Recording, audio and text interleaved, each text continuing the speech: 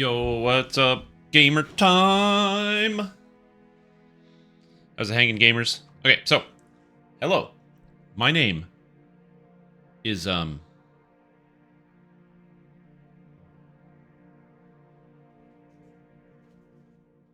My name is Streamtom, and today I have news for you. You see, I have a confession to make.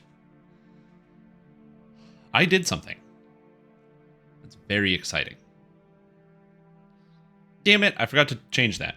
Rats. Okay, hold on, I gotta change this. I actually changed up the title of the Streams YouTube channel, so now I have to edit that. I thought I did, but apparently I didn't. Hold on, that link no longer functions. It's now just Streams. I got rid of the numbers. I wasn't able to remove the numbers until, like, a few days, and I just forgot to do that, so now I finally did that. So, what did I change? I made a slight adjustment to my general day-to-day, and that is drinking coffee. I didn't drink coffee for 7 days. I want to know how it felt. Basically, all I did is put myself through caffeine withdrawal, or so I thought. And then I had some coffee today, and I feel crazy right now. It's insane. It's something I didn't even realize. I feel like I have so much more energy and I can do so many more things. I have the power to do anything that I want, which is amazing. It is like a night and a day difference. And I learned a couple of things. After spending like 7 days away from caffeinated beverages in pretty much their entirety, one, caffeine now has a different effect on me. It is like, I feel supercharged right now, which is kind of crazy. And two, I was out buying products this morning and I got a coffee at McDonald's and I got a double-double. And that is way too much cream and sugar. That's insane that I used to drink that, not every day, but like when I would go places. So I couldn't even drink all of the coffee because it was too much. So I'm gonna have to downgrade to the regular, which is 1 cream, 1 sugar. And who knows, maybe I'll just have to go down to the milk, or maybe I'll drink my coffee black. I'm not gonna drink coffee black. I'll just do like 2 milk or something like that because it's easier. Anyways, also for later today, because we got to keep this train going because I'm back on the caffeine, I decided to get something prepared for doing Hot Dew later today. Now, some of you might not know what Hot Dew is, but it is a trademark of the channel, and Hot Dew is one of the most important features of my YouTube channel, in which we are like on our YouTube channel, Twitch channel, all this stuff, the Streamtom ethos, where I got bored about the concept of, or like demystified about the concept of hot drinks. And I was basically wondering, why are hot drinks basically coffee, tea, and cider? That's it, right? Think about your cold drinks, your soft drinks, Pepsi. You know, you have your colas, Pepsi and Coke. You have your lime drinks, your lemon limes, like your Sprite and 7-Up. You have your like your citrus drinks, like your Mountain Dew. You have so many different types of cold drinks. You got milk, okay? You got juice. You got alcohol. But for some reason, hot drinks is so limited. So I kind of went a little crazy, and I dumped a can of Mountain Dew into a kettle, and I boiled it, and then I drank hot Mountain Dew on stream. Well, I have an announcement to make. Here's the thing. I have a kettle. A new kettle. Well, it's the old kettle. We got a new kettle yesterday, which means the old kettle that we used to use every day is now garbage. It already was garbage because it was broken. It doesn't turn off on its own, so you have to manually turn it off because it basically, like, the lid is broken and there's a whole bunch of problems with it. It's basically busted all over. But because the kettle is broken, that means it's now the Hot Dew kettle. So, to make sure I had something for the Hot Dew, I in fact have Hot Dew. So, I have 2 Dews here. We have the Mountain Dew Voltage, because I prefer this to the regular Mountain Dew. It's a pretty good product. And then I also have the Mountain Dew Baja Blast available at Taco Bell. You can also get this at every other store. I don't know if you guys can get this in like America, but here in Canada, you can just buy this wherever. So you can just buy Baja Blast whenever you want. Anyway, I don't know which one of these I'm going to drink, but one of those is going into a kettle and it's being turned into Hot Dew. Later today. Not now, because it's like borderline still the morning for many people, so I'm not doing that. Solo Fighter to 20? No, Group Fighter to 32. It's like Solo Fighter, but it's group. Anyway, so it should be a good time. I'm excited, and I hope you guys are feeling good too. Holy moly! I'm all over the place. Why not mix them together? Because then I have to open them both at the same time. and I just don't want to do that. Because I'm not going to drink all of this. Like, this is a liter of soda pop. I really don't want to drink a liter of soda. Like, that's a lot of sugar, so I don't really want to do that. But I could, but I don't want to. But I could, but I just don't. I don't want to do that. But I could do that, but I don't want to. Anyway, so we're gonna get going with some 9s. What are some good 9s? Jungle Kyber. Oh, I made some adjustments to this character while I was offline. Number 1, I replaced my cloak with the Mantle of Fury because I had a Mythic 3. It gives me dodge, double strike, constitution. I replaced my gloves with these crafted Strength, Insightful Strength, Healing Amp gloves. I replaced my chest piece with the Heavy Armor of Eternal Flame because it gives me resistance bonus, fire absorption, blurry, and Mythic 4. All stats I did, and fortification. All stats I didn't have on gear previously. And then I replaced my goggles with the Blindness Ward of True Seeing, Master's Gift goggles that I didn't have for my other character. And I put a Swords Cross Topaz in my Bloodstone because it just seems like a good augment to put there. Other than that, everything else is the same. I just did that while I was off because, or I did it this morning, right turn on the stream, because I was watching a podcast featuring Dr. Bernard from Chubby Emu, and brilliant guy, very interesting to listen to. Let's go to the marketplace. I'm gonna grab a hireling. Question about DDO. So with the XP changes, did they make it easier or harder to level? I'm confused in the update notes. Oh, no problem. It is easier right now. So, TLDR, what they wanted to do is make a bigger incentive for you to actually go and kill the monsters in the quests. And so what they want to do is shift some of the experience point bonuses that you get for doing quests into the conquest and the other kill bonuses. The problem with this is that you couldn't get conquest and other bonuses in most quests, something that SSG did not realize at the time when they were developing this XP plan. So a bunch of people, you know, with good cause, rebelled and were upset and were basically like, hey, you know, you're making a mistake and you got to fix this and whatever. So what SSG did in the short term is they're working on making it so all of the quests where it's bugged out and things aren't recording properly and you're not able to get conquest, they're going to fix that. But in the interim, they put in a cap to make it so that if you kill 100 monsters, you automatically get conquest. Now this is important because most of the quests in DDO, you can't get conquest in. Except now you can. An easy example is like most of the quests in Sharn, for example, Smash and Burn. Previously, you were not able to get conquest. But now, all you have to do is kill 100 monsters. And let me tell you, there's 100 monsters in that quest. So as a result, tons of quests where you couldn't get conquest or some of the higher XP bonuses, you now can due to this intermediary stopgap. And they didn't change anything else. They just made it easier. So right now, you can level up faster than ever. They only increased the XP right now. In the future, they said they're planning on going back and adjusting it down a little bit. So that way, or not adjusting it down, like adjusting it to their actual plan, which will keep the XP even, is their goal. Will they succeed or fail on that goal? I don't know. We'll examine it when we get there. But right now, experience points is easier to get. You get more experience for the amount of time you spend playing the game. Which is cool. I like that. Fix the build fire from post Blightcaster and dropped it in the Druid channel in the Discord. If anyone wants a Little Bear. Little Bear? You can't do it with Blightcaster. You can't be a bear Blightcaster. That doesn't make any sense. And yes, I'm a Kensai. The point of this character is I'm turning it into a tank. So right now it is just a pure fighter, and it's a two-handed fighter. And when I get closer to the level cap, or once I get to level 32, I'll be using a lesser Heart of Wood to turn this character into a pure tank. The reason why I'm not leveling as a tank is because I don't hate myself that much. They seem eager to repel invaders. No problem. Could they possibly be allies of Vale? You're welcome.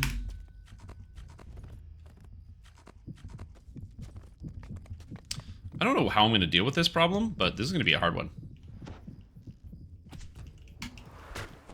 Alright, just start mauling trolls. Die, trolls. Die, trolls. Die, you bastards. You can't kill me, I'm a fighter. Actually, they can't kill me, I'm a fighter. I'm just fighting the hell out of these trolls. Look at this, I'm not even taking half my life bar. Amazing. I just fought the hell out of all those trolls. And then, because I'm out of combat, I can just go whoop, back up to full.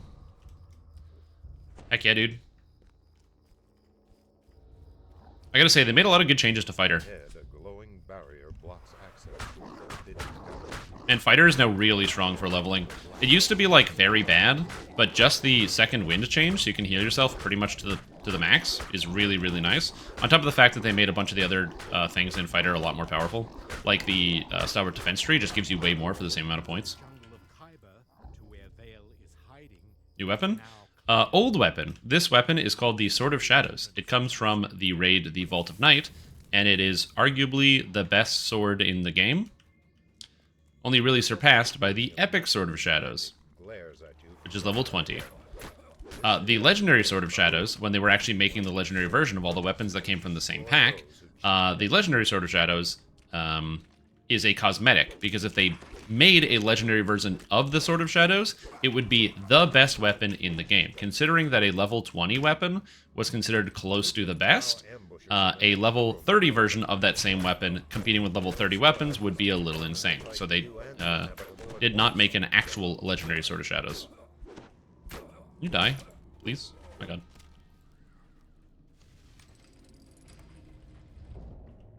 Oh, I see, I see. Oh, because of the addition of the Blightcaster. I see what you're saying. Yeah, watch since it's often when I go to bed. Oh, how's Baldur's Gate? Oh, all the VODs should be on the VODs channel, but it was pretty good. What did I do? I went into a graveyard. So I'm in the lower city, and there's a graveyard in the lower city, and I dug up all of the graves because I didn't know what to do in the graveyard, but I had the option. So I used distractions to lure people around so I could dig up all of the graves. And one of them, I dug up the grave, and a dude popped out. Like, I literally dug up the grave, and then the casket came out, and then a guy jumps out of the casket and just sprints away. No, I didn't do it. Lae'zel did it. That way it's perfectly fine. Perfectly fine. I didn't do it. I didn't do it. You have caught up with the inevitable. It looks really cool. It's basically like, it's like the Sword of Shadows here, but it's a little bit wider, and then there's like gold all around the edges, and it's a lot brighter. The textures are fully redone. It's a very pretty weapon. It's just, so the Legendary is just a cosmetic, but it's really pretty cosmetic. Yeah, so this dude, like, jumps out of the grave, so that was weird. Then I dug up another grave, and there was a bunch of kobolds, and they were, like, looting all of these, looting all these bodies, so then I, you know, went and had to fight a whole bunch of kobolds in the graveyard. Then there's this little girl who wanted to resurrect her brother. I helped her succeed. Oh, yeah, nice. I helped her succeed in resurrecting her brother.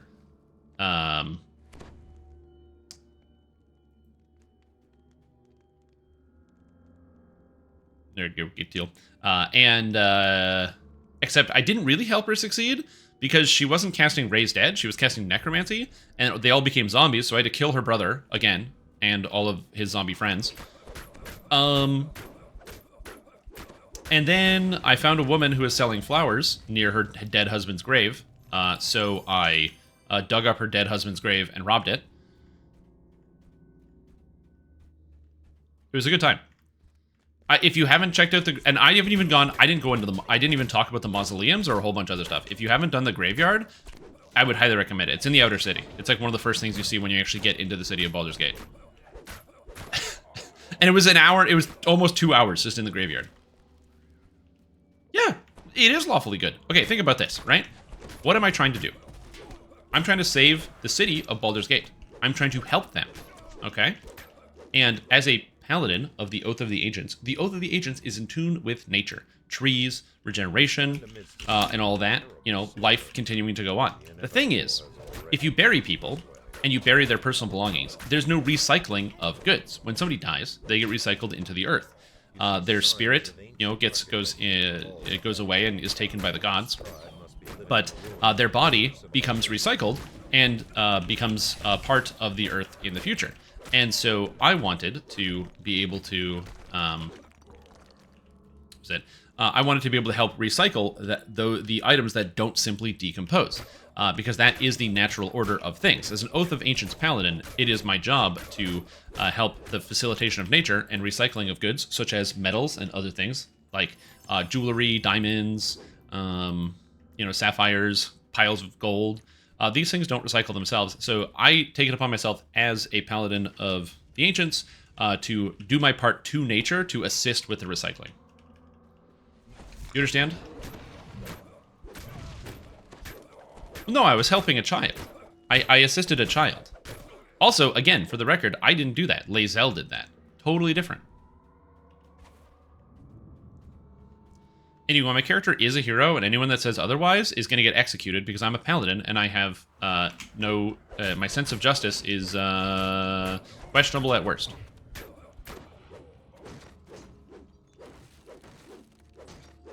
Yeah. My word is law. That's how I'm lawful. So if you disagree with my word, then you get executed.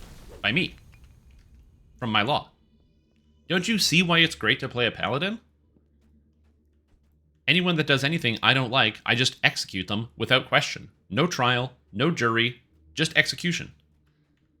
I'm the executioner, and executioner. And I take that job very seriously. Being paladin's great. How it works? Apparently that's how it works in Baldur's Gate.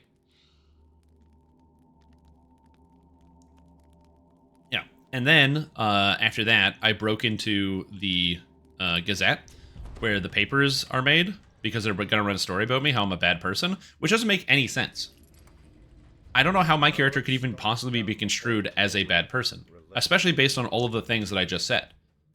You know, I'm doing only good things. Executions, executing people, assisting with executions, bringing people to execution. So I don't know why anyone would think for a moment that my character is in any capacity bad for the city of Baldur's Gate. So I had to correct the paper by breaking in to the Gazette and then going to the printing press and putting in a new story about kitty cats, because people love cats.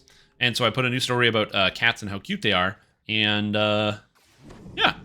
And then I'm preserving my own reputation, so that way it doesn't impede my work of assisting the people of Baldur's Gate through mass executions.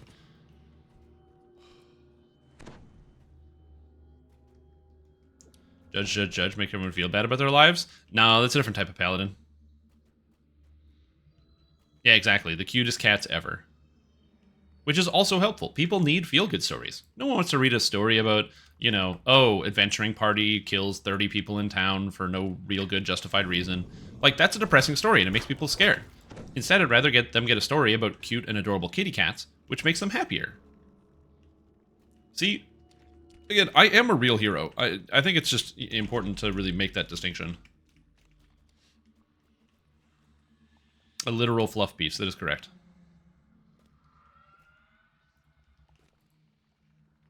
I still don't have a plan to get past the Steel Watch.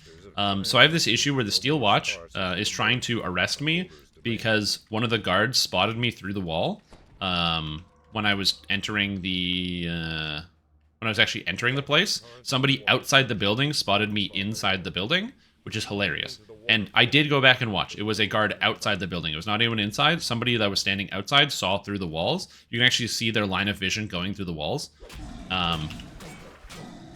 And so I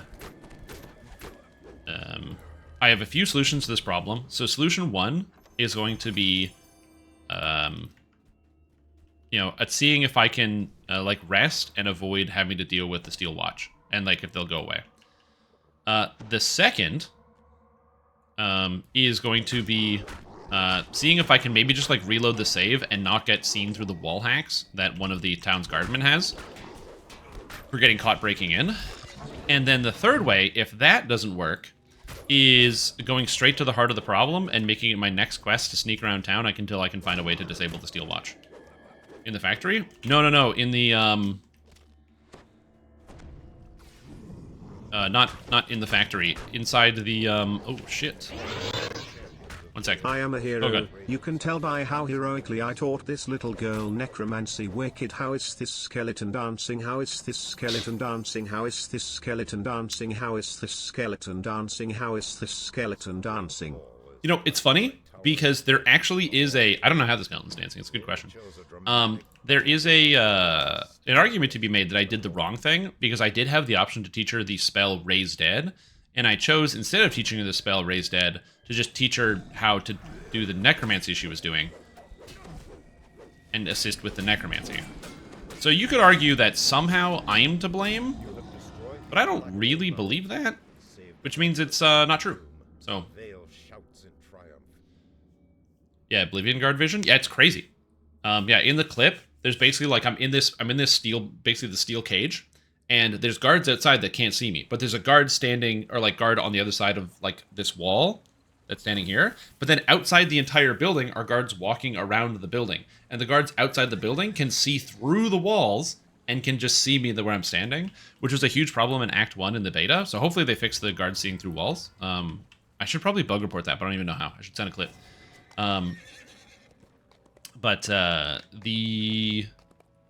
In Act 1, that was a major problem in the initial release, because what would happen... Von 4. In the initial release, when you would go into the Goblin camp... So this is again, you know, we're talking about Baldur's Gate 3, so I apologize if there's spoilers, but this is Act 1 of Baldur's Gate 3 that has been in the game since 2020, so I don't know what to tell you, because there was the early access. In the early access, you could go into the Goblin camp, and it's not a huge area, but once you got inside the inner building, there's the room at the back where Dror Ragzlin is, the big hobgoblin, and there's all the goblins in there. And I ended up getting into a fight where I aggroed the guys, and I pulled them into the room to the side where Minthara was, and that was the idea. At least so I thought. The problem is, the walls, I guess the way they're put together, is they're like plates that are put next to each other, so plate, plate, plate, plate is how they're organized. And the goblins could see through the microscopic seams in the walls, like the programming seams, not the visible seams, and would shoot you right through the walls. So they would find the angles, and just, they wouldn't go around the corner, they would just shoot in, like, through the walls. And it was very annoying, and I think that's also going to happen probably a lot in Act 3, because it sounds like they haven't actually taken the time to fix any of those bugs, given the fact that the guard saw me through the walls, so... A warforged worker beckons to you. Again, it's just the nature of, like, the game's still good, but there just are bugs, so if you're somebody who hasn't played Baldur's Gate 3, you know, waiting until... The gate crashes shut. What? Like next year or something, is probably the best course of action. Like, it's not even on Xbox until, like, you know, a few months or something from now, right? So, actually just waiting a while is probably, like, the winning move. Well, yeah, but my game, I encounter more bugs per square mile than anybody else that plays. That's the thing, that's my claim to fame, is the bugs.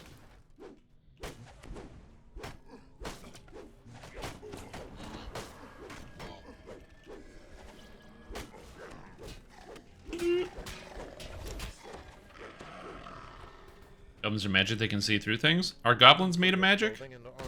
I mean, I guess I have to believe it. I saw it with my own eyes. Goblins are magic.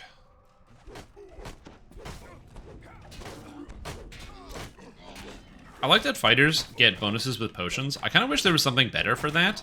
Like, if there was something like a feat called, like, Potion Expert that would give you an extra 50 healing, or 50 to all amps from the heals generated from potions. Or if there was an ability that, like, a feat that for 1 second while drinking a potion, it gave you plus a bunch of amp. So then it would increase your healing from potions by a dramatic amount. So potions would feel better. Alchemist somehow? Yeah. Oh no! I can't jump high enough! Oh no! Oh no! Armor check penalty 5? Yeah, I don't need armor. Screw you, armor. That's a lot of physical resistance rating. Oh my god, no, dude. I'm so close. I have to do this the slow way. Fuck. Okay. Well, at least I know now that I can't do this the fast way. I will instead do this the slow way.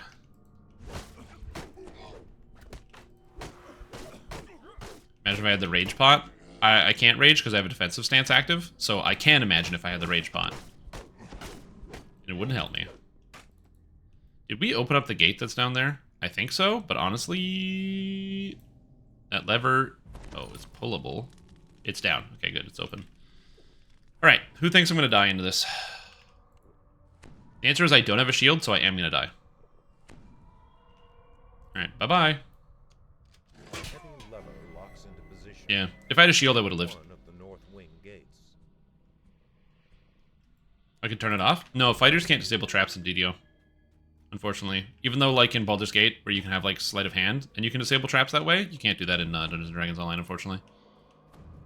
But it would be cool if you could. Oh, turn off the stance? Oh, yeah, true. Yeah, I could do that. You know what I also could have done? Drank some of the 70 potions of jumping plus 30 that I have. That I forgot.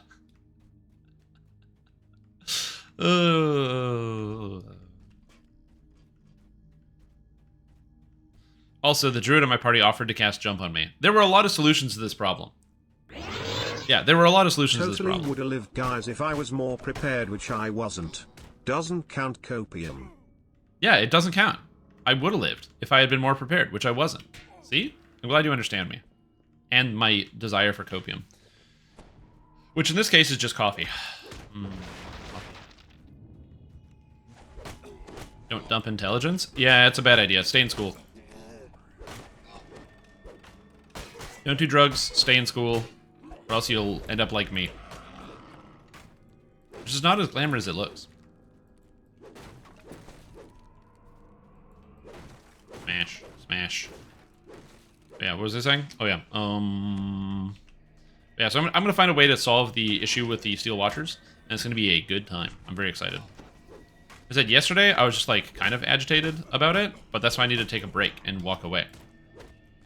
I've said this before, but, like, sometimes when you get agitated by a video game, that's okay, because, you know, things in any moment can be agitating. You need to decide whether it's worth your time to investigate looking into, and also the best way to do that is to take a break. Oh, nice, that guy's rolling away. You just gotta take a break.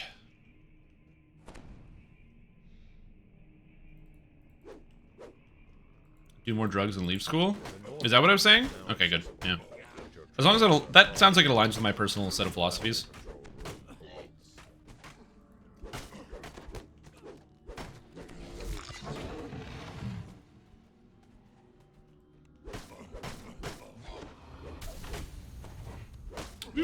But yeah. So my Baldur's Gate 3 experience is pretty good. I'm enjoying it so far. It's a good game. I'm excited to see what the end is going to be like. I have no idea how close I'm even to the end because I'm in the lower city. And I assume there's probably a lower city and an upper city. And I've spent probably 6 hours in the lower city. And I've gone through like 3 buildings. So it's going to take quite a while. But again, to be fair, it's part of like the streaming experience of it. Where, you know, I talk to all of the characters. And I investigate pretty much every single thing every person is saying, and I try to make connections and connect the dots between like what's happening between the different people and stuff. So, which is also probably playing into part of it.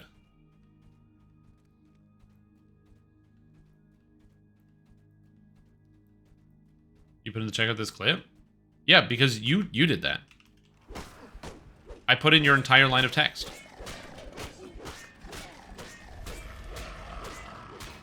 In the command thing, it tells me exactly, like, you said put in the command, and then you linked in check out this clip and that. That's, so I think that since you paid me to put in that clip, or to make that command, I think that's only appropriate. I'm not going to edit your speech. Freedom of speech, okay? I have no right to edit your speech in the way that you were expressing yourself. Look, I might not be American, but I can still respect your freedom of speech. I just forgot to delete it? No, it was intentional. I believe it was intentional.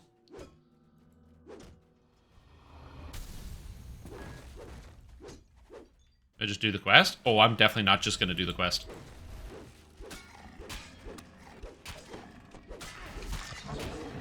I'm enjoying myself too much. I gotta talk to all the characters and see how all their lives are doing. Find every single person, you know? Investigate every nook and cranny. Also, what's up, Baz? How you doing? How are you feeling today? This game is what Sword and Shield would have been. Yeah, I've heard from a lot of people that they enjoy playing Temtem. The problem is that I don't play Pokemon games because the game is good. I play it because I like Pokemon and I get to build on my Pokemon knowledge. Also, there is a good Pokemon game on the market right now. It's called Pokemon Go, and it's really good. So the problem with Temtem is I don't know anything about all of those mons, so it doesn't have the same value. It's the next build to review. I just haven't done any build reviews for days because I haven't felt like it. Prepare for battle. And the day of mindless work? That's good. Much better than mindful work.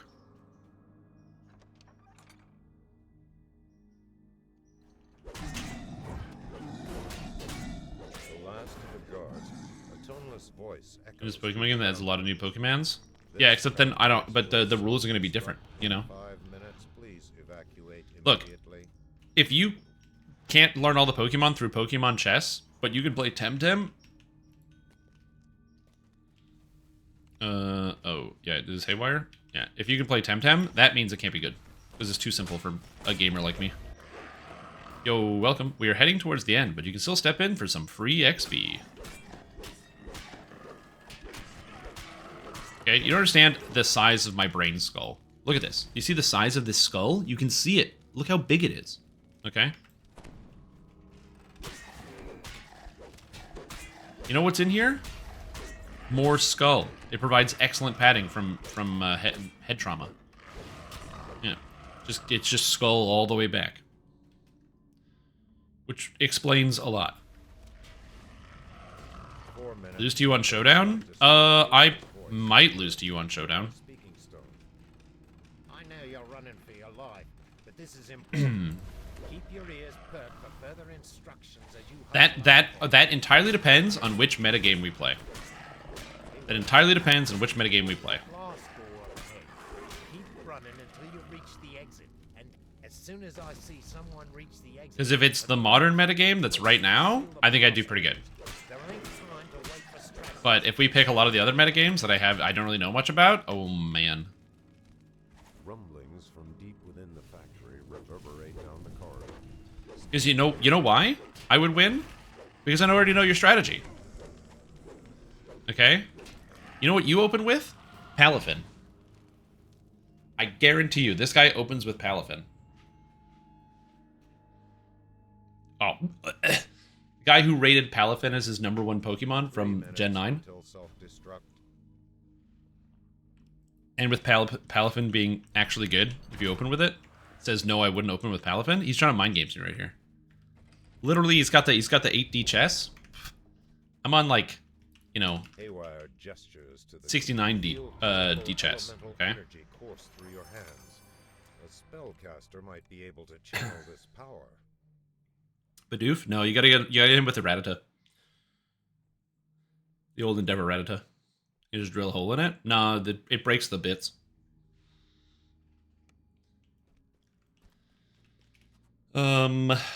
Scorpion Quest. Claw of Volcur. Vilnor, you got the door.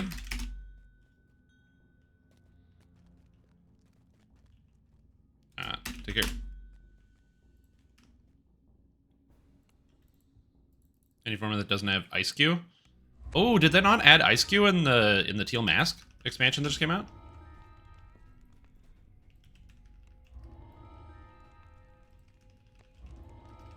I don't know.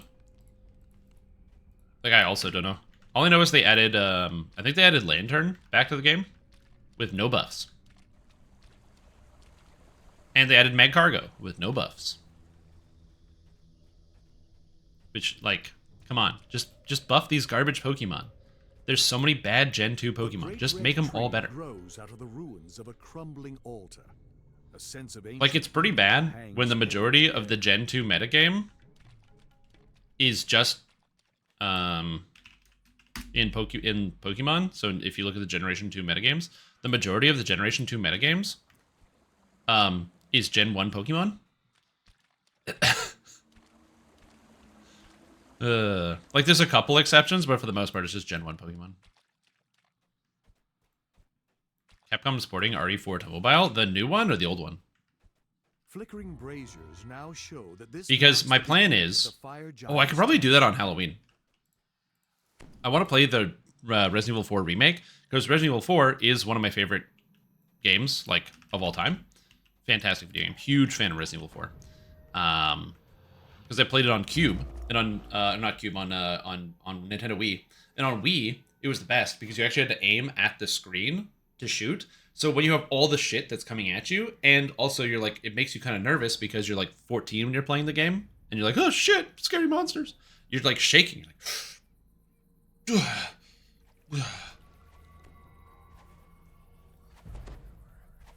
yeah, it's okay. I'll tell you where to go. We went to the Scorpion quest, which is southwest. Oh yeah, you're already here. Yeah. So yeah. And one is like 7 viable mons. Yeah, exactly. Just play Tauros and Mewtwo and Snorlax and So Brian bellows, Moltres. Curse you and your insolence! Like the vermins you are, squirm before your master!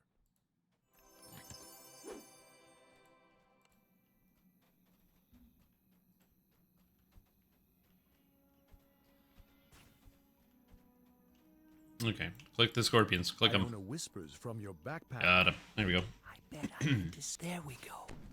Good luck. Trip that giant. What's my trip right now? 32? It's not that good. Just stuck being turned into a scorpion? It's even worse at the end, because they get turned into the giant scorpions. Like, they get turned into the drow scorpions, or the Scoro. And some of them are like, oh, horrible pain, and other ones are like, oh, cool. Can I join? Oh, yeah. Whispers, Yo, welcome. Sorry, I didn't see your LFM thing, because it was, like, at the same time as we entered the quest. Stirs near. Let Good today, if you recommend it. Just got done with Korthos. Nice, Morty. I'm glad to hear that. Yeah, unfortunately, as Druid, you can't turn into an animal until level 2. But you get to pick an animal form at 2, and you get the other animal form at 5, I think. Iona whispers. So you don't have to worry about that. Like if you pick the wrong one, you're like, oh, I want to try the other one. You get the other one later, so you get all of the animal forms and their upgrades as you level up. So don't worry about like picking a particular one in any order. You accidentally sold the mats. Ooh, we've all done that. I've done that before. Accidentally selling all sorts of stuff. They do give you a lock function, so you can lock items, which people in chat tell me to do all the time. They're like, yo, dude, why don't you lock that? Dude, why don't you lock that? And because I like the fear of accidentally possibly selling something that's essential to my character's success, you know? It just adds this, like, layer of, like, extra challenge to the gameplay. What if I sell my sword that took me, like, a year to acquire? And you say, you wouldn't do that. Yes, I have. I literally sold a weapon that took me over a year to acquire. By accident, and it's gone forever. And I can't do anything about it.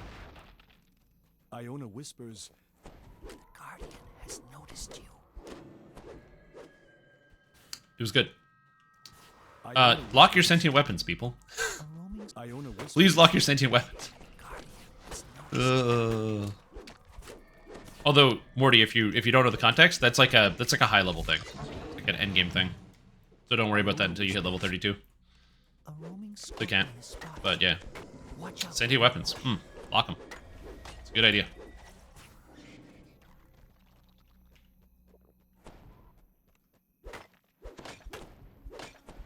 Iona whispers. A roaming scorpion has spotted you. Watch out for ambush. Oh, dude. It's amazing. There's lots of people that are new and get started with Dungeons & Dragons Online. It's actually one of the things that makes me feel so happy about like being able to live stream here and talk to people, is there are tons of new players that start playing Dungeons & Dragons Online all the time. If you go on the DDO forums, you'll find these crusty old 200-year-old fucks that are like, oh, there's no one new ever played the game and it's all veterans and they should stop catering to new players and cater to veterans. And it's like, no. One, you have to cater to new players because it's important. And two, there's new people all the time that start playing DDO. The game's literally free and it's on Steam. By default, people that are going to just start playing the game. That's just how it works. People are just going to start playing the game because they can download it for free, and they might be like, oh, it's kind of cool. So, like, there's always going to be new players. It's so stupid to try to, like, pretend like they're not there or to, like, ignore them. Also, you know what's the best thing in the whole world? Talking to people about stuff who are interested in what you have to say. Like, that's the best. It's one of the best feelings. This guy go down or is he up? Oh, he's up here. Talking to people who are excited about a subject and, like, having them actually listen to you is so cool. Is this guy a trap guy? Oh, shit, he's a trap guy. I didn't even know this. You know, I've never understood why people get upset when it's like, you know, you talk to somebody about something and they like don't know what you're talking about. Like I will do that as a joke to Cruiser because it's fun to, you know, it's a tradition around here where we bully Cruiser. But you know, whenever I find somebody who doesn't know anything about Dungeons and Dragons, I'm like, oh, that's so cool. Are you interested? Do you want to hear more about it? Because I could blather for like 30 hours about Dungeons and Dragons. There it is. We've done it. Yeah, so all of the scorpions come out of your backpack if you didn't know at the end of this quest that you were carrying. And because they finished their pilgrimage, they all get turned into drow scorpions. So they're like, oh, that kind of hurt. Wimp. You talk to them? You look different to me now. Shorter, plumper. Ugh. Got an itch back there. Could you get it? Want a race? I'll give you a head start. Strange, kind of hungry. Want a haircut? How about surgery? This guy could do surgery. Great. All right. Fathom the depths. So funny. You take on a druid. So your character, you'll need basically the type of druid you're playing is a animal form druid. So stats you want to look for on gear is stuff like strength, because it increases your strength, which gives you more stats and damage, which is good. This is based off of the older editions of Dungeons and Dragons. So in current Dungeons and Dragons, when you shapeshift into an animal form, you gain like basically become the animal. In older Dungeons and Dragons, you retain a lot of your stats when you shapeshift into an animal, and so that's kind of how it is here. So strength will increase your damage, and also your chance to hit, and all of your animal form spells. So for example, let's say you decided to become a wolf and you took the spell Takedown, one of the druid spells, or you're a bear and you took the spell Maul. Both of those spells are affected by your strength. Druid's spellcasting stat is wisdom, so they can also work off of your wisdom instead. But the way that DDO works is it doesn't add your stats together, it takes whichever's highest, which means as a regular caster druid, somebody who's like, you know, shooting, like calling down lightning from the sky and blasting it onto people, they need wisdom because that's powering their spells. But when you're in animal form, you can use either your wisdom or your strength. And so your character wants to have lots of strength. So you want to look for that. Additionally, items that help your hit chance, stats like accuracy, which increases your hit chance, deadly, which increases your damage, seeker, which increases your chance to critically hit, those are all quite good. And so you want to use those when given the opportunity, if you can. And then other stuff that's pretty straightforward. Constitution, that increases your hit points. Actual health, which is called false life, that increases your hit points. Really good. A stat called sheltering, which you'll find on some pieces of gear, increases your physical and magical sheltering, which are these little numbers down here, which is just reduces the amount of damage you take. So my character has 100 physical resistance rating. It's called physical resistance, but the stat on gear is called sheltering. Anyway, it gives you, mine, because I have 100, makes you take 51% less damage. That's good. I like taking half damage. That's fantastic. Armor class, because it gives you, like, a chance to resist monsters, stuff like that. That's pretty good. And then lastly, I'm a rogue. To increase the power of your spells. Strim, smiley face. Thanks for tuning in, Danik. I'm going to keep giving you advice, and there's nothing you can do about it, because you just subscribed for another month, which means you're stuck here with me. I'm not locked in here with you. You're locked in here with me, because you locked yourself in, because it's a faster way than having to Google all this stuff yourself. So thank you for the sub, appreciate it. So there's that. As far as spellcasting goes, there's only 3 spellcasting stats you're going to care about. Wisdom is just nice to have, if you find a piece of gear that has wisdom on it, because it gives you more mana, and also wisdom affects your will, which is like your will saves, so your resistance to like mind affecting abilities, basically. So if somebody tries to like paralyze you with their mind, you can like resist it with your will save, because you're resisting their will, and that's based off your wisdom. And then spell power. So spell power comes from all sorts of items. I don't know if I have a spell power item in my inventory. I do. So for example, this is an item called the lightning rod, and it has magnetism on it, which says it gives 54 bonus to electric spell power. That's just a percentage increase to the damage of that type of spell. So 54 electric spell power is 54% increased damage of electric spells. It's really straightforward. It's a 1-to-1. The only thing you care about is devotion, which is healing spell power. So you want to find healing spell power items called devotion. Just one of those to increase the power of your heals on yourself. Okay, D-door, please.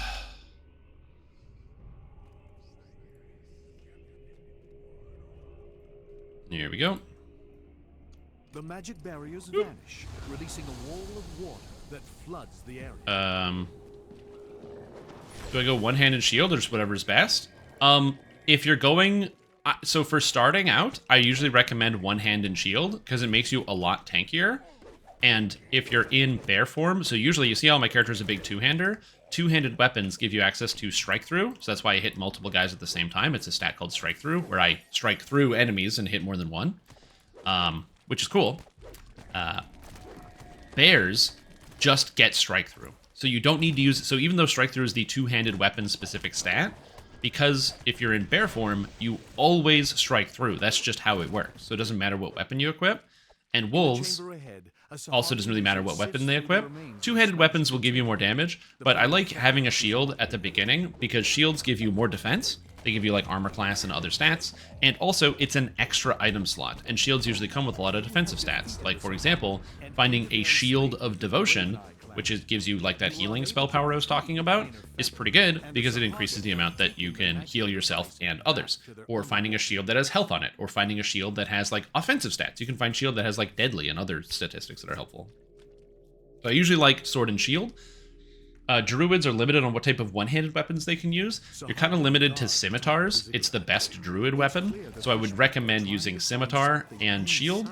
However, I believe the build that I put together for you is a Khopesh build, or that is there. I believe it's a Khopesh build. To use Khopeshes later, if you're following the bear druid build that I posted.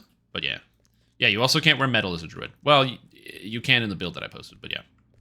Later on.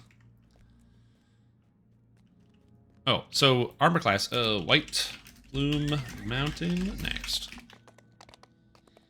So what's the difference between armor class and PR MR? So armor class is a reduced chance to get hit. So the higher your armor class, the less chance you have to get hit. That's just how it works.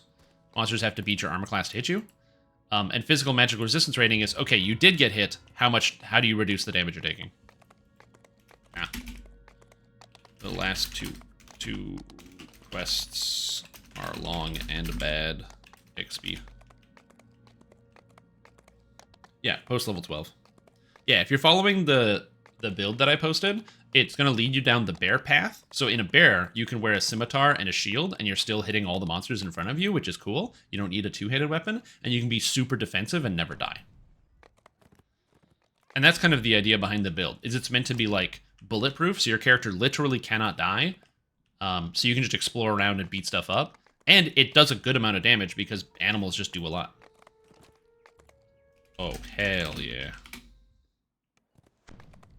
Yeah, and that's the other thing. It's like, what's better, armor class or a physical resistance rating? Both of them. Both of them are better. You want armor class and a dodge. You want physical resistance rating. And under avoidance, you want incorporeality, concealment, dodge. You want to have as many of all of those stats as you physically can cram in, because the more of those you have, the better each other one is. Because they're layers. Think of it like a set of steel plates, okay? So your body, you're trying to protect yourself with armor. So you have two steel plates, okay? Or so you have one steel plate. The steel plate will absorb so much force, and eventually when it gets penetrated, whoosh, the blade or whatever makes it through the steel plate. So now you put on two steel plates, right? So you have two steel plates. The first plate doesn't stop the blade entirely, and it goes through. Now it has to hit the second plate. The second plate has to resist significantly less force than the first plate, making it the second one way stronger. Even though individually they're the same strength, the second plate is dramatically stronger than the first plate because the amount of force hitting the second plate is much lower. Now, if you add a third plate, if something managed to pierce through the first and second plate, most of that kinetic energy is gone in the first plate, and it's gone in the second plate. So the third plate is even stronger than the last one. So the more defensive layers that you have, the more powerful each layer gets, if that makes sense. It's like multiplicative, not additive, in terms of how defensive it is. Can't believe people still play this game. Yeah, it's still being actively developed. It's cool. Dungeons & Dragons Online came out in 2006. It's been 17 years. It's going to be 20 years soon, which is crazy. And yeah, people still running around. Oh god, roll a 1. Please stop. Thank you. Filled with both sadness and wisdom.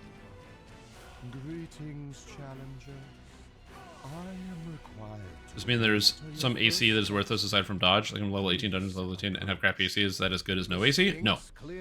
The way that the game works, it's on a bounded accuracy system, so any amount of armor class is good. It used to be the case that no AC matters, but they've sort of moved away from the D20 roll partially. And the reason they did that is because for a long time everything was based off of the D20 roll, and so there were some builds, like some old monk builds, that would get their armor class so high that monsters couldn't physically hit them unless they rolled a 20, and that became a problem because then, let's say your armor class on your monk is 100, okay? And so because your armor class on your monk is 100, it means that the monsters are pretty much incapable of hitting the monk. They just cannot do it.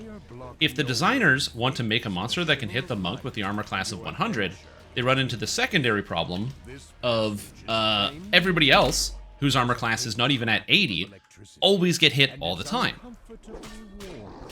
Like 100% of the time they're getting hit. So they can sometimes hit the tank monks, and then literally every single other character is always getting hit, and that's a huge problem. So they got rid of that system. So it's now a bounded accuracy system where it's just a percentage chance based on the amount of armor class that you have. And the formula is kind of complicated, but there's more information about it on the wiki. They need an animation and graphics update. I mean, if they wanted to maybe reach like a larger audience, I don't know if they need an animation update. A graphical update I could see. They have been updating the graphics. Like this is not one of the newer dungeons. It came out in 2018, I want to say. And this quest pack, the textures look much better than a lot of the older dungeons. But the main issue is that it doesn't, making the graphics look good doesn't change the fundamental problem of Dungeons & Dragons Online is just hard to get into because it's complicated. So, if they want to improve the amount of new players that play this game, they need to dumb the game down and make it simpler so that way more people will be willing to engage with it. The way it's set up right now is that it's complicated, and then also the game does not do a whole lot to teach you how to play. And so you end up with the problem of, people, even if the game looks pretty, they will run into the same problem that they always run into, where there's not a lot of tutorial in the game to help you get started, and a lot of the systems, somebody in my chat, so kick someone, has a 1-year subscriber badge and doesn't understand the difference fully between armor class and physical resistance rating. That's not a reflection on them.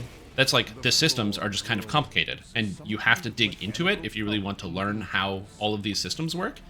And so that in and of itself is a huge turnoff for many, many players, right? People look at the fact that World of Warcraft is a lot simpler than it used to be. World of Warcraft used to have individual spell powers for each individual spell type, that have individual elemental resistances for each spell type. They used to have stats called hit, as an example, expertise, all these other things. And they don't have any of that anymore in the modern game because a lot of those things are just potential barriers to potential new players who don't entirely grasp some of these systems, where now every character, it just uses one of the 4 main stats: crit, haste, versatility, and mastery. And that's it. Those are the 4 stats in the game. And so by simplifying a lot of that down, it means they can focus more on the gameplay as opposed to focusing on the min-maxing and optimization of characters.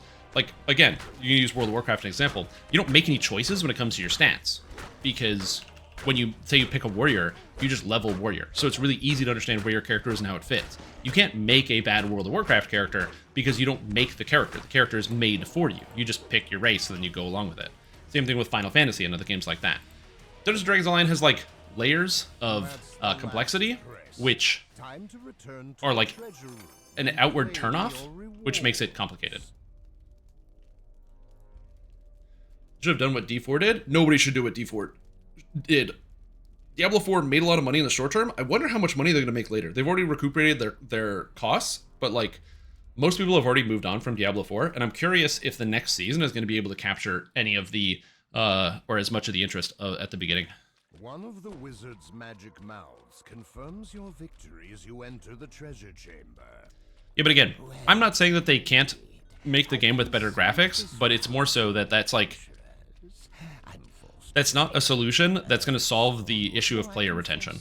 that's going to get more people excited for a short period of time. They write some headlines, and it doesn't do anything about the actual player retention. There's like bigger problems in the game that would affect player retention. A voice echoes through the $100 to play stone Diablo 4? Yeah, I feel you on that one. I only played it for a little bit because the game was bought for me, and I did not play it that far. I just couldn't think of I got bored. go, especially with those little items of Anyway. mine.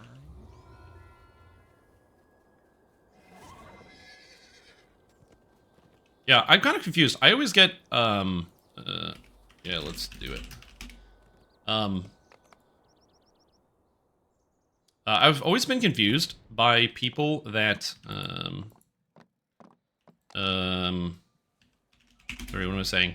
That get turned off by graphics. I usually don't get turned off by graphics in video games because it's usually not that important to me. But I know that does have a lot of appeal to some people, like the actual, like the visuals of it. Like, again, they've done a lot to improve the visuals of the game in terms of like some of the character models, like especially some of the newer ones. The Azamar look pretty good, or like the styling of the horse, and they kind of went into a different style, especially with some of the cloaks, like again, some of the newer additions. So you can see the difference between some of the newer textures, like the texturing on the armor pieces. This is the newer armor piece and the newer cloak and stuff, versus like the texturing on the walls and what have you, where this is like some older textures. They did make things look a lot better with some update to the shadows and the game engine and how it works, but yeah.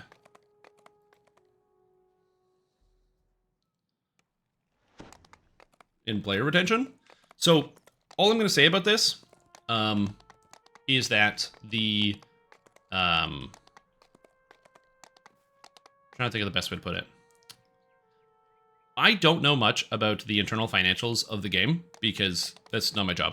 But what I can say is that I do know that Sandstone Games is working on doing a update of the player avatars. They've already mentioned that, of making, like, adjusting some of the avatars so they don't look like PlayStation 2 characters, which is good.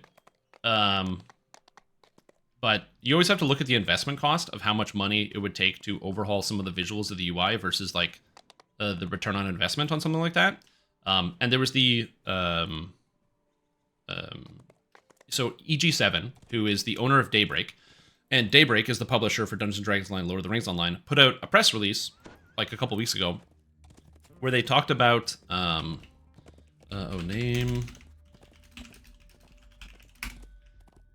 Where they talked about basically how they were going to be investing about $30 million into the game Lord of the Rings Online for a graphical overhaul, but they decided that it wasn't worth it because they didn't see the return on the investment actually coming through.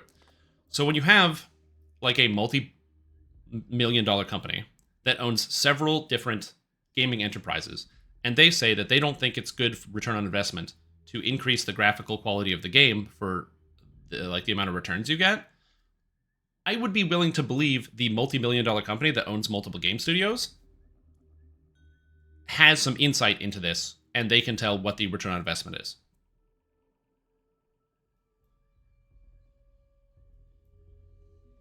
So then you have to look at, like, is it a good idea for Sandstone Games? Oh, this person wants to join. Sorry, didn't see him. I'll take a double triple bossy deluxe, on a raft, 4x4 animal style, extra shingles with a shimmy and a squeeze, light axle grease, make it cry, burn it, and let it swim. That's the old bubble bass order. Called it return on risk, yeah. Similar to this one? There aren't thousands of games similar to this one. That's why this is still going, Yip Yapper. That's what you're failing to understand. There is no game similar to this one. Dungeons & Dragons Online, for better or for worse, has a lot of, like, things that really set it apart from other games that haven't been repeated by a lot of other video games, such as, like, you know, nearly enforced grouping in a lot of cases, the structuring of the dungeons, the way in which you can design your characters, and the connection to the Dungeons & Dragons IP that's separated. Yeah.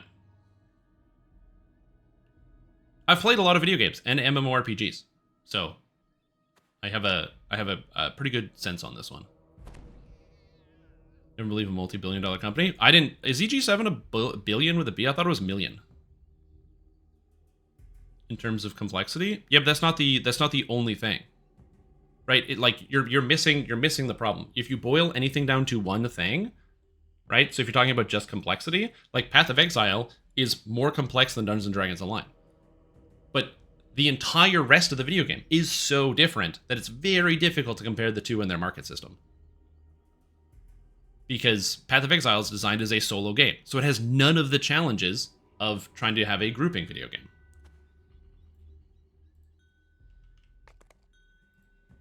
And it's in a completely different market segment. Path of Exile was basically got the opportunity to capitalize on the fact that Blizzard had created the action RPG genre and didn't do anything with it, whereas Dungeons & Dragons Online is competing against, I don't even know who their competition is in the space, but, you know, the larger MMORPGs that, you know, they actually have to compete with. Like, Path of Exile doesn't really have to compete with a lot of the other action RPGs, because Diablo 4 just appeals to an entirely different market. Okay, give me a second here. Does this really make money telling what attracts people to video games? Well then, why don't you just send an email to Stanislaw Games? Why are you arguing with me? I make content about the game. Where are my room paths? There it is.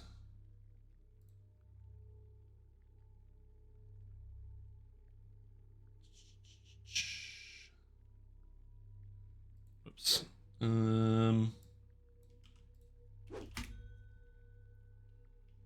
so I got this set up.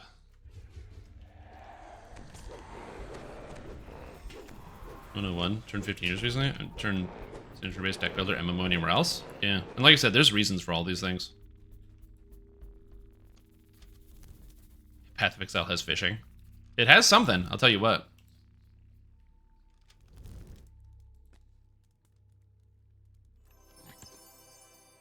The Shadow Guard's voice hisses from the darkness. Yeah, anyway, I'm always distrustful of people that say that they know what they're talking about when the first conversation or the first thing they say is openly, I do not know anything about this subject matter. So, like, or like the subject in question. So, I'm just going to say this. I think it is a good idea for you, if you want to speak about this subject, to do a little bit more research. Not from the perspective of, like, understanding markets. If you understand markets and video game markets, that's good. And that's a good thing. And this is something I don't know much about. I know about this video game, and I understand what drives some of the retention in DDO from some of the people that I get to interact with this game. Being a content creator, I get to interact with a lot of people that partake in some of the experiences here. So I just, like, I'm not sure that you know what you're talking about with regards to the specifics of the game when you openly said, wow, I can't believe people are still playing this game. A tacit admission, you don't really know much about it. Like, you can't believe it, which is to say you don't really know much about what would drive people to get you to engage in this experience, which is fine. So I'm just less likely to believe that, you know, the information that you have would be relevant to this game. Not everything is going to be exactly the same. That's kind of where, like, I come from it, of, like, not every solution, like, there's no one glove-fits-all solution for a like, building of a video game. And anyone that tries to tell you that there's, like, one solution that will solve all of your problems is, in almost all cases, lying to you, because problems are multifaceted, and simplifying them down to a single solution is usually not a good idea. So, like, a graphical upgrade might draw in some more players in the short term, but you need a way to be able to capitalize on that. And if you lose players because of the complexity, that's a problem. And also, when I talk to people about why they turn off from playing the game, because I get the opportunity to talk to lots of people who say they don't want to play the game, the majority answer that I hear from people is the issues are of stuff like complexity and not graphical quality. Talking about bringing people and attracting to the game. Graphics matters more in the latter, and mechanics matter more in the former. Yep. Exactly. A long hallway ascends before you. Did I get all the things? I think I did. Anyway, that's more of my point, is that I, you know, if you have some good insight, you know, I definitely do think that there are interesting aspects to talk about when it comes to, like, the expansion of the game, or, like, how to get more people interested, because as somebody who, you know, makes money off of people being interested in DDO, I think that's a good thing. So I wouldn't be against there being a graphical overhaul of the game, because that there's things that they don't have. They don't have UI scaling. That's a huge problem. People have, like, big-ass monitors. it's fortunately something that SSG is currently working on. They've talked about that they have their engineers working on that, so that's good. Hopefully there'll be UI scaling coming in the future, because again, if you have like a 4K monitor, this game is like unreadable, and that's fine.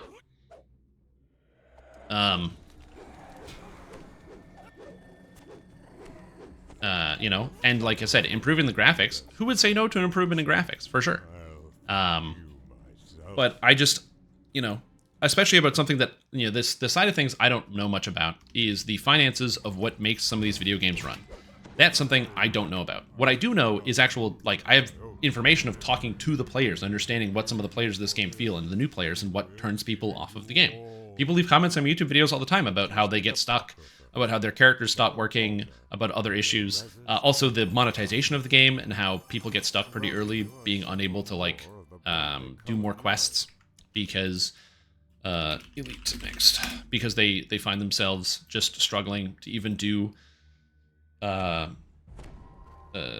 they like get part way through the harbor, get part way through the marketplace, and every time they go and there's a quest here that says, oh, you gotta buy it, and there's a quest here that says you gotta buy it, and they get turned off. Like, there's so many like extra problems. So oh, I gotta invite this guy. There's so many extra problems with it. Yeah, it's a nuanced issue. So, again, I do appreciate that, you know, increasing the graphical quality of a video game will make it more appealing. But, like, there's lots of games that, like, look better than their previous counterparts, or, like, that end up looking better and they invest in, that don't, you know, end up doing as well. So, yeah, that's just all it is.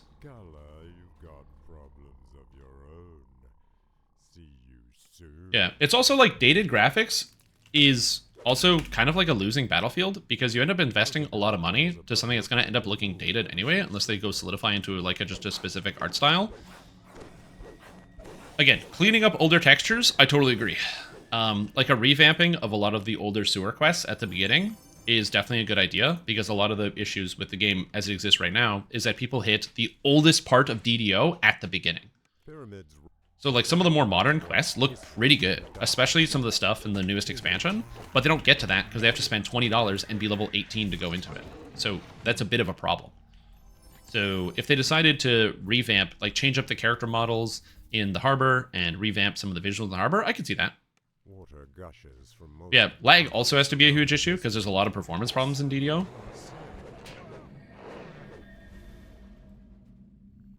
The Shadow Knight's voice echoes through the fires burn out, and it feels as if the fountains are laughing at you. Stop. Stop this. There we go. Did you date graphics seem more dated than the era they're based on? Yep. Again, you win on graphics, you lose on graphics. It's the same thing with price. So if you're selling a product, if you lower the price to compete, you will win in the short term, but the problem is because you're not offering a superior product or providing some alternate level of value, if anyone competes with you on price, you're now losing again immediately. King's voice whispers in your ear. It's like, that's like sales 101. You learn that right away. You win on price, you lose on price. An underwater maze within a maze. Nereza has an affinity for... Yeah, you need to have some secondary value to get people to buy in.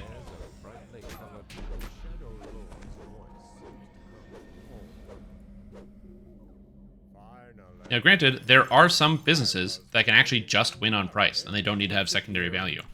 These are usually people in, like, large commodity trade. So when people are moving, again, like large commodities and other businesses like that, where these larger companies can afford to spend millions upon millions of dollars on these types of transactions. But yeah. Things in the game. I have 700 points from Korthos. As a free player, what pack do you suggest? I have no idea. I will let other people in chat answer that question. I don't know anything about the new player free-to-play experience because I have been playing the game since 2005, and so I've never bought a quest pack, so I don't know. But some people in chat might have better ideas as to what you should spend your points on at the beginning, in terms of quest packs. So I'll let them come up with that.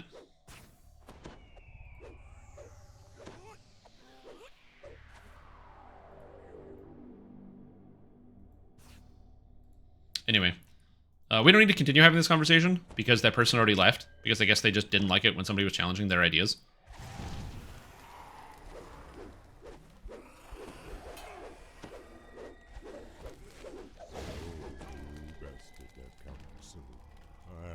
But yeah. Mm-hmm.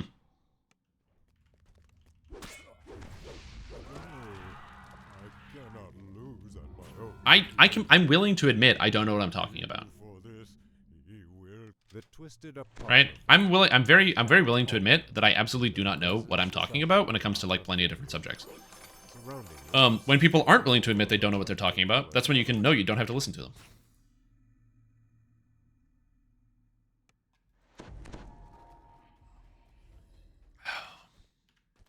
Everybody can make a mistake. Isn't AAA developer studios on Twitch? Absolutely. Yep. Well, and if they're not, their uncle is a software engineer that works at AAA developer studio on Twitch. And also their uncle worked at Nintendo and told you that the way to get Mew is you have to go surf off the SSN and get to the truck. Don't forget about that.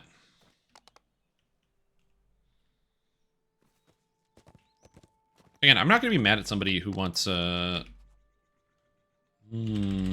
anything else?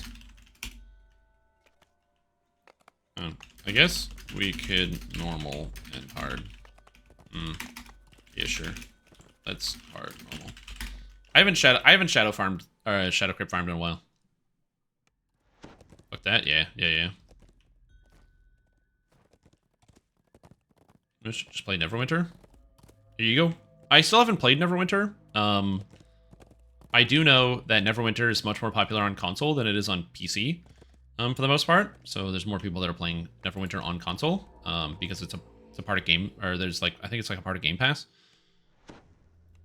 And I know that they also had, I think it was this year, they released their most recent expansion, Menzo Berenzin, which is obviously huge for being D&D nerds, but yeah.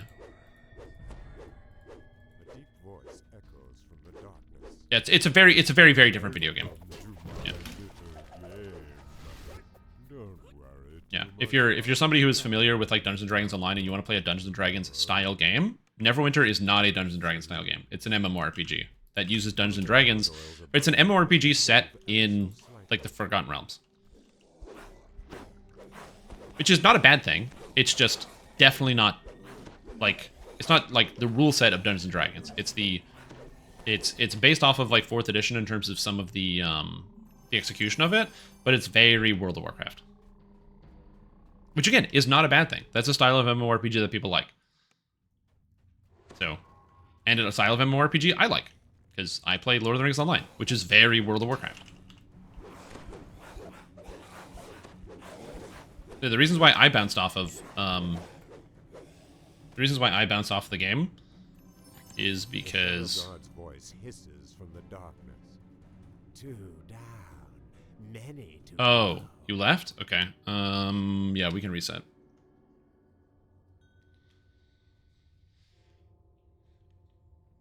Well, also a lot of some people, when you look at a game that's been around for, like, there's the intrigue, right? If you look at a game like Dungeons & Dragons Online that's been around for 17 years, there's also the question of, like, why? Why is this video game, that is a paid subscription video game, been around for 17 years? What are they doing? It's interesting. Right? Like, I look at, like, finding out that EverQuest makes more money than the Lord of the Rings Online was astounding to me. I did not realize that. I knew people liked EverQuest. I just didn't realize they were making so much money. And so, from my perspective, it actually makes me want to try out EverQuest. Because it's like, dude, I ain't never played EverQuest. That could be very interesting to, like, see. One of the gargoyles. As Neo, would you like to see it? Personally, love to see psionics. I don't think DDO can make new classes. Unless they come up with entirely new design mechanics. So I've said this before, like psionics, I would rather, instead of them do psionics as a class, what they should do is add in 3 different archetypes that are psionic. Like a soul knife rogue, a psionic warrior or psychic warrior fighter, and a psion wizard. And they add, like, those 3 things come out with, like, an expansion that releases around the concept of psionics, and those are all archetypes. Because the problem with psionics is that what is being psychic? Reading minds, moving things telepathically, and then creating energy effects. Well, energy effects in DDO would just be like literally damage, right? You know, you hit a monster and you deal damage. So we already have that. So that's in the game. And you might be like, oh, well, one of the big parts about psionics is like power points, because power points is one of the big differences with psionics. In the regular game, you have spells per day, but instead you have power points. Well, we have power points. That's the entire design of the game. Spell points were taken from power points.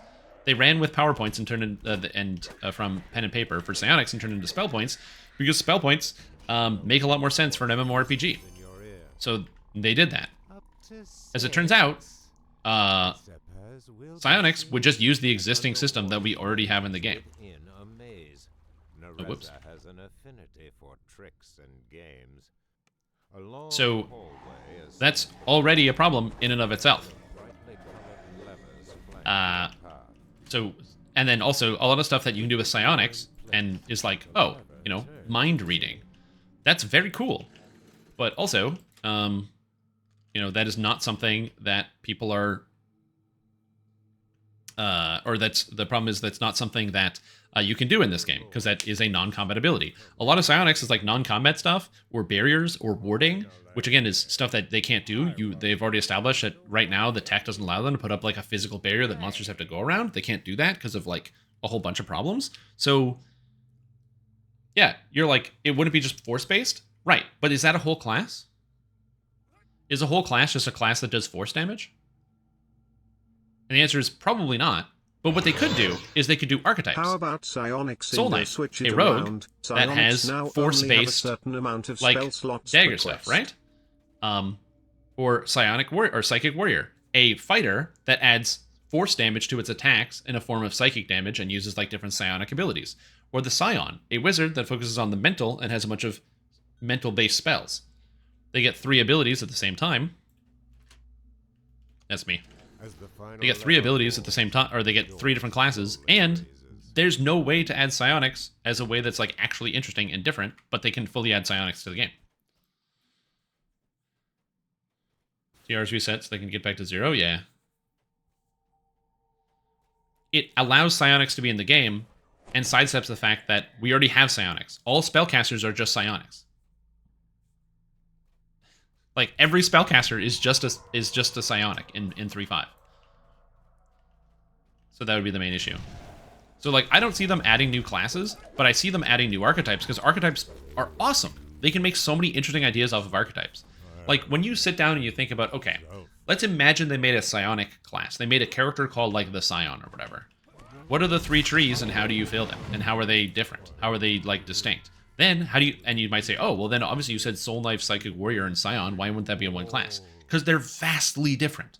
One is stealth, one is physical combat, and one is spells. So how is one class supposed to accommodate all 3 of those things? They wouldn't. You would need 3 basically different classes. You need the Soul Knife Psionic class that would have its own enhancement trees, that would delineate and doing those other things, because having that all in one character is just... It's too much. Your character either does too many different things, or it does... So it's too powerful, or it does too many things badly, and it's not nearly as good as anything else.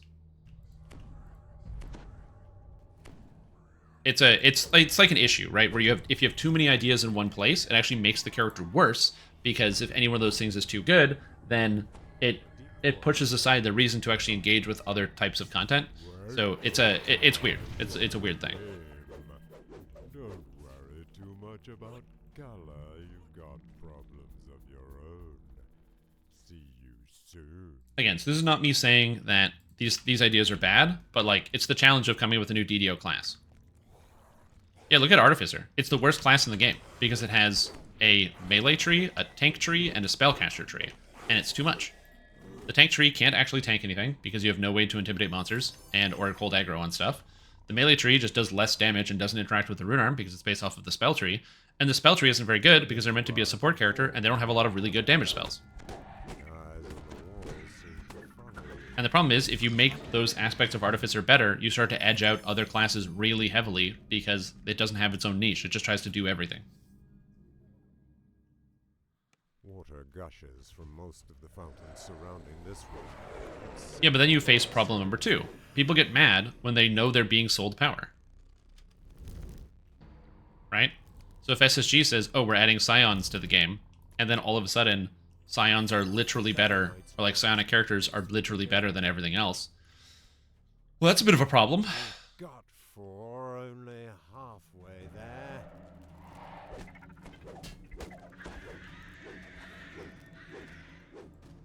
The Shadow King's voice whispers in your ear. Usually happens? I disagree. Sometimes they add stuff to the game that isn't very good, surprisingly. An underwater maze within a maze. It's not all the time, but like Fate Arc Illusionist is definitely not overpowered, I would say, by any stretch of the imagination.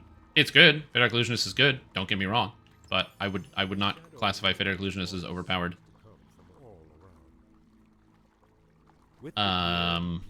Falconry is another great example of that. Inquisitive was really good when it released, but people were too busy playing other super hot stuff, so it took them a year to nerf Fate Arc Illusionist. A long hallway ascends before you. Pairs of Oh, yeah. brightly colored levers flank your path. But yeah, Inquisitive was good upon release, and it was very, very powerful. It's just kind of funny that for the first 6 months of its release, people didn't think Inquisitive was very powerful because they were playing other stuff. It's actually kind of funny because Warlock was very powerful when it came out because Warlock released before the advent of Reaper mode. And with the advent of Reaper mode, they could probably fully unnerf Warlock back to its state, which they already have. The base damage is already better than it was when it first released. And they just need to unnerf Enlightened Spirit. And Warlock would still be weaker than the other classes, which is crazy to think about. Vistani Knife Fighter? Wait. VSK. VSK. Is that Vistani Knife? Vistani Knife Fight? I don't know. People usually say VKF. But I don't know what VSK is. Oh, yeah, okay, gotcha. Vistani has pretty much just been good since its inception. Although people only started using it as their main tree within the past, like, 2-ish years. In terms of, like, non-knife fighters. I want to say since, like, no, that's probably wrong. Since, like, probably Sharn. So Vistani came out in 2017, but since, like, around Sharn time is when people started using Vistani as, like, okay, time to take 12 and do 10s. I'd say, like, probably, like, 2020 is when people started doing the whole capstone Vistani Knife Fighter, even though, because for the 5% attack speed on stuff like Barbarians and other classes who don't have the best damage in their trees.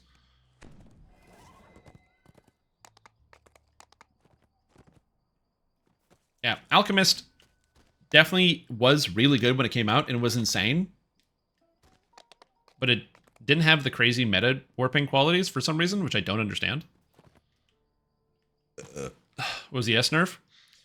So yes, so it used to be 15, Shining Through used to be 15 times your constitution every 30 seconds in temporary hit points. Now it's 8 times your constitution. So that went down a lot. And the 2 abilities they got, Eldritch Burst and Spirit Blast. Eldritch Burst used to add 3d6s of light damage, now it adds 1. And Spirit Blast used to add 10d6s, now it adds 4. Oh yeah, and they used to do 150% spell power, and it's You only have 100 heard now. of insta-killers, now get ready for insta-winners. The new Psionic class can summon a button of winning at will and win DDO poggers.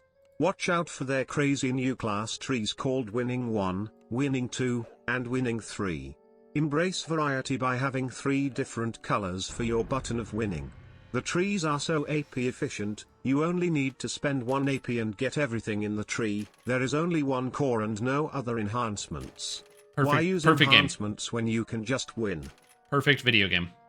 Complete and perfect video game design. I love it. Big fan.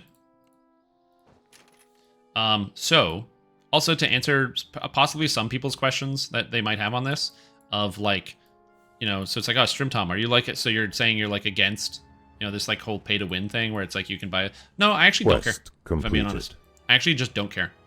I have no issues with if SSG wants to sell you power, where new content comes out and it's better than old content. In fact, it's actually better if they release stuff that's really good and then they nerf it. because it means that things don't come out underpowered, which just sucks. Also, Amargaro, welcome back to the stream team. Appreciate the support. Horse, thank you for giving it a sub to them. So now they all of a sudden have a sub, so they don't have to deal with ads. That's very kind of you. But yeah, I actually have no problem with if SSG wanted to release new stuff that was just better than the old stuff. That's how pretty much every other video game company operates. And SSG doesn't, not that they don't do that, but they don't do it in the same like destructive fashion that other video game companies will.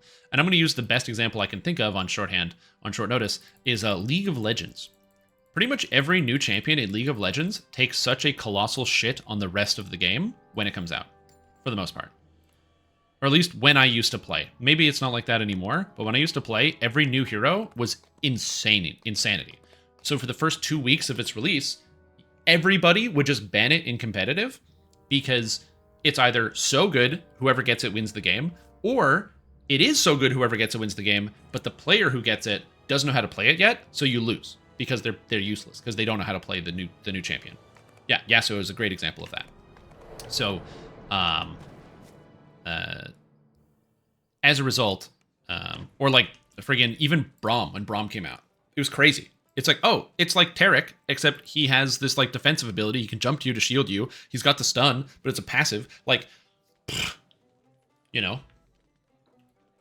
Oh, and he can build full tank. Cool. So it's like, so the enemy team has 2 tanks instead of 1. Very interesting. And so it was a huge shift. So like I said, it's the, you know, you look at games like that, and then also, you know how you get that new hero? Cash. You're not getting that. You can buy him with IP, but a lot of people are buying it with cash because they might not have the IP at the time. You got to play the new broken hero. And then you know how fast they nerf the heroes? Real fast. Once they get through that initial change through, they'll start nerfing the hero, you know, a month, 6 weeks, you know, 2 months afterwards. They'll start to adjust it. In Dungeons & Dragons Online, they'll nerf stuff like a year after its release, or 2 years in some cases, because they're like, whatever, it's fine. They just leave it in the game.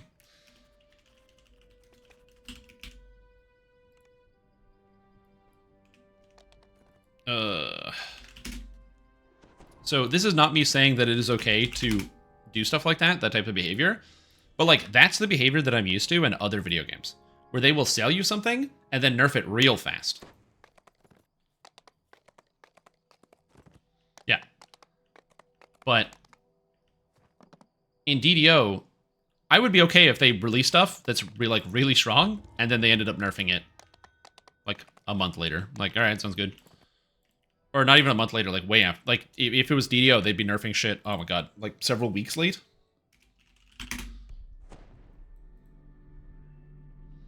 Quest completed. Anyway, this is not me saying that I want SSG to bait and switch people, but like, you know, of all the video game companies that release stuff as overpowered and then nerf it in the future, SSG is not the worst for that. SSG is not the worst for that. You know who did something like that? Also, Horse, thank you so much for giving a sub to Morris Bryce. That's very kind of you. Morris, welcome back to the stream team. And Horse, thank you. That's, again, very, very generous. I hope you're doing well. In World of Warcraft, they released a class called the Invoker recently with their newest expansion. And Invoker was so good, you could play all Invoker in raids.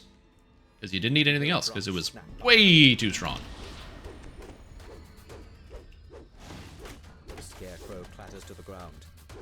Do I care about that? No, they're selling a product. They're trying to sell you something new, so they're trying to make it better. But should they balance these things? Yeah, probably. Are they going to not do it because it makes them more money? Yeah. So again, when I just think of like comparative examples, SSG is not the worst culprit. Now, does being not the worst mean it's okay to do whatever you want? No, I would, you know, always want to see companies do better. But the bar is so low in the rest of the games industry that it's kind of nice, you know? Can be a tankular DPS? Well, yeah, that's just it. Every class can be tankular DPS. I still have my tank sorcerer, my tank dragon knight, my bow healer warden. So has been higher damage based off strength. That would be interesting. A strength thrower. That's a good idea. You should post that on the forums. What's the first thing? Another suggestions thread. It must be Papa calling out my name. Irina! He'd shout whenever I wandered too far away from his side. When I was little, Falcon. I thought he was just being silly. Now I know what. Gifted he subs? I don't know. You would know. was afraid. But, because it should be displayed on your screen whenever you do the gifted sub thing. But it is the end of September. This is the last week of September. So if you've wanted to subscribe to the stream, but you haven't had the chance, this is the last week to do so, at a discount. You can still do so later at full price. And it doesn't affect how much money I get. I get the same amount of money. Either way. So if you subscribe today versus subscribing next week, I get paid the same amount. Twitch is just giving me a bigger cut. I'm a rogue. So if you wanted to subscribe, hell, if you wanted to subscribe for like months in advance, am I shooting for Partner Plus? I don't think the DDO community has enough individual human beings to manage Partner Plus. You spot something in the I think middle that's of the currently the main issue. Something Unless small like and everybody bright that was forgotten. subscribed to me decided to, whoopsie. Unless everybody that was subscribed decided to,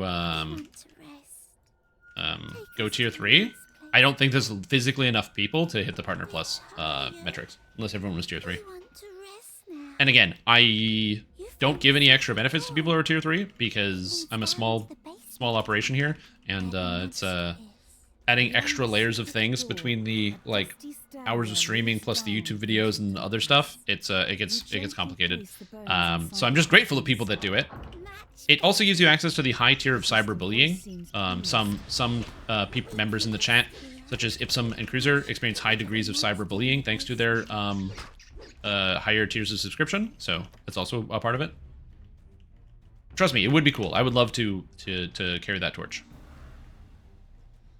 Also, DJ Wukalar, thank you so much for converting your Prime sub to a regular one. That's very kind. And Horse,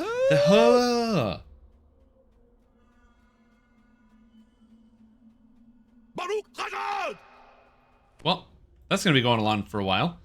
I shall attend to it in a Hey, trice. we achieved level 1 hype train. That's crazy. Horse, thank you so much for getting out not one, but 100 gifted subs. That's crazy. I do have to ask, was it actually 30% off? I assumed that it would be 30% off. I shall attend to it. That's a lot of subs. I don't know how to react right now. I'm just rolling around at the speed of sound, going head to I shall head. attend to it in a trice. No, that's I always get confused between that Sonic Adventure 2 song I shall and the attend to it in a Beyblade trice. opening soundtrack. It's very weird. Also, Zidane, thank you so much for the Prime sub. Caledons, thank you so much for giving out a sub to Identity99. Okay. Horse, you gifted me 100 subs. I'm a rogue. Tier 3 count towards Partner Plus. It's Partner Plus points is a new metric that they have. I'm a rogue. That they have put together. So it's its own separate metric. So the way the Partner Plus points count is it's basically every time you sub, there's 1 sub point added to the channel. Sub points determine how many emotes we have in chat. Okay. I shall attend to it in a trice. So as you get more sub points, you get more emotes. TV user notice hashtag stream. But Twitch Plus, or sorry, Partner Plus sub points are only counted based on actual paid subs. They don't count Prime subs, and they don't count gifted subs. So if you're looking at the Twitch Partner Plus program, it has to be just raw cash paid subs as a result. But a tier 3 sub is worth 6 points. So you need 350 points. So you need either 350 individual subs, or if everybody is a tier 3 sub, as opposed to a tier whatever, then it gives you a different revenue, or sorry, it gives you 6 points instead of 1 point. For example, and a tier 2 sub is 2 points, and a tier 3 sub is 6 points. Completed. So you need either 350 tier 1 subs, 175 tier 2 subs, I shall attend to it in a trice. about 60-something tier 3 subs to get the same amount of points. I'm a rogue. And the thing is, once you get the Twitch Prime Plus, that actually applies to the revenue split applies to all of your subs. So once you have the Twitch Prime Plus, or not Twitch Prime, the Twitch Partner Plus program, all of the subs, including gifted subs or whatever, they all now pay out at that 70-30 ratio. as opposed to I shall attend to it in a so trice. if you happen to watch the channel and you wanted to subscribe with your own real money as opposed to a gifted sub, that gets me closer to that program, and that would be great, because then this 100 gifted subs that was gifted out by Horse that I literally can't even understand, which is an incredible layer of generosity. Absolutely insanity. I would get paid 70% of that instead of the 50-50 split that Twitch usually gives out, which is, if you can just imagine that the value is there. Anyway, enough answering questions and talking about this. I'm a rogue. Here we go. Welcome to the stream team. Zebulon, Argamail, Awesome Person 91, Draconica 87, Inkheap. Hi, I'm Bacchus. I shall attend to it in a Or trice. Hyam-Bacchus? Haim-Bacchus? I always assume it's Hyam-Bacchus, but I don't know. Knife Palm, Tolsamar, Brave I'm a rogue. Lothario, Slippery Bees, Choco Syrup, McKex, M. Sirac, Quest Wolfbane, Crackark, Dragon Stories 64. A lot of these people are regular chatters. Could you imagine if they subscribed by hand? I enjoy everybody that watches. Don't feel like you have to subscribe. If you are just Quest happy enjoying the completed. content, that's good enough for me, and I appreciate your time in the channel. It's one of the, I'm gonna put this the best way I can. I don't feel comfortable about the idea of asking people to subscribe, because if you like the content, I would hope that you would want to do that, which is how I feel about content creators that I watch. I'm a rogue. And if you don't like it, or even if you're like, you just don't have the money, just enjoy it. Don't feel any amount of pressure, completed. like, oh, you should feel like you have to, or you're not meeting some level of like comparative value. That's not how I feel. I just Quest enjoy every single person completed. that wants to be a part of the stream. And the fact that the stream is free for everybody is one of my favorite parts about making content on the internet. I've known the struggles of you don't have any money, so you can't pay for I shall attend like to a it in TV a subscription service, so you can't pay for anything. And Twitch and YouTube being free and you can watch my content for free is kind of the whole point. So, I shall attend as to I it said, in a trice. don't feel like you have to. But also, gotta pay the bills. Quest So if you did want to completed. subscribe, I'd appreciate that. Thank you. Anyway, let me keep going. Welcome to Stream Team Dragon Stories 64, Killer Bees, Base 1, Brahms Amadeus, Travix, Zadriel, Cyrenit, Mangy 19, DBPA 90, Mystic Michael, Age of Ultron, Bastion of Wayland, or Bastion Son of Wayland, Top Hat, Tolub, Kim 007, Rabid Gamer, Malud, Cinemus, Danger Mike, Wilson 02, Terith, Mr. Jetray, X completed. Phantomus, Unempined Lich, Wrath of Galanda, Saladin, Mikey, 4 numbers, Snazzy Penguin, Dr. Jazz FPS, Mr. Rotterdam, Freesage, Scythe 777, Jabberwocky, Tilt Goblin, Tonsky, Tekui, I shall Chaboius, attend to welcome it all in of a you to the trice. Shrim team, Harambel, Veritas, Goint Dog, Chinese, Balin, Microm 12, Wasobi, A Loca, Black Mamba 457, Quapia Caupius, Wolfblade 123, Firebirdie 451. Oh god, I'm gonna Quest heal this guy. completed. Oh, we still gotta find the sibling. Where's the missing sibling? Bro Joshua Ringablood, I'm a Quest hero completed. Q, Skillless One, Delarin, One-Legged Monk, Rock Quest My completed. Ass, Avoiding Wheel 31, Cliffy, Mistwalker, White 62, Mira Scott, Vextra, Eriku Strife, Kevin Head, Cormac, Fatazi, Barna Power, SGBU, 100 names is a lot. Bamf Power, Isaac Kalkarin, Asamiru, Nubaholic, Hendraken. If you're wondering, like, Streamtime, why do you read all the names? Because somebody paid a bunch of money to me, and I feel like it's good for me to take the time to recognize how much that is, and it's important. So thank you for sticking by while I do this. Will Burster, and thank you to Horse for the 100 gifted subs. Synthetic Outlaw, Eminem 4 numbers, Leo Slinker, Curtis 2, A Rebella 4 numbers, Death Jester, Sherlock Stone, Zerandir, Night Dance, Dumbboy Alex, and Orpheus. Quest completed. It's a lot of words. Anyway. So thank you so much for the support. Very, very crazy. Really appreciate that. You have gone above and beyond, Horse, and I very, very much appreciate that. Now let's read some chat. If everyone is already subbed, it's here. Then who gets subbed? Just followers. People that tune in. So even though you might only see a certain number of people in the chat, the actual unique viewership, it's weird. I've had a lot of more unique viewers than average over the past like little while. So it's people that tune in and go, I don't really like this, and they tune out, or whatever it is. People that tune in for just a little bit during the day. It's a lot of fluctuation. So there's thousands of people that tune in, don't say anything, and then like bounce. Oh my god, I missed it. Horse gifted out an extra 100 subs? Something answers.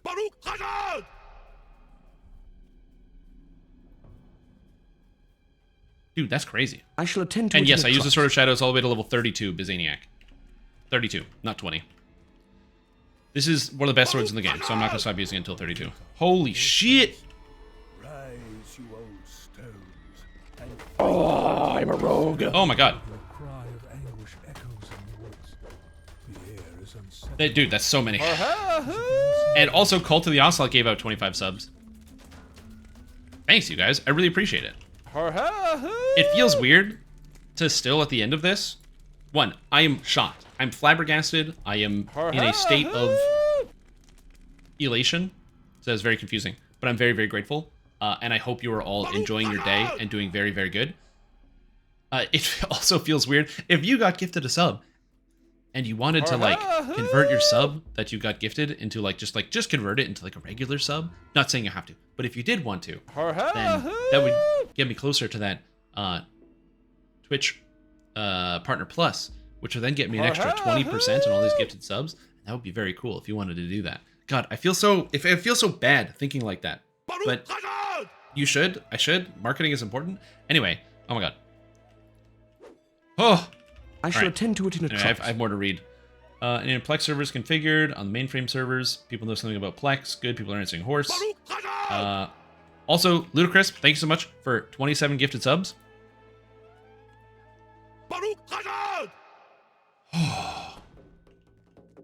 At a higher tier, when you subscribe on PC and you click the subscription option, you're allowed to do that. Also, Horse gifted another 56 subs. Okay, Hype Train level 16. That's fucking so many. That's so many, dude. That's insane. Oh god. I need some water. Quest completed. We have had Hype Train at level 20, which is the craziest thing I've ever seen. Alright, anyway. Back to reading subs, because I'm in shock and I don't know what to do, and this is crazy. I'm so happy I drank coffee today, because I haven't had coffee in a week, because I've been going through coffee withdrawal, or caffeine withdrawal, just to see, I don't know, I just decided to put myself through withdrawal for no real reason. And so I haven't had coffee in 7 days. And I've had like all the withdrawal symptoms. I've had like muscle aches and pains. I've had headaches and stuff. Don't do it to yourself. Just drink coffee. Anyway, I had coffee today, and it is putting me on another level because I'm not used to it. I feel great. Speaking of feeling great, welcome to the stream team. Nighthawk, I shall attend to it. Guido, Old School, Sil Alpha, Prutel 71, Unsinful, Mordred 2004, My Couch is Soft, Quest completed. Steve 11, Musical Keo, The Proud Moth, Lum Slinger, Cat Daron, Kinger Khan, Out of Time 69, R Darkness, Sardonic Fox, Julio Simplicio, talking to Strahd and clicking the right things. I shall attend to it. It's probably Julio Simplicio, but my reading comprehension levels are low, so you know it is what it is. Taoist Filth, Slashing Axes, Cetrio 80, Nerufind, Mulligan's Gaming Pub, Juding Shilun, KC Montana, RPG Dog, oh my god, Talio Garo, Zack Stab, Mikal, 1978 Higher Angel, Tubsy Muffins, Nashron Wows, Grifflefin. You know, reading all these names and seeing all these people who've like pumped it, like been in chat in the past week, there probably is enough people to have everyone sub and I get the Twitch Prime, Twitch Partner Plus, but whatever, it is what it is. I'm just rethinking my evaluation of the entire Twitch, the marketplace of viewers on Twitch. I shall attend to it in a Trucknar, trice. Valis Mortem, Cosmic, Ritu, Gleep Harlson, Utopia Nerd, Leviathan, Nines, I shall Akatsu, attend to it in a Estenon, trice. Twist Sense, Dwabble, Shaman Lord, 1961, Trick Control, Furball, 251, Glen Pit, Divine, Uncle Elephant, Dragon Marked 7, Bone Farter, classic name. Am I not supposed to be in the wine cellars? Merchant, wine cellars. Oh, merchant is here. I shall That's attend to the, it in a trice. what's this? I need to click this. Fight the bosses. Slim Sharky. That reminds me of in Baldur's Gate, or not Baldur's Gate 2,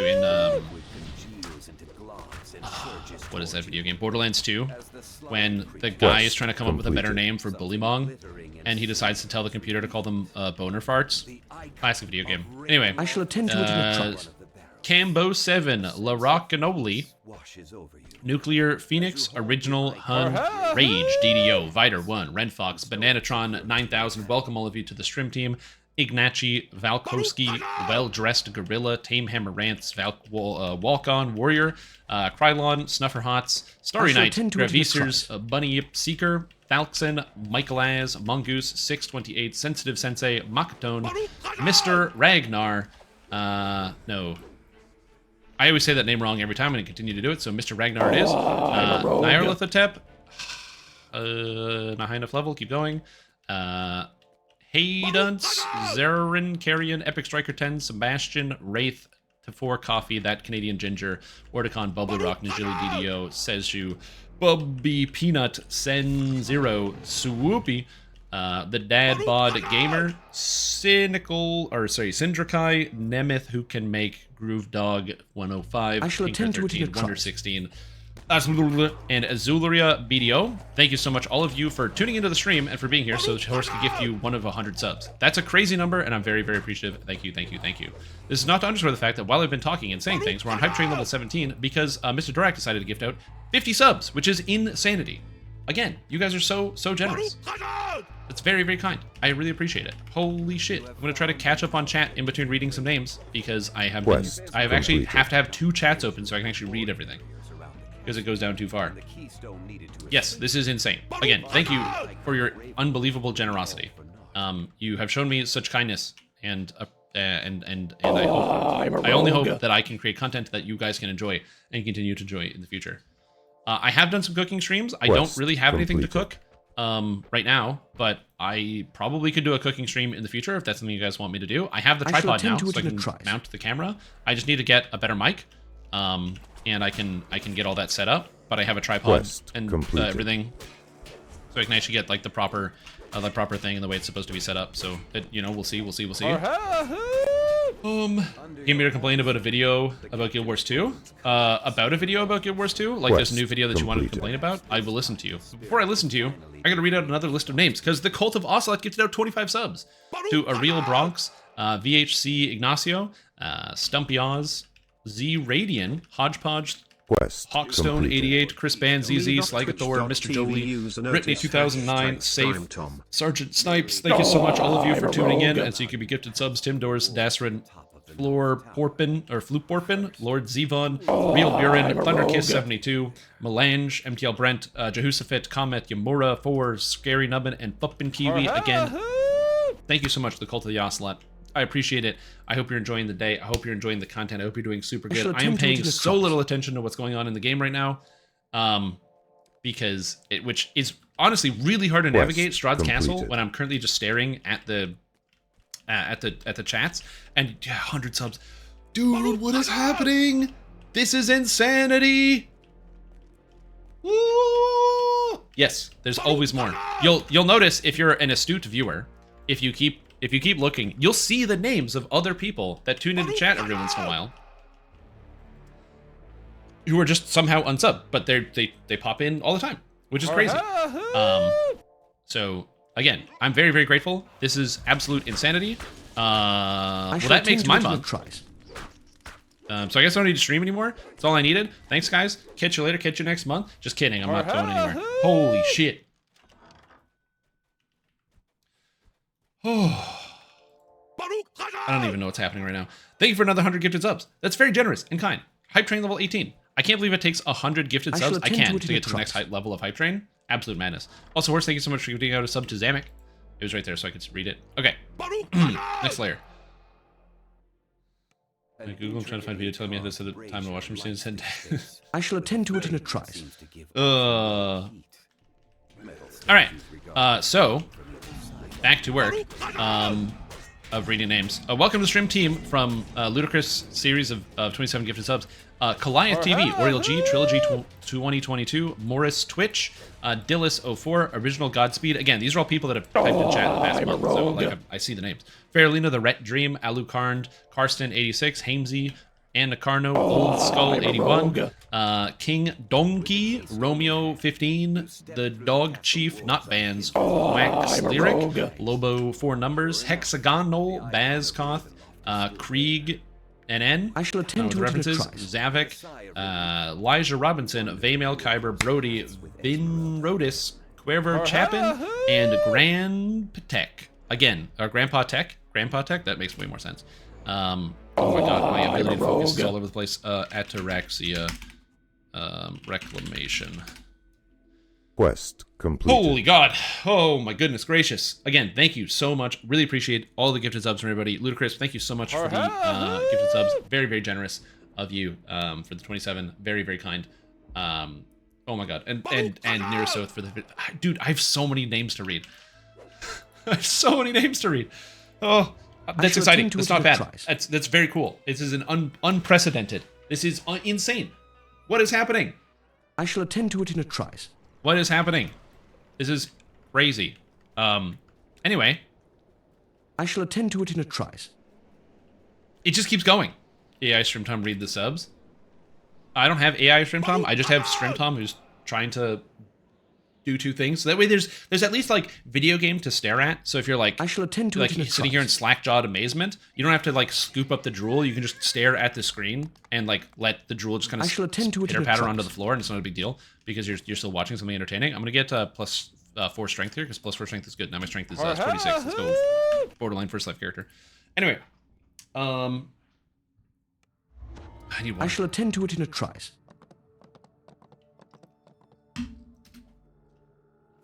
Oh. Quest completed. Oh. Anyway, how you guys doing? Are you guys having a good day? I shall attend to it in a trice. About to beat your last record. Keep up the support. That's crazy. Yeah. The level 20 I'm a rogue. Is all-time record is level 21, 23%. Quest That's crazy. completed. And we're almost there. That's madness. Anyway, I have to read out more subs. So Quest completed. 56 more subs from Horse. Thank you so much for gifting up 56 more subs. That's 6,000 total. That blows my mind. Anyway, it's Chris Dragsrock, Beanie Hat. Thank you so much for watching. Slambits, XW or Xwistis, Kai Mayer, I Vengeful Soul, Quab 303, HCP, Fabri Savatar, Nefarious 14, Unknown Bard, Merlin, VTK, Bridge of Schism, BC 304, Daedalus, Pool Squag, Upita Wolf, Grunbelt, Cedarun. Oh, what's up, Cedarun? How you doing? Sticker Shift, Kevin Keen, Isins, Donation, Baijukin, Moroseb, Trexon, MMO, Jello, Quest bunch completed. of numbers, Stilly, Berliner, Jal Haradir, IMT 831, Pyropaths, Fire Red, Edaxes, Leandro Fortes 88, the Super Rover, Bob 4 numbers, everything, Enjoyer of Things 222. Thank you so much for people that contributed to the hype train of 469 gifted subs. It's fucking crazy. That's crazy. 469 gifted subs is insanity. Thank you so much, all of you wonderful people, for contributing to my stream. You're very, very, very generous. I don't even know how to put all these words together. And it's funny because like, you know, if I posted like a clip like this on YouTube, it would get like demonetized because I use the word fuck a lot. But I don't know how else my brain is supposed to like incorporate all of these things that are happening all at the same time, which is madness, absolute madness. Anyway, let's keep going. Venatori, Wonderlust TV, All Day Night, Kato Ken, Neutral Agent, Gears Grindin, Tiff, Connected Gamers, Mudchook, Winter Wolf, Nox, 4 numbers. Oh, Nox is back. Yo, what's up? Stuff, Grindaz, The Artisan 99, Emmy Esrin, Bull Gorat, Gold Does Not Glitter, Mac, and Soulpool. Thank you so much, all of you, for tuning in. Thank you so much, Horse, for giving out even more subs. That's crazy. It blows my mind. I'm still behind in chat. Dude, I'm so far behind in chat.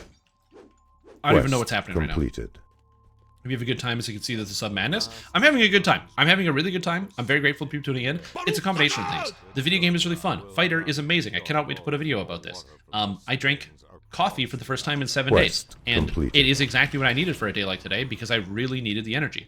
I'm also going to need to get some more water, and I really have to go to the bathroom, but I don't want to walk away from the keyboard right now because there's things going on. So anyway, we'll figure that out. But when I walk through from the keyboard, I'm going to come back with something really special. So I'm going to do something really special just for you guys once I get the chance here. I shall attend to it in a trice. We're sponsored by Rogue Energy and Horse. I mean, basically. Is this going to break my sword? Nope. Nice. Sword of Shadow. Sick. Oh, God. Out here paying my rent. I mean, basically, you guys do pay my rent. That's how it works. Quest completed. You know, but not to say that Horse doesn't do a whole lot, because Horse does. But also, don't forget that Horse can only do what Horse does because you guys tune in to watch the channel. So I'm very grateful for people that watch my content and enjoy it. You guys are the best, and I wouldn't be able to do what I do, which I am so grateful of every single day.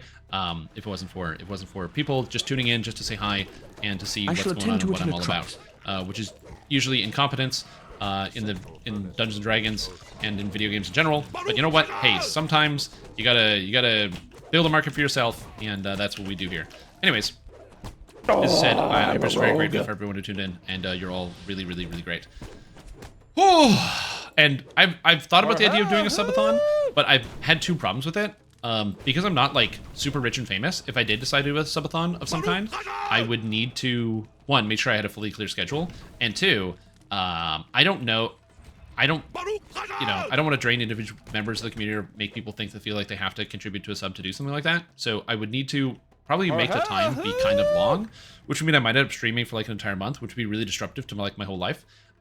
Watching videos of like, people like Ludwig and stuff talk about the subathon that he did, and he was like, yeah, it was like one of the worst experiences he ever went through. It's like, it's horrible, and he doesn't ever really want to do something like that again. I'm like, yeah, you know what? Maybe that's not a great idea. You know what is a great idea? Thank you, people, for subs. Mr. Dorak gifting out, holy crap, 50 subs. Thank you, all you people who are watching. Mr. Dorak, thank you for the 50 gifted subs. It's a lot. Riggs23, Savvy Captain. This noise is going to be going on for a while. Zoyat MB, Amoneth UK, Tay32, Dark Viper 99. Wait, that's not the same Dark Viper. It's a Dark Viper AU, different guy. Cerny Banders, great name. Onlyma, Rakarl, The Zen of Games, Cherry Inferno, Faded, Low Elo Gaming, Browsing completed. Monkey. Two of these rooms were done wrong, and I have a feeling it's probably one of the ones that I did. It might be at the top. Silex 16, Kent I shall Gus, attend to it in a trice. Eurydice 12, Amaric, Lore Lilith, Witcher, Flipendo, Warbro, Ninth Pawn, Swaggy, Jolene, I'm a rogue. JG Shington, Baythena, Standis, Aldar, Jings, is in Ren, Juggernaut Towers, Rotten Taco, Marple Snap, MX Richie, A Confused Cyborg, Baterabat, Kragarin, Maverick the Gamer, Gray-Eyed Blonde. Did I pull this one? I did. It was the first one. I screwed up the first one. Oh my god. S-Rad, Save the Republic, Cowan, the one from Mars, Crappuccino, Oberon, Gragas God, Chubadawi, Chewbacca, Merlos, Twinbren, Mudas HS, and Van Dojo. Thank you, Mr. Dorak. Thank you for the 50 gifted subs. There's still so many. Oh my god, I fell. No. Fudge cookies. Which way is up? It's this way. Anyway. Quest completed. I gotta keep going. Quest received. You want to have the setup? I mean, I'd have to cancel my date night, which I don't really want to do. Can we do it tomorrow? Completed. It's, not that about doing a cooking stream today. Can we do it tomorrow? I can get the stuff for tomorrow. But I kind of already had plans for tonight, and I had other things I was doing. So, if that is okay, I think that would be probably better for all of us if we did that tomorrow. Sure. Yeah, if you want me to cook something, feel free. I have no idea. I like the idea of doing a cooking stream. I just like to do that tomorrow and not today because I have already had plans for this evening. And so, as parasocial as things can be, I don't really want to. Yeah, it's those sorts of things.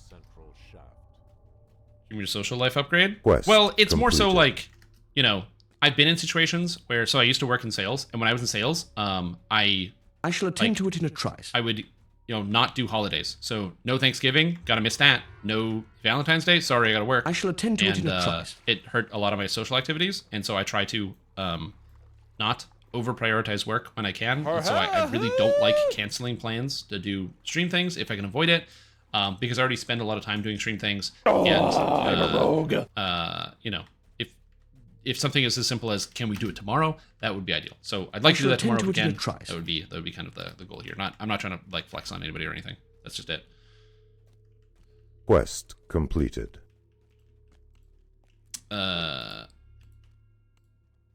many subs to stream date night? The person that I'm seeing doesn't want to be on stream, so no amount of subs. I respect people's privacy. Anyway, speaking of respecting people's privacy, the Cult of the Ocelot gives out 100 subs. So welcome to stream team 150 Tonrix, Huntard, 4 Paws, 33, Kachimo, Tiberius, Seth P, Relona, 77, a Neon, Progwiz, Eureka Sensei, Danks 13, Living Curiosity, Ring QTF, Fun Chief, Guyanese Gooner, I don't know what that means, Ragoot, Kill Laprise, DD Wingerter, Dement, Mr. Sandy Claus, Mimio, Swine Kepley, Auton Pava, Repsac, DDO, Tech Iwarian, Opod, Magic Bean Soup, Clure, Void, Fiery Therium, Void Fire Ethereum, that's easier to say. Trainer Zeno, Genova, Steelmaster 89, Zakrom 23, Yumekai, Suralui, Louise, GDAP, Graja, Perpaderp. So many gifted subs is crazy. Floda, Baldural. I shall attend to it in a trice. Tantan, Rabid. So many numbers. Devil's Advocate 217, SG Tripper Gaming, Gimpalicious, Ben Bomb 5 numbers. Goldsteinberg, Goldsteinberg, woohoo! I'm a rogue. Woohoo! It's a good name.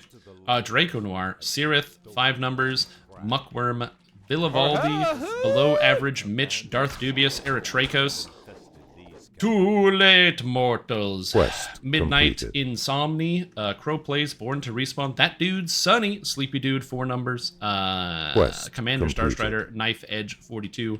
Icariol, Ramich, Reveliarch, Kiruth, UG, Resal Getty, The Dark Noob X, Cayenne the Bunlord, Wicked Crow, SSG, Con, Valaria, Eldra, Fiernulik, Quest completed. MT Riani, or Mount Riani, or I'm not sure, Raynor, PL Game, Pop Grow, Watch TV, Benny Bradley, Blanco, Russ C2503, Quest completed. Big Game Hana, Tartuga, 4 numbers. Oh, so many people. Flying Postman, Yuri Bentu, Tofu 1971. Hojo loves you. Thank you, Hojo. That's very kind. Strategy and Snark. Quest completed.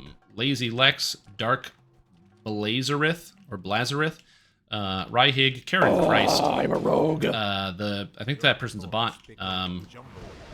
Night Owl 19, Perks of 115, JD Cuz, Sire King, and Discharged. Aok. Thank you for the gifted subs. That's a lot. That's 100. Really appreciate that. Cult of the Ocelot. I hope you're doing very, very, very well. Holy shit, that's so many. Okay, I'm just catching up on chat. Something. 100 more on some people. There's a lot. Number ruined. Something. I'm still catching up on chat. It'd be funny if that guy that came in and said he can't believe someone was still playing this game got a sub gifted. That'd be so funny. But they're probably so far down on the list because it was such a short period of time. Quest completed. And then Narasotha 5 gifted subs. Welcome stream team Mothers, Don't Tray, Kroshnak, Acid, and Katana, and the Joviality. Again, Quest thank you so much for all the people who completed. just tune into the live stream who are here and get the opportunity to be gifted a sub. And thank you so much for all the people that do that. I'm very grateful. I'm only here because of your support, people that show up in chat. So, again, thank you. And if you're like, Shrimdom, you're talking way too fast today. I'm excited and I'm full of caffeine. To it in So, a trice. very different. Okay. My day might be better if I hadn't gotten 3 Direwolf belts and 3 straight Fate Twisted chests. I mean, Direwolf belt is a extremely good item, Davidson. So you know what? You should go. You know what? Time to build a build that uses 3 belts at the same time. That's all you need. That's all you need. Can you try the stream until the comes back? I don't want to miss the content. No, I can't. It's already after. Oh god, I'm trying to read chat at the same time. Can you go pee yet? No, I have more subs to read. There's so many more subs, and I'm very, very grateful. Also, Cedron gifted out 20 subs? Dude, I didn't even see that. Oh my god, that's so many. Or no, 5 subs? Cedron gifted out 5 subs? Dude, that's crazy. Welcome to the stream team. Zarimi, Proto Estasius, Brum, the Getsu Sensei, and Pomka Frazier. Again, to me, it's important to be able to say all these names because these are people who tune into my chat, who want to see what's going on. They tune into the channel, and also to recognize people who are giving me a whole bunch of money. So again, thank you so much for the people who just don't give a shit, and they're like, I just want to see man play video game and talk about video game, or whatever people do on Twitch. Thank you to all of you who stuck it out and sat here while you listen to the noises in the background while I read all this stuff. And to all the people that gave me all the gifted subs. Insane. Insane generosity. I can't believe it. Thank you. Thank you again. Thank you. Holy moly. That's text-to-speech is going to come out eventually. Bladder priority, don't worry. Hot dude time is soon. So that'll be good. Is that normal interaction with the normal chatter? So that's good.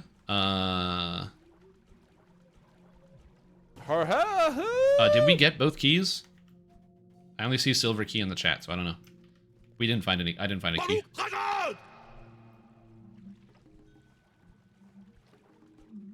Oh, so whoever has the silver key can just go hand it in. Okay, so we're good. Jabber second priority. How can streamer do this? How unreasonable? Correct. And a nice quiet day of food for us because I had a big family gathering. It's exhausting. Yeah, that's good. Quest completed. Gold roll. You bet. Here you go.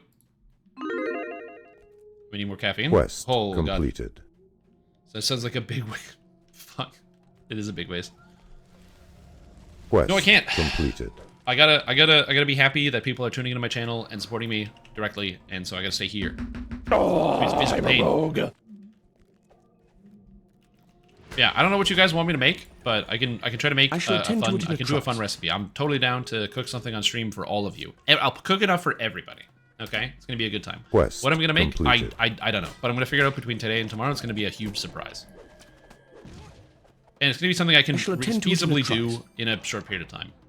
I gotta go get the tripod, get it set up, make poutine. That's not really a make. I'm a rogue. Poutine is you put fries in an oven or an air fryer. You make gravy, which usually involves, because I don't have like any meat. Like I'm not gonna make a roast and then make gravy out of the roast, so I'm probably just gonna buy some like gravy powder and like cook that shit on the stove. And then I get cheese curds from the store and I put them together. I put fries and I put some curds and I put some more fries and I put some more curds and then I dump gravy over the whole thing. It's pretty easy. So that is less of a make and more of just a do. I'm a rogue. This tucked away cave entrance has I shall attend to it in a trice. What's the level 10 Restless Isles quest that I can't remember the name of?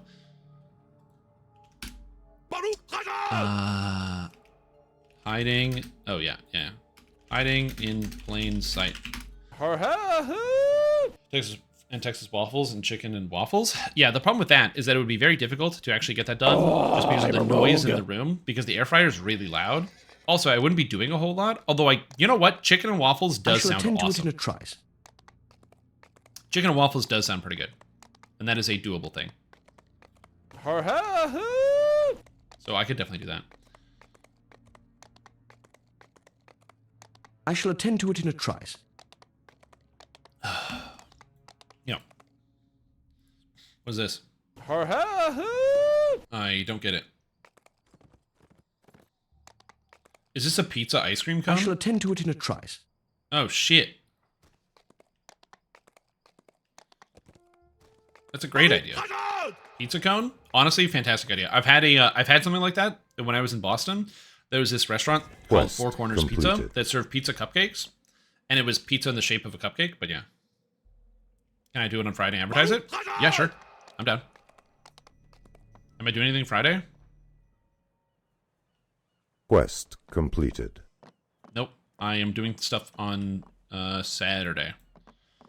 On Saturday, I need to go help my mom with a bunch of things because she's still recovering from the surgery. But yeah, Friday I can definitely do that. Quest completed. Or the Four Corners? It could be, but Four Corners Pizza also closed during the pandemic, so I shall attend to it in a trice.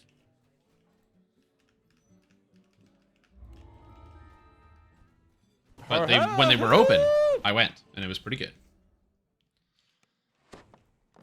Oh, man. I'm a rogue. Also, I have like a headache on the side of my head here for some reason. I don't know why. Ugh. Quest completed. Hiding in plain sight. Let's go. Mm-hmm. You hear furtive Yep, I can. I'm definitely down to do my best to try to make something that's good. Yeah, Friday's fine. We can do Friday. Friday's good. You want a cooking stream on Friday? You're gonna get a cooking stream on Friday completed. with Chef Stream Tom. If you have a particular recipe of something you want me to make, I can definitely do that. Otherwise, I'm just gonna make something delicious that will be fun and entertaining. And in between now and then, I'm also gonna have to get a better microphone. I can attach some type of wireless mic, so that way I don't have to have the extremely loud sounds of all of the kitchen equipment coming through the phone, because that would make it sound pretty bad. And I'll also have to get a better setup for chat. So I'm gonna have to go on my laptop and download some chat programs that allow me to view chat a lot better than the way it is. This Friday? Oh, good idea. See, this is why live streaming is the best, because you guys can just tell me what to do, and then I just do it, and then it works. Oh, I'm a rogue. I missed that. Were we throwing recipes at you? No, Horse is throwing a recipe at me. Quest completed. With the blockade broken, you are free to proceed into the sewers. Quest completed. They pull themselves up by the bootstraps? Ah, the old argument with no false equivalency. Oh, Classic I'm a rogue. move. You hear the sounds of battle. Hello and welcome. The LFM said something else. Anyway, we're in hiding in plain sight, Quest completed. which is in the harbor.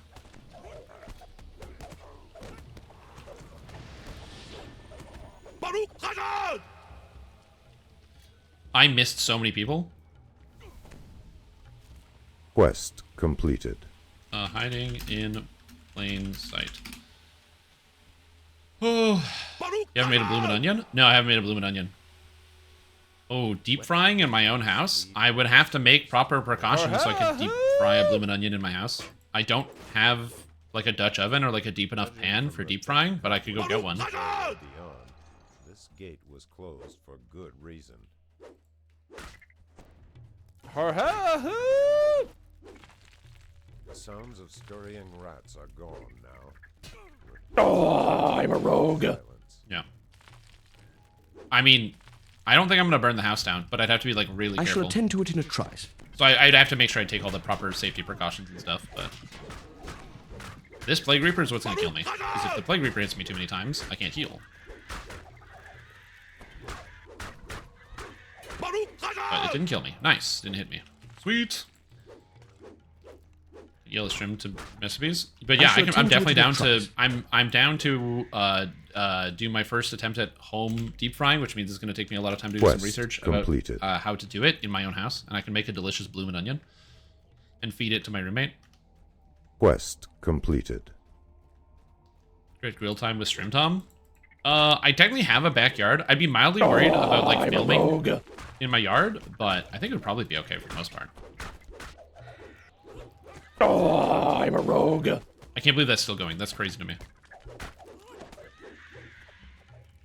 Oh, I'm a rogue. You can grill in the winter, which is fine. Yeah, I don't have a barbecue, so I would have to find a way to do that. I don't currently have a barbecue, but you know, that's a solvable problem. Uninviting, but it's the only debris. I shall attend to it in a trice. But yeah.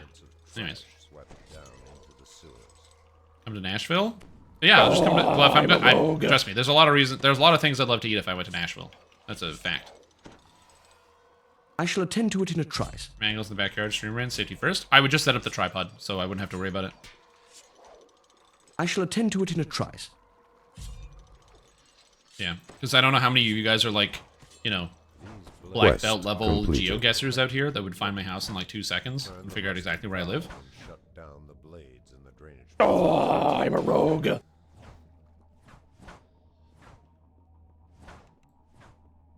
Anyway. But yeah, I can definitely do something like that. That's fine. Yep. All of that will get taken care of. Don't you worry. I got plans on plans. Quest completed. But yeah. In fact, I'll show you in a second. So my plan is to... I shall attend to it in a trice. Do Tempest Mine, and then pause the group for a second, and I'll show you some of the stuff that I have. Oh, I'm a rogue. Into playing for you? No. Because the problem with that's account sharing, and you get banned from Reno for that. And I don't want you guys to get banned. but, you know, we'll figure it out. Run Titan? I already did Run Titan. I shall attend to it in a trice. Are overseeing Hazardil's crew. But Did too much swearing and sweating for me to enjoy such? Oh, I could, like, for me, I think it's fun. I just was worrying about the viewer experience in terms of, like, making sure everything is framed right and looks good. I don't need to have things be professional, but I do want to have just a microphone so it can be easy to hear, so I'll probably just have to get one of those, like, Quest smaller completed. mics I can attach to myself. return this book to And then, again, I'm a rogue. Okay, Tempest, Spine, Fastway. And we were there. That's true. Then it's not account sharing. True, because you logged in yourself. I shall attend to it in a trice. Okay. I'm also going to make a clip from this to show you guys how to do Tempest Spine the fast way. So you guys will be able to see how to Tempest Spine the fast way. So I'm going to make a YouTube video clip out of Tempest Spine the fast way so you'll be able to see this. Also, I just realized if I do try to do that, you're going to hear, oh, I'm a rogue going on in the background, which is hilarious. Because there's going to be somebody who's bitching on the YouTube comments. It'll be like, well, there's noise in the background. I don't like the noise. I'm like, look, that's my livelihood. That's what that noise is. I need it. Also, I gotta say, not drinking coffee for a week and then drinking coffee today is crazy. If you feel like coffee isn't having too much of an effect on you, do what I did. This is not medical advice. This is bad advice. Detox on caffeine so your body is not as tolerant of it and deal with withdrawal and then go back to it. Holy mackerel. I feel crazy. Quest completed.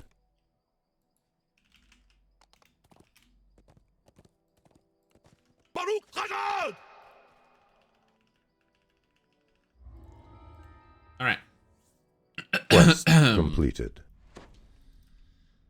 Hello, everybody, and welcome to Tempest Spine the Fast Way. I'm going to show you how to do Tempest Spine the Fast Way, that people do it all the time. You need at least 24 strength and at least 20 intelligence. Additionally, you need a way to deal with iron golems. If you can't deal with iron golems, that is a problem. You need a relatively good amount of movement speed, and ideally, you need either spell damage or a fair amount of physical damage that can bypass the damage reduction of the boss. So the first thing you're going to do, walk up here. You don't have to fight all these elementals, but you can. And you're going to take a right following these nice, fine people.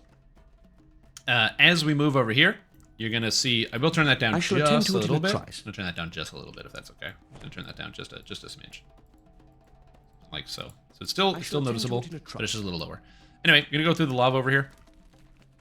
And, you know, roll around through the lava. And by taking this path, this kind of like wormy path to the mountainside, you're going to find your way to this big door over here. This is the entrance you want to go into. It might seem counterintuitive, so if you're not used to this, you basically just want to like roll around through this little area here, and you will eventually find your way into this cavern. This section is pretty linear for a while, so I'm going to stop talking about it for a bit, but you basically go through here and fight some monsters. At the entrance, when you get yeeted by the boss, the D-door that's added, that was new. So they didn't have that when it first came out. They added that way later, like a couple years ago. And that's only after the boss is dead.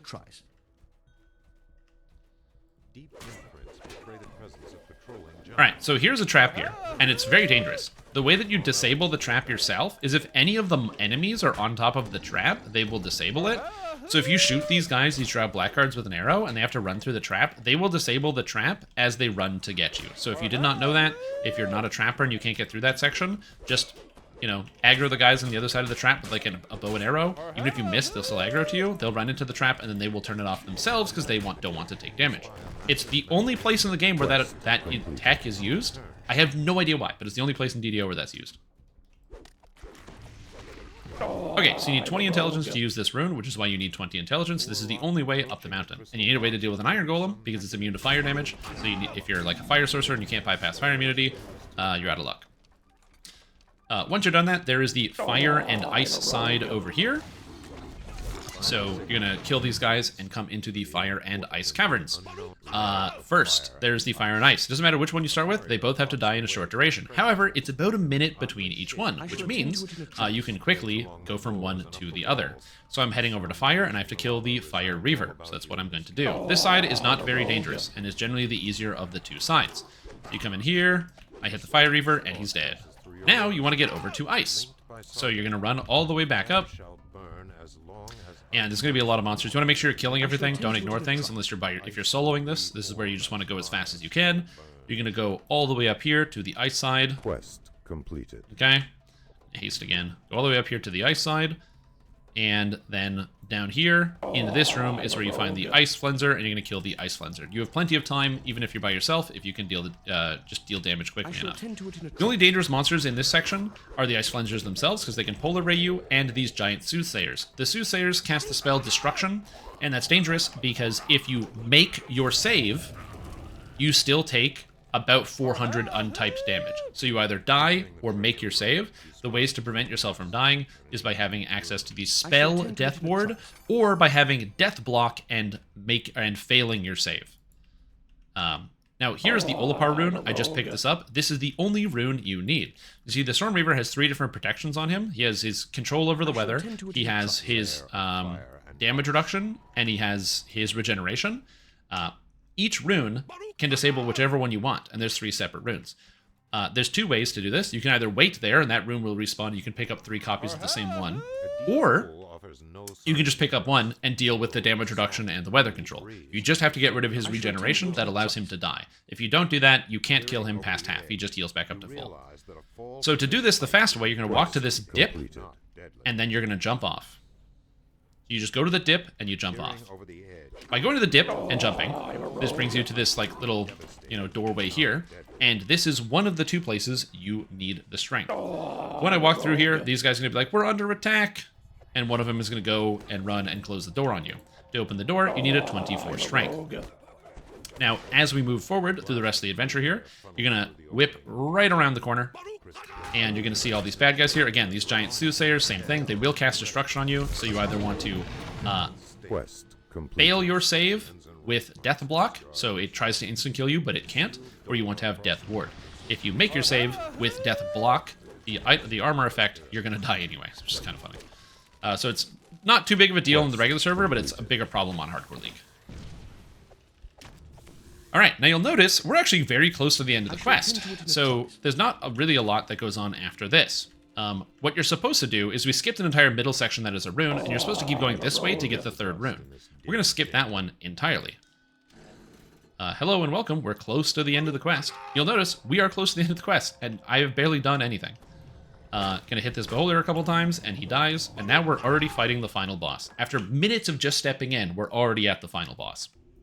So, each one of these controls one of his powers, and regeneration is right here. So, you just want to move these runes and move them over.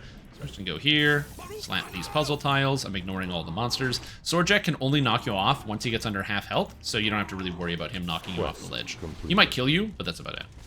Anyway, I put the rune in here, so it's done. And now, is everyone inside? I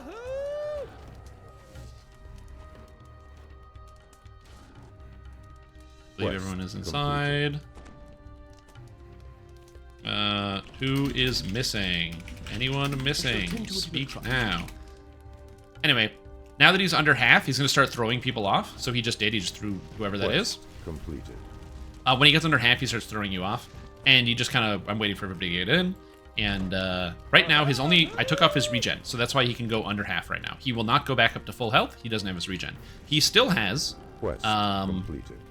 His like stone giant damage reduction, so you can't do a lot of physical damage to him, and he still has his weather effects and stuff, which are these other 2 runes, but you don't care too much about that.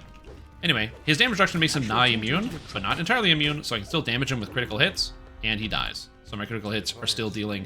The regular hits are not doing a lot, doing like very little on the regular, like 10 after 100 slashing damage, so he has 100 damage reduction, but a critical hit does 394, so I don't care. And that's it. That is Tempest Spine in 7 minutes. That's how you do the fast way. That's all you got to do. Thank you for watching. I'm Strim Tom. Goodbye.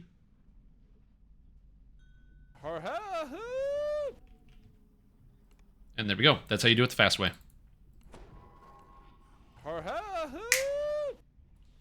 Fast method work on Legendary? Yes. But the Legendary DR is Mithril, so you can bypass it. So because the Legendary DR is Mithril, you can just straight up bypass it, which is good. Okay. I shall attend to it in a trice. Just use like any meta-line weapon and you overcome it. So you just hit him anyway.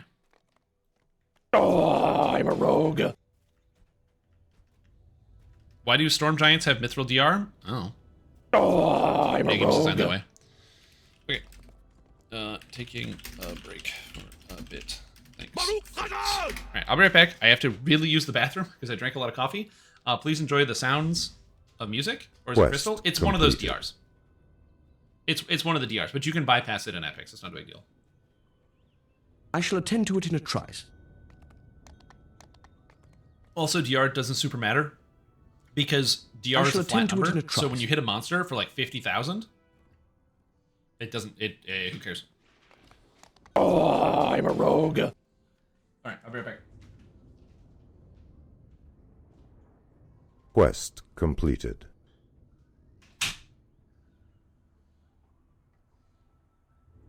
Oh, I'm a rogue.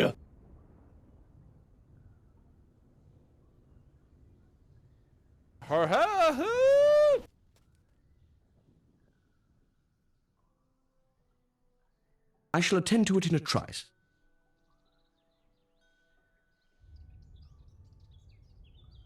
Baruch Hazard!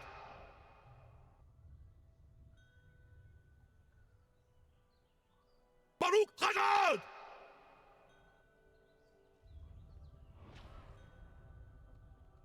Baruch Hazard!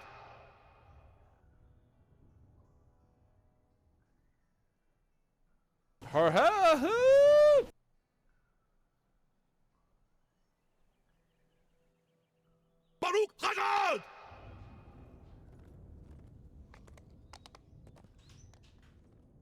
Oh, I'm a rogue.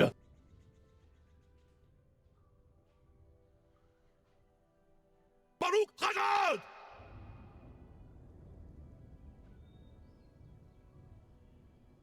Baruch Hazard!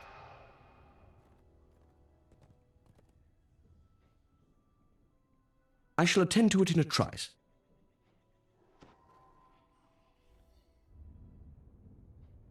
Quest received.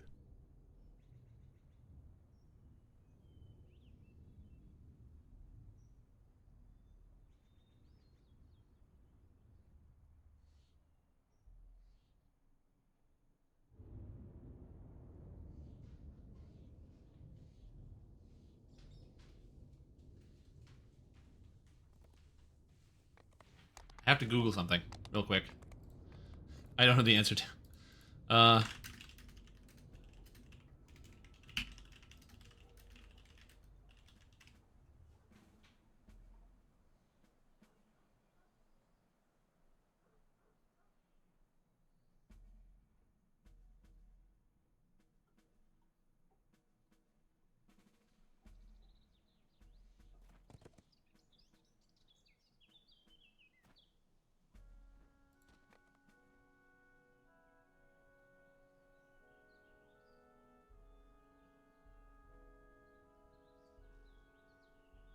I'm trying to figure out if I can put my hot liquid, the hot dew, in a clear cup, like a clear glass, but I'm worried about it shattering in my hand.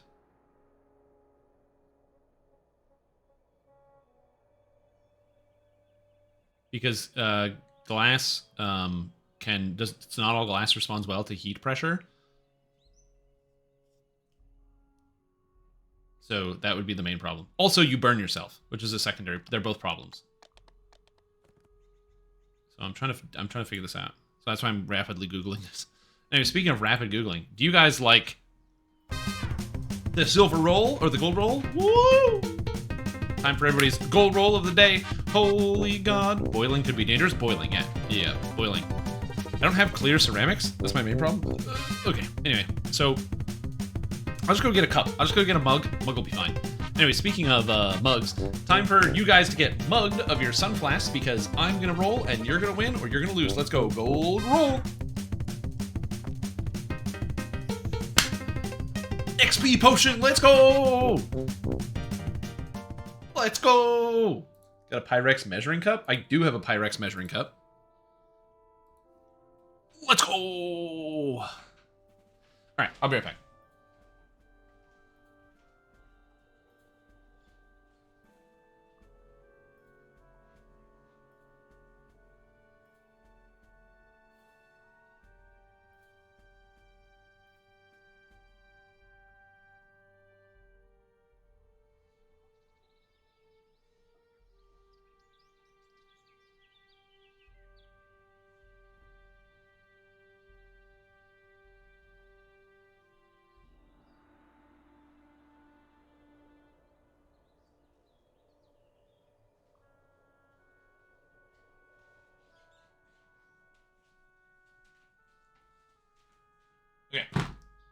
So, all right.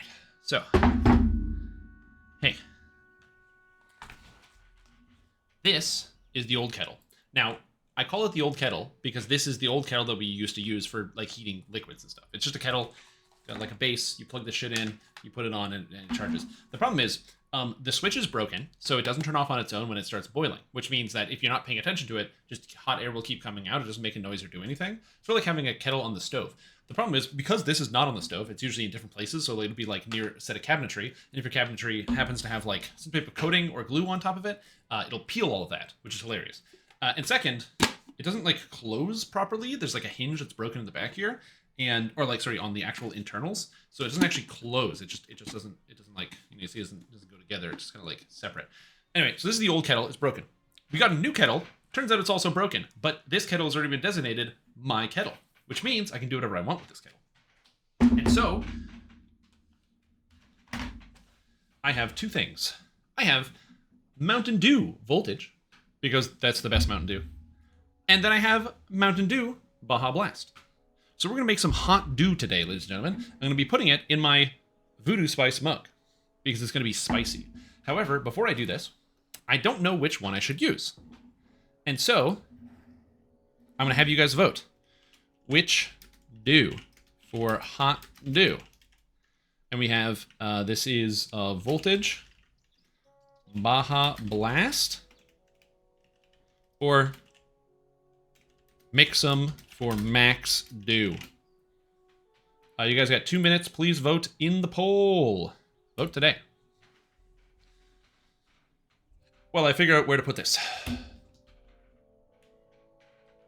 can only get a Baja Blast at Taco Bell. It says it's from Taco Bell on it.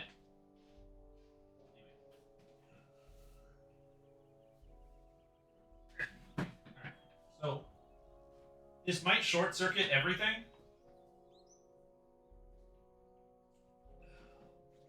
They don't have like garbage here. Get out of here, garbage. Anyway, this might short circuit everything, so we'll see. Because this draws a lot of power. But anyway, I don't know if this is even visible. I have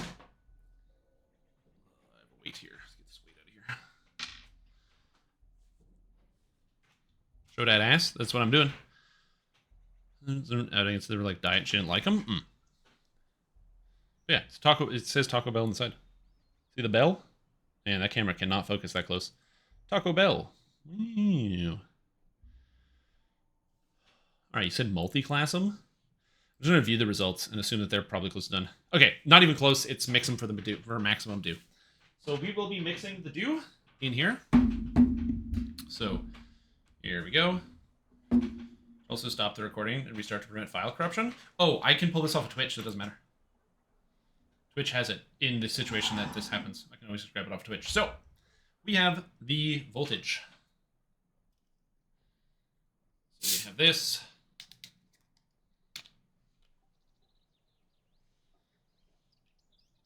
Oh, it's so good. This is so tasty. Oh my god. If you have never had Mountain Dew voltage, I forgot how good this is. Well, that's a lot of calories. Anyway, don't think about how much sugar is in it, and take it and pour it in the kettle.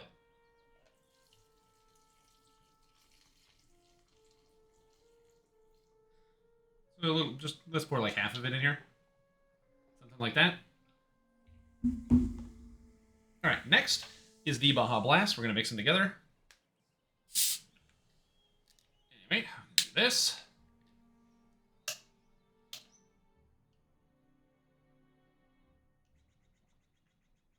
Oh, that's so good.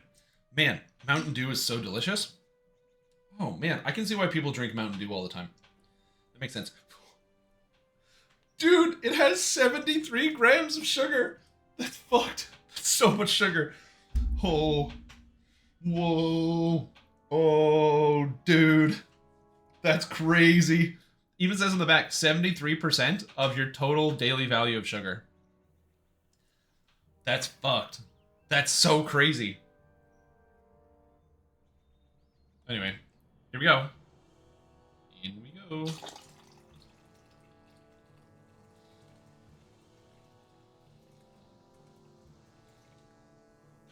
Alright, so now we have the Mountain Dew Voltage Blast. You can see the coloration in here. It's in the kettle. So we're good.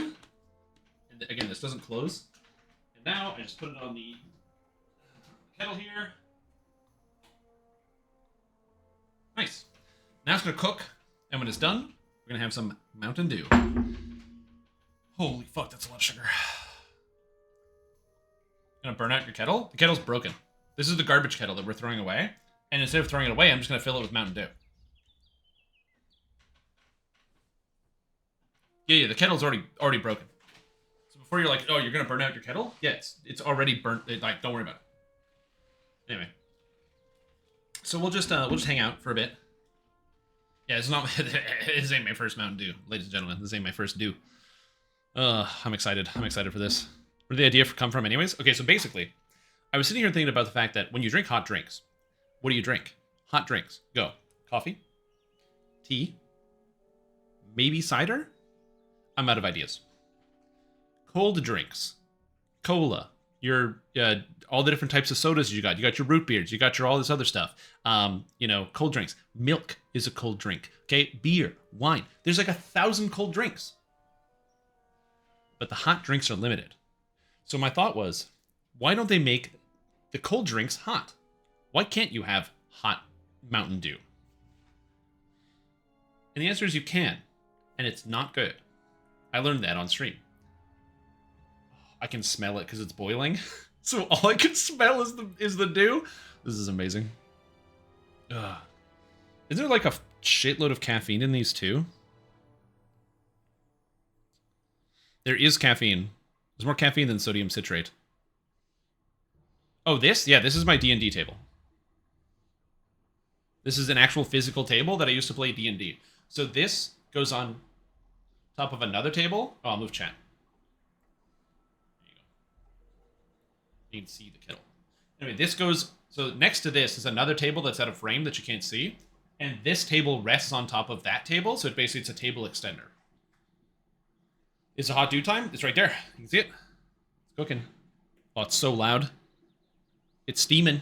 The hot dew is steaming. More standing desk? No, the standing desk is here. I don't put this the table doesn't go on the standing desk. That'd be an interesting idea. Standing D&D desk. Oh, it's rumbling. I don't know if you can hear it. It's pretty loud. Oh yeah. It's bubbling. It does that thing where it gets loud and then it gets quiet, and then you hear the blub blub blub blub blub blub.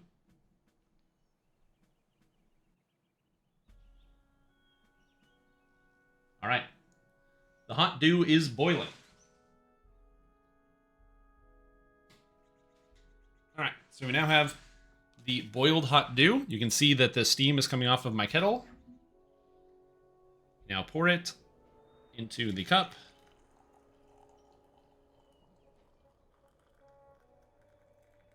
Almost the perfect amount. Oh yeah, look at that. A nice cup of hot dew. A nice hot cup of dew. Yeah, it's interesting. It's like blue. You don't drink a lot of blue drinks, you know? There should be more blue drinks.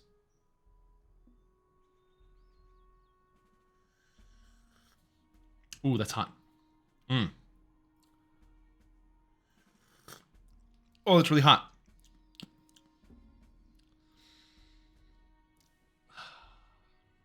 It's hot.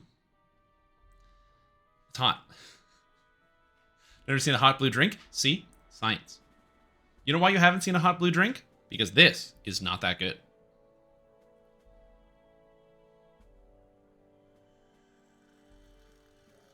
Someone told me I should get a life, touch some grass. Any past lives were they talking about? What they were talking about? In which adventure area for touching grass? You don't get the past life, you get your current life, which is not worth it. It's not nasty. It tastes good. It tastes like there's 70 in this right here, okay, in this drink is over 100 grams of sugar, okay? This does not taste bad. but it's really hot. It's hard to judge. I also don't really like really hot drinks. That's my problem too. Some people like really hot drinks. Like they want that coffee. They want to get the coffee out of the volcano. They want the volcano to boil the water to the heat of like lava, and then that's what makes the coffee. For me, I like to get my drinks and let them cool down by a little bit. I don't like it when it's that hot. What I used to do when I worked in sales is I would like go get a coffee at a drive-thru, get the coffee, go to my first meeting, but leave the coffee in the car, come back out of the meeting 15-ish minutes later, get back to the car, and the coffee is the perfect temperature. What does the kettle smell like? I mean... Oh, the steam! Right in my face! I did not think this through. Look at the steam coming out of this.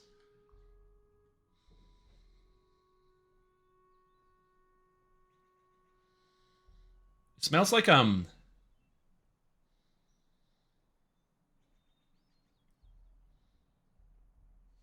of smells like the ocean. It's weird. No, it smells like the ocean. But like sweet. It's like the sweet ocean.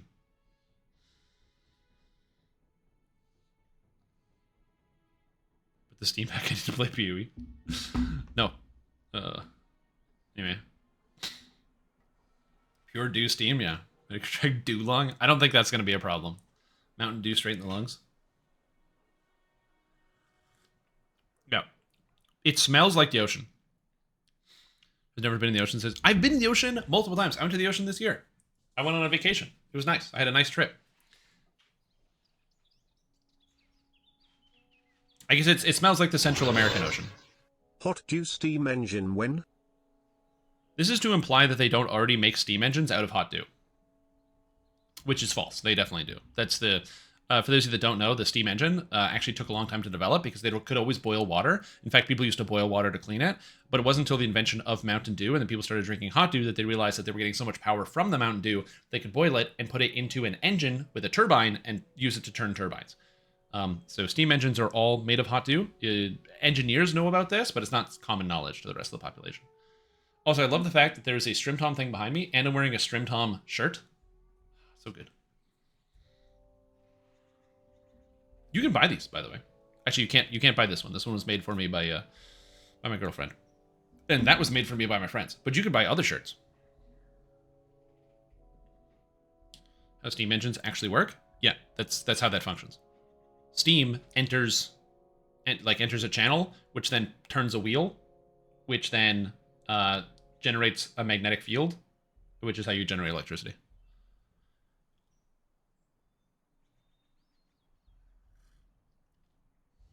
The problem with steam engines and a lot of engines like that is that they're terribly inefficient because you have to boil water, which is already problematic because water has a high heat capacity. So it's not as easy, or it takes a long time to boil.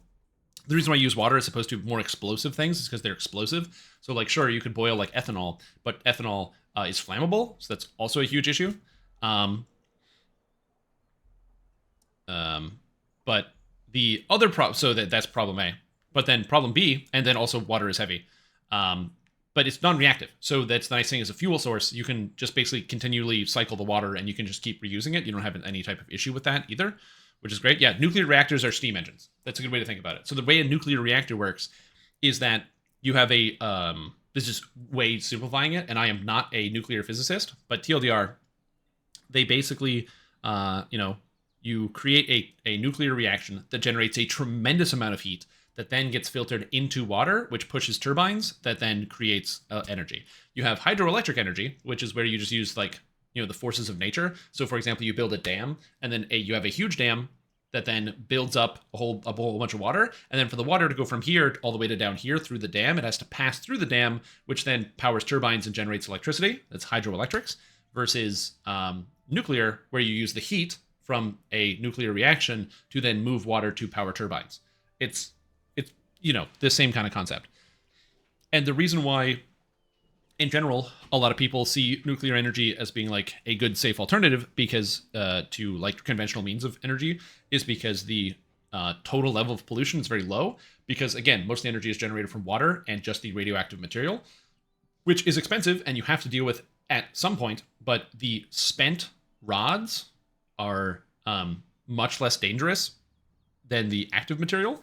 And because the radioactive casing, basically the shell in which you have your nuclear energy, the whole thing is already covered in water to manage the temperature already.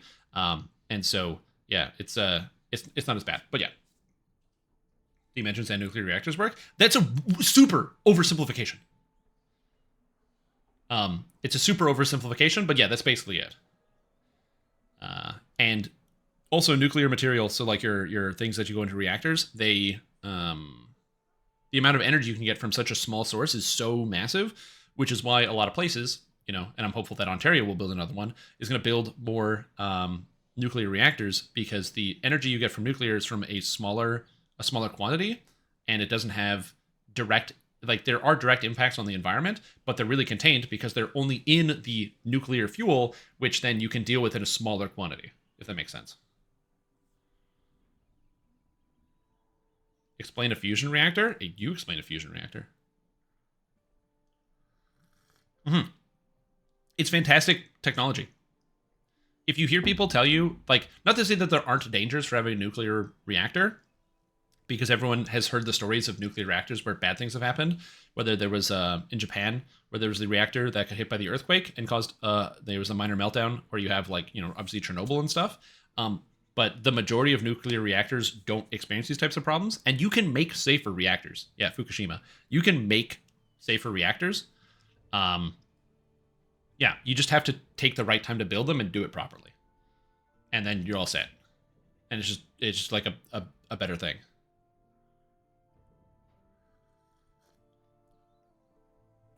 Anyway, this is not meant to be me. So anyway, thank you for coming to my TED Talk about nuclear reactors and why your company, why your country should probably invest more into nuclear energy. But from the guy that's drinking hot dew.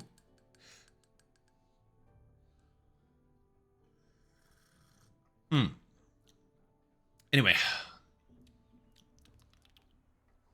it's not bad. It's pretty good. I like this. Yeah, I like it. It's not bad.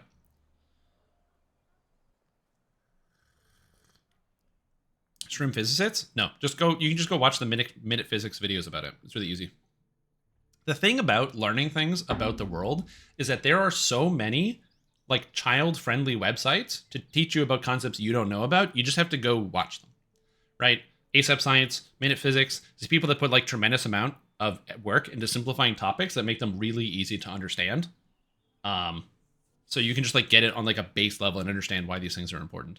The problem is you have to actively search out these things. Like, the algorithm is only going to push that on you if you're already in that sphere. Like, if you've never, like, watched a Mark Rober video, you're probably never going to get pushed into the section of, like, interesting science explanation videos, if that makes sense.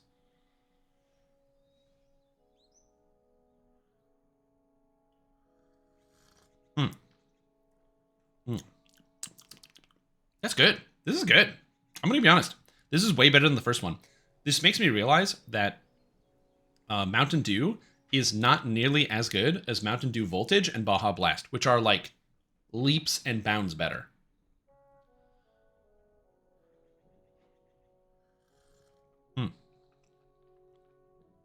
Melon is the best flavor. They actually did have the melon at the store. I didn't buy it. So.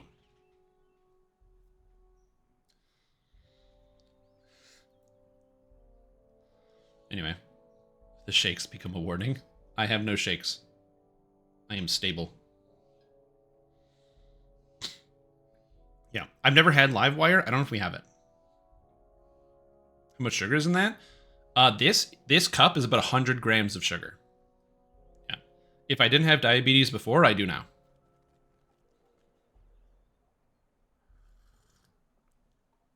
Also, I'm not joking. It says that on the bottle.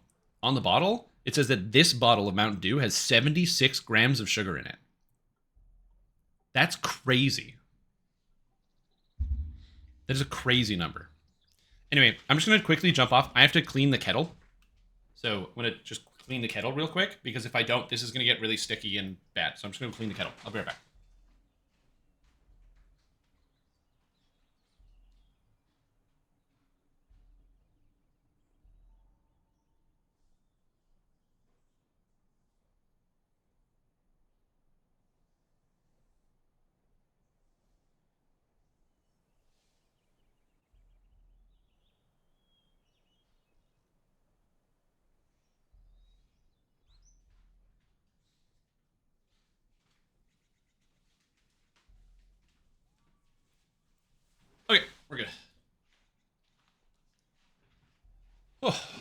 chair stream. I didn't want to just do chair stream, but I did want to drink the hot dew and give it the attention that it deserves. I'm going to continue to drink the hot dew, by the way. This is not the end of it. I do need to update my stream title, though.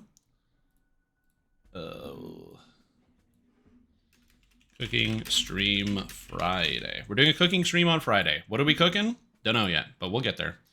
I do like the idea of chicken and waffles. It sounds good.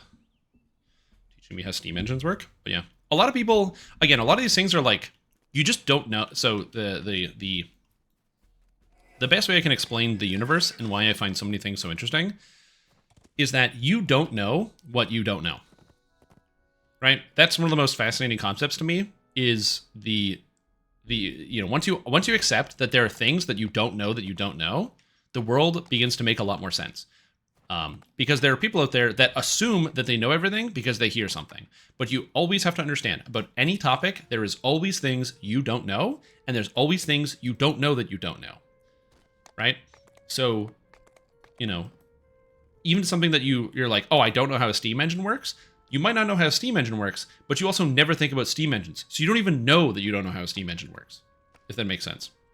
And having that base of knowledge and understanding of being able to say, okay, I don't know this, I don't know that, and there's also too many things I don't know, helps you become like more grounded generally as a person and be more willing to accept like when you hear new things or new information from people about different things. And when you start to think to yourself, you know everything about a subject, that's when you start to become divorced from actually knowing things about a subject. Like, I think I'm pretty knowledgeable about Dungeons & Dragons Online, but there are so many things I don't know about this game. I don't know about how to create, maintain the best tank builds. I don't know a lot about like ranged characters, if I'm being honest. There's a lot of animation canceling skills I don't have and I don't know, and being aware of those gaps in your knowledge is like really, really important. So, yeah, you always got to remember that. Also, that's true. As it was said in my chat, when you think you know everything, that's when you also start to become a dick about it, which is true. You start to throw it in people's face. All right, taking level and doing 13 or 11. Let's go.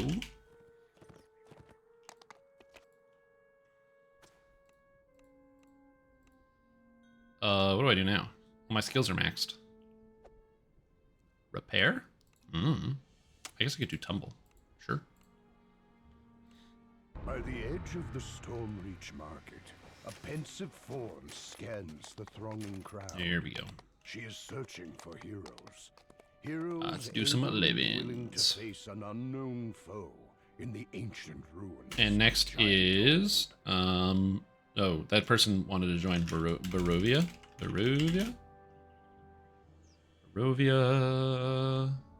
Oath of Vengeance. Hey, sorry. I was AFK. Wait, what? Table DID? What? Oh. I think that person is offline. I think that's why it gave me a string table error when I tried to message them. Ad time, you got it. Anyway, yeah, it's like the sort of like the Dunning-Kruger effect, where like the people that actually know little overestimate the amount of knowledge that they know.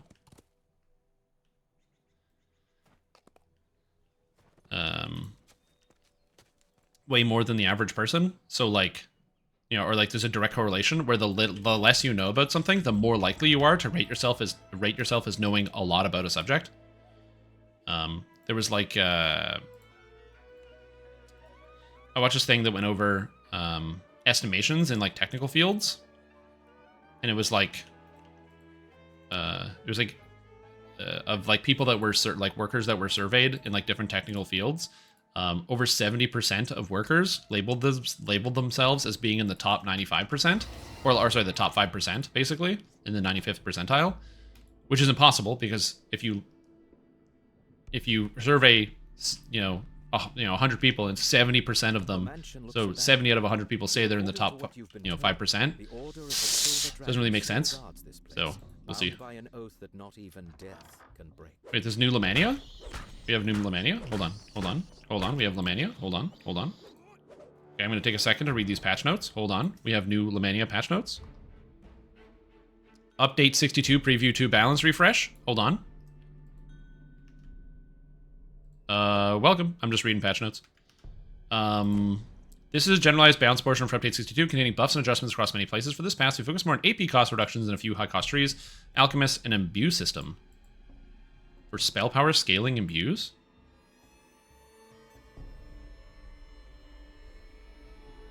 They're nerfing imbues?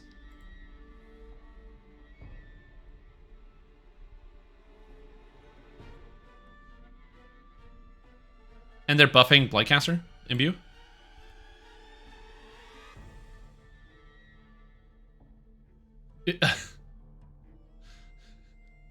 I mean, to be fair, imbue damage is really good. So, I understand why they're nerfing this, by the way. No, they nerfed Stormsinger. No.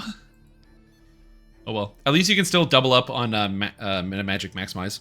Monk combo builders now deal 10% more damage, and their alignment-based builders deal 15% damage. Monk finishers deal 30%, Touch of Despair, and Touch of Despair. This is still bad, so this doesn't matter. These, important note, your imbues are still doing a lot of damage, but yeah. So now, War Chanter is getting a buff. Whoopsie. War Soul's getting a buff. Arcane Archer. Oh my god. So, Force Arrows went from 6 AP to 2 AP. That's sick. This saves 11 AP. Yeah, this is disgusting. So that's cool. So Arcane Archer got a huge buff. Still sucks, but a huge buff. Kensai Tactics is 1 AP. And the weapon focus, vertical line, the exotic weapon focus are now 1 AP? Kensai is even cheaper? Are you joking? That's crazy. What the fuck? What? Okay. Of all the trees to get buffed? I did not expect this tree. Alright.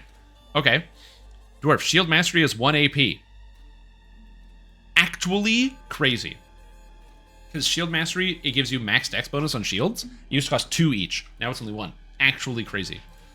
Purple Dragon Knight is 1 AP. This just sucked, so now it's actually less sucky. Actually, this is fucking crazy good. Oh my god. Oh. Ooh. Ah. Ooh. That's actually really good. Okay, Alchemist buff. Okay. Each core you take gives you 5 PRR. Spell power, double strike, double shot, imbue dice, granting full base attack bonus. Now gone. Now pressure side, you gain defensive roll. Okay, that's just better. Sapping Ambition was bad.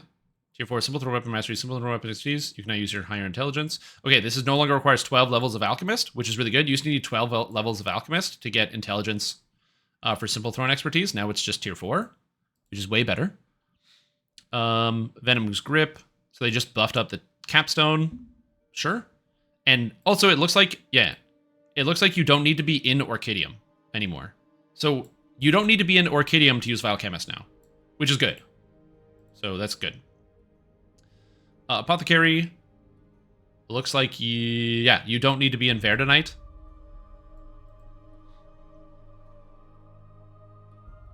Yeah, so it looks like you don't need to be in Verdonite to get the bonuses out of Apothecary. Okay. And Sapping Ambition was bad. Why would you not be in it? Because if you heal yourself in combat, you don't lose. If you heal yourself in combat, you don't lose out on like 20 double strike now. So that's pretty good. And Bombardier gets more spell power, more crit. You don't grant ambition dice inconsistently, but now just grant 1 per core as per the text of core 1. Oh, you just get 1. Oh, they actually just give you more burning ambition dice now. Because you just get 1 per each. So that's actually a buff to Bombardier for some reason. Core 3, 4, and 5 grant plus 3 cast levels now required to take different elements. Another buff, so that's good. Rapid Condensation is gone. They already patched Rapid Condensation, so it's no longer improved invisibility. There are now 3 tiers of Vial SLAs. I don't know if these are the level 1 ones, but if they're not the level 1s, that's good. Different elements each time? No, instead you would take +1, +1, +1. And now it's +3 of one, +3 of another, and +3 of another.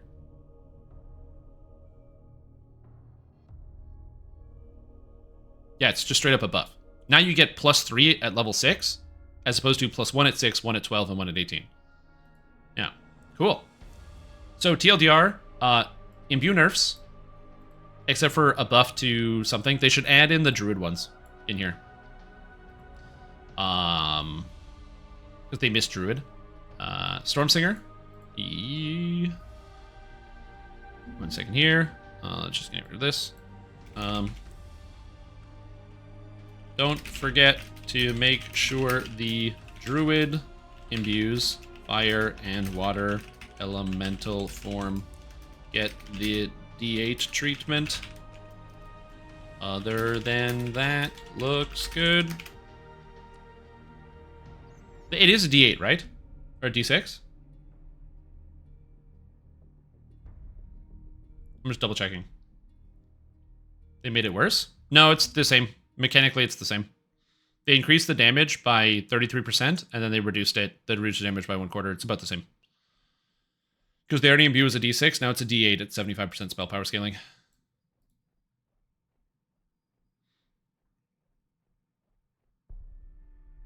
It was D8s, Dorak. They changed it to D8s a long time ago. Dark Apostate buff, it's a Dark Apostate nerf.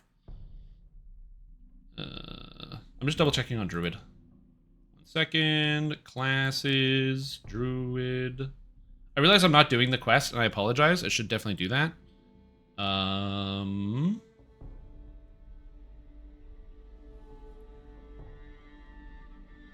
You gain 3 imbue dice. Is the Druid imbue here? I don't think it's on the wiki. Does anyone know the Druid imbue? Because it looks like the Druid imbue is not on the wiki. Is it D6s or D8s? I'm pretty sure it's D6s.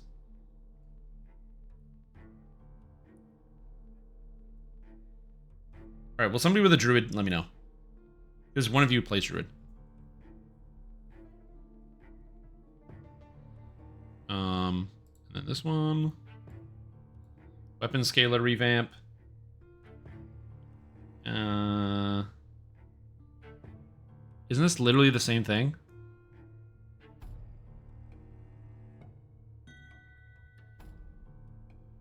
It's a D6. I'm Druid? Okay, good.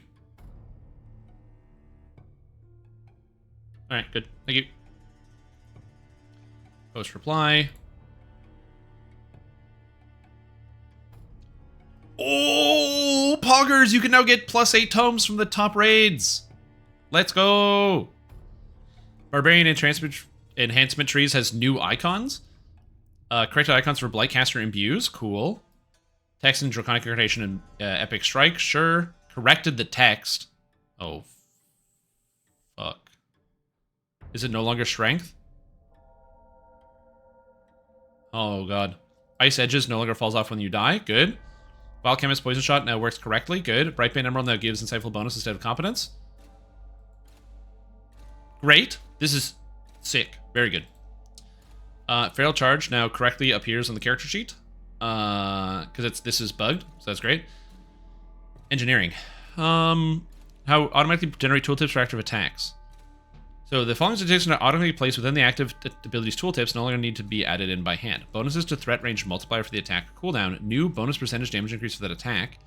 If you see any active ability with duplicate information or information you believe to be incorrect, let us know. We can correct that tooltip. No issue. This is not currently functioning for feats. What? That's crazy.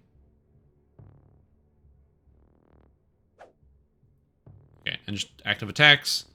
Attacks it multiple times have had their damage bonus set lower to compensate. Pretty much only affect 2 things. Drifting Lotus and Shader Kai Spike Chain. Each of these is set to 10% bonus damage. These abilities are still fucking crazy. Abilities that had a high W for the level and our AoEs have been adjusted. So Cleave, Great Cleave, and associated versions are now 10% damage or for regular and 20% for Great Cleave. Cool, these abilities are garbage. All right, good to know. All right, we're good. Sorry, I had to read all the patch notes. I will be jumping onto Lamannia in a bit. I'm going to patch it real quick, but I'm going to do the 13s here. I'm just gonna polish off Ravenloft, and then we're gonna go do it. I just need time to let it sink in. But yep, that's when you came in. I was looking at the balance changes, Chris.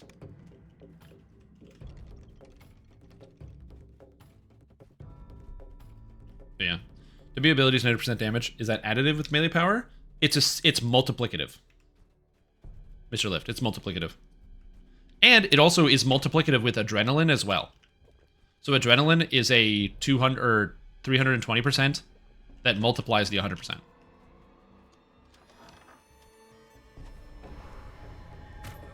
It's a buff to all of Alchemist. It is a nerf to a lot of the spell power based imbues, and a break even for all of the imbues that got buffed to D8. And oh, don't fight these monsters. You don't gotta, just leave. So those wraiths actually are programmed to not move, so they just don't chase you. And because they're actually programmed not to move, they don't even affect the, like, the red alert or anything, or the lag. And they'll also drop combat, so you can heal. Fun facts about games. Yeah, just standardizing the imbues is a good idea. I've said this before. They should just make all the imbues just do a D8 plus scaling, a D10 if they have a conditional, or a D6 if they have a secondary effect. Makes it even? I agree. Well, they'll probably do melee imbues next. Melee and ranged. And I don't have fighter D-door. Oh yeah, right. Anyway, I gotta drink my hot dew. Cheers.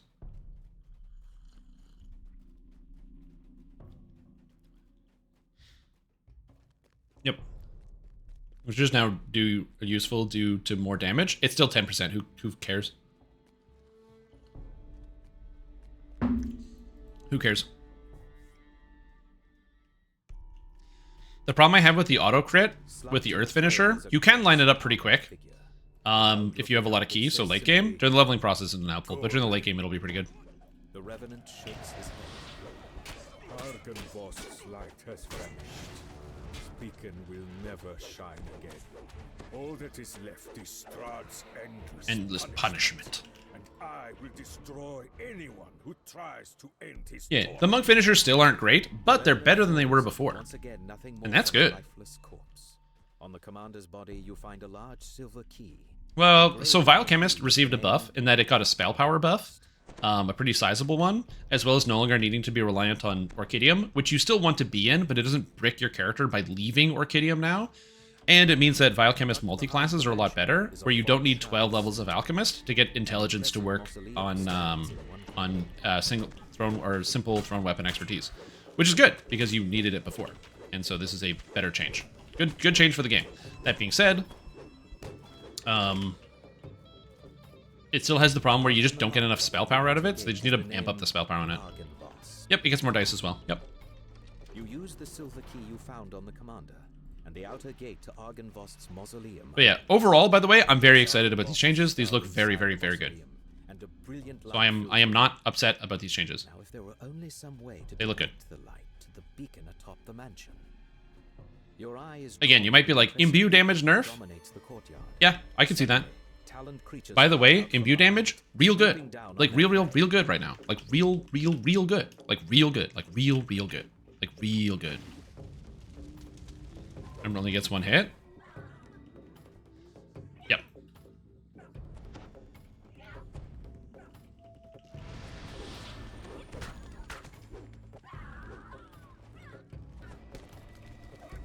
The problem is hand wraps also real good, so they have to be really careful about what they do with hand wraps, because hand wraps are programmed weird. That they don't benefit from offhand double strike, they just benefit from double strike. Which makes them a little screwy.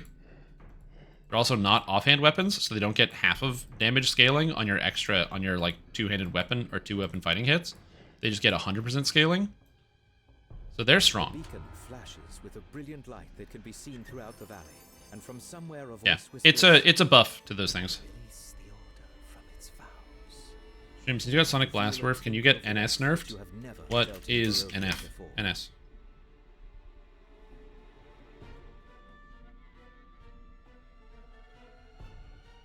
Oh, Ninja Spy, I didn't even read chat. Oh, yeah. Sure. Oh, this person was instantly Reapers with Dimension Door in this R6 I was doing? No, that sounds whack.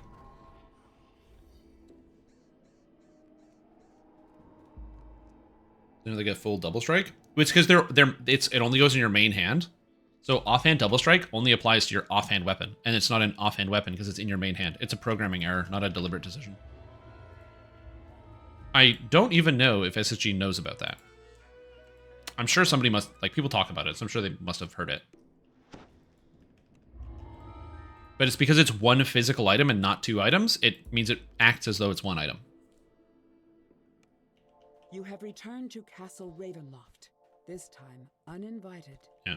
Even do anything then? Yes, because you need offhand strike chance gives you another chance to strike with your main hand again.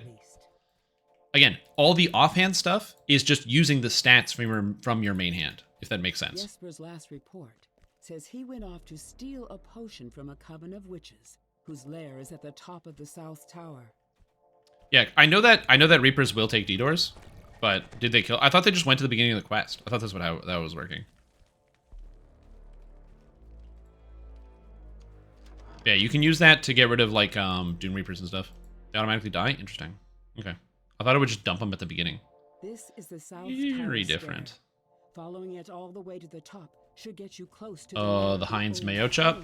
Yeah. People got upset about the Mayo Chup. Jennifer, do we know yet? It was because they were draining your balance, Mr. Lift. They were draining your balance to 0. And they just turned off the store so you wouldn't notice. I probably shouldn't have told you that, but yeah.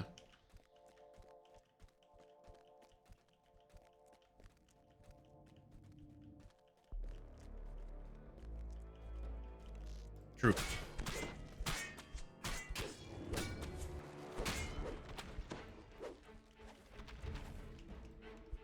Our hounds followed you through D-doors? You could do that to them too. It's different. Taking a D-door is different than... again, it's a very specific glitch, but you can do that to the hounds as well. Reapers will follow you through a dimension door. Hounds and Reapers are the same, so... It's not taking the D-door that causes the problem. It's them taking the D-door that causes the problem. Hounds teleport to you, so do Reapers. Reapers will teleport to you, but if they take the D-door, it causes problems. Ninja Spy playable at low Reaper? I mean, Ninja Spy is already playable at low Reaper. Did they reduce any of the costs in Ninja Spy? Because as far as I can tell, that's my big problem with Ninja Spy, is everything costs too much. Also, they buffed Kensai for reasons I do not understand. But, if you like... Here, I'm going to make a video and be like, Fighter's amazing. Also, they're buffing it. Keck W. I don't know what to tell you. This is going to cost 1,111, and Tactics is going to cost 1. It's basically just, hey, you can take literally everything in Kensai.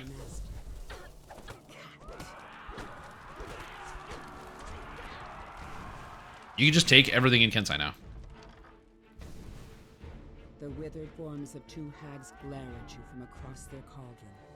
One of them, the taller of the two, gestures for you to speak with her. Mm-hmm. The old witches cackle, then one of them sneers. It's good. By the way, I'm not against SSG buffing characters. That sounds awesome to me. You have to understand, even though on certain circumstances I will advocate for nerfs to certain things if things are too powerful or are overpowering, I'm not against, just because I advocate for nerfs in certain situations doesn't mean I think everything should be bad or things shouldn't be fun in the game. I think game balance is important, because playing a game that is balanced is fun. But Fighter currently isn't unbalanced, and if they want to buff it, they can do that. That's fine. Her gaze lingers on you. It's gonna make more people play Fighter. Why they're buffing Kensai and not Vanguard? I couldn't tell you. I think we need more. I have no idea. Don't you? But it is a buff to Fighter Vanguard, at least. It is time to search their lair. That needs a nerf right now? What needs a nerf right now? Potions of gaseous form described in the journal. They will allow you entry into the magical tower within the treasury. What needs a nerf? They need to redo spellcasting, because right now instantly killing monsters or instant killers are good, but can also pretty much be replaced by damage casters because their burst damage is so crazy high. And so they need to, but they don't need to nerf the spellcasters, and I'm not saying nerf spellcasting. I'm saying they need to rearrange how spellcasting functions, because one of the problems is that the best spellcasters in the game, Druid, Alchemist, Sorcerer, pretty much only have area of effect spells, and so Their damage isn't too high, their AoE damage is too high. But you can't reduce their AoE damage without also reducing their single target damage, because it's the same damage. So they need to rebalance spellcasters so that way at the top end they have better single target damage spells so they can reduce the power of the AoE damage spells so they don't feel like oppressive in the context of AoE.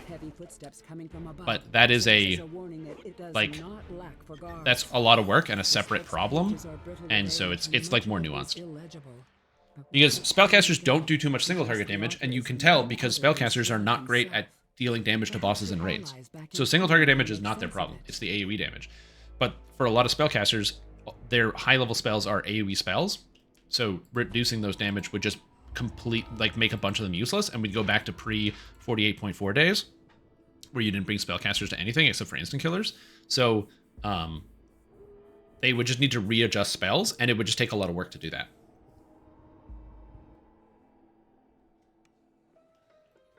Use with Vanguard? Oh, no, for sure. But yeah. Also, to be fair, they did buff Vanguard last patch.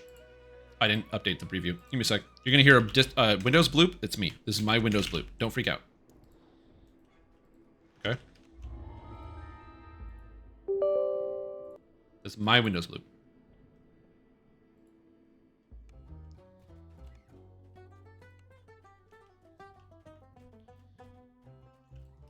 Or do freak out. Do whatever you want. I have to go to the bathroom again. Oh, shit. Are plotting each other's demise. Can you afford to side with the lesser evil? And if so, can you tell which one that is?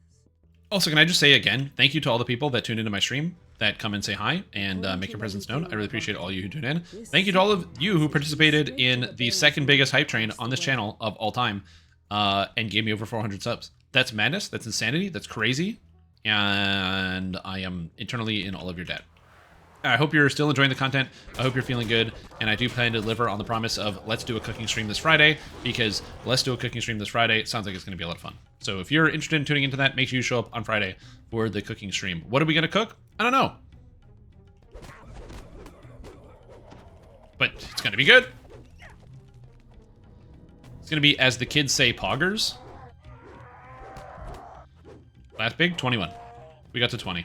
This is 21. That's still a full TR, dude. That's still a full TR.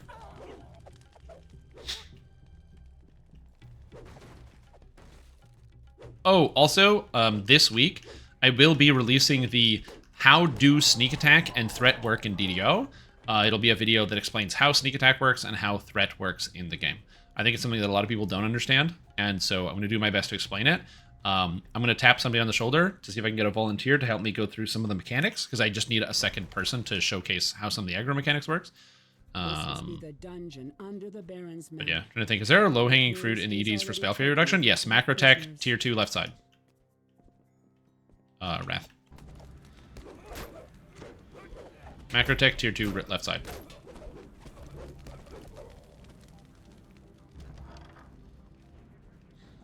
A harsh, commanding voice issues from down the hall on the left and reverberates throughout the Baron's manor.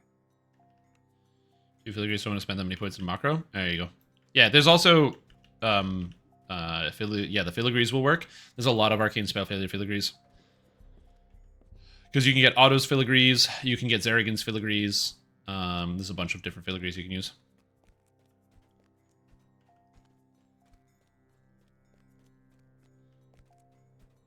But yeah, so we'll go through that.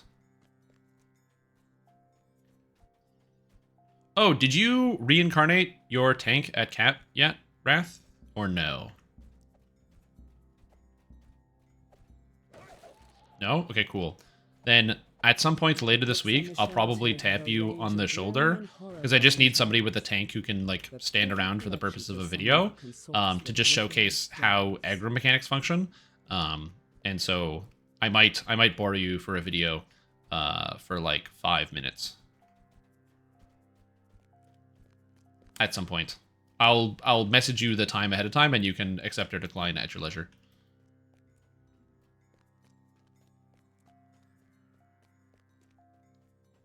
Oh yeah, with the young Wolf Star. I see your LFM.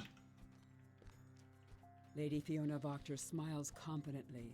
That way you can now have another racial completionist, or like with 200 Reaper points. Because instead of being a tank, you can be the support artificer build, and then you can work on the next one. You can, you know, get Lorella 2 to be a healer build, with the full completionist, and just have all your characters with the builds they currently have, but just with all the past lives and 200 Reaper points, and do it one at a time. And then once all of it's done, you can go sit by the sea. Is it a long plan? You gotta play for the long game, man. Plan for the future.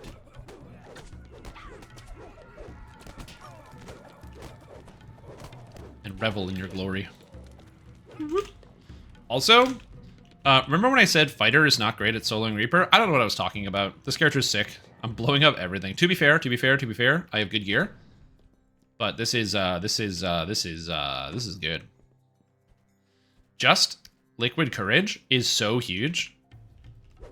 Liquid Courage, even if I wasn't using Sword of Shadows, I'd still be doing okay.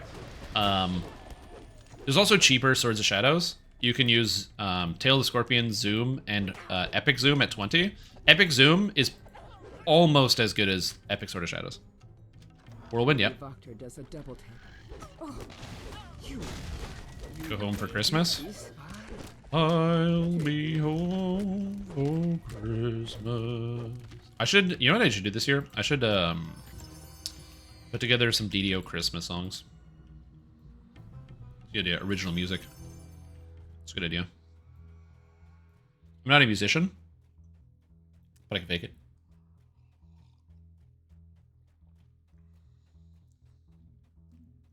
How's it helping you?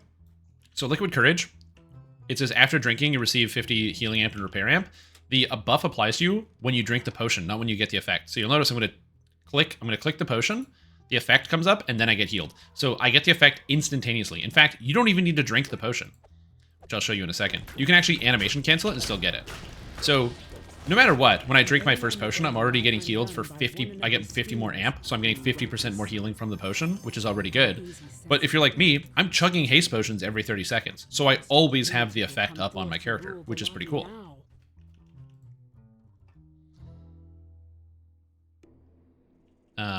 But Whirlwind, I believe, is a level 11 weapon, so it should be at 1.2. But check this out. So I can drink a potion tumble. I did not consume my potion because I actually didn't drink it, but I still have the buff on me. So if you want, you can just have a potion and then just like drink tumble cancel, and then you don't have to worry about actually having it. Isn't that neat? And you might say to yourself, does anyone have the spell Restoration?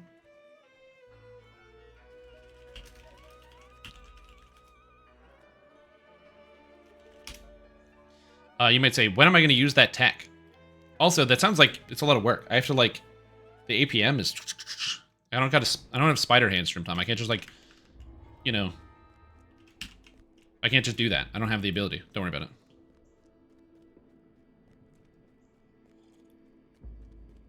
Another great content creator.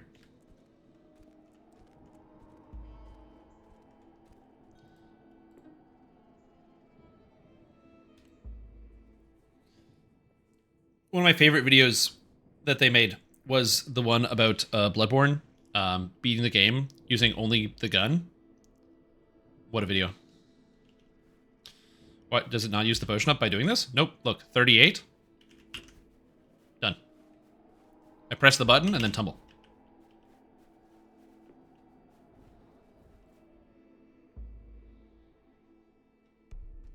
So no, it does not use it up. Yeah, it's because I'm a hacker, man. By the way, the potion costs like gold pieces, and I have a few, almost a million, so I'm not worried about actually drinking potions. No, I rolled a 1 on the web. Get me out of here. Shit.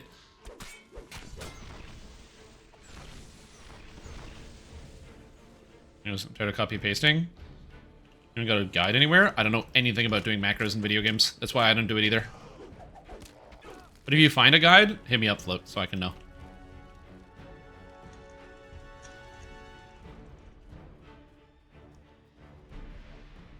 Anyway, the best way to think about it is if you're a solo fighter, every time you drink a healing potion, you get 50 healing amp from Liquid Courage, so it's always good if you're a solo fighter.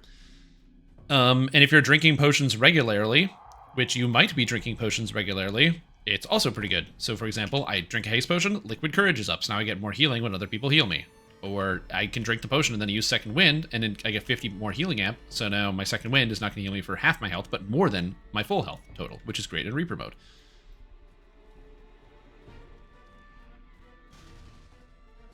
Yeah, because you have to create like an alias and it's complicated.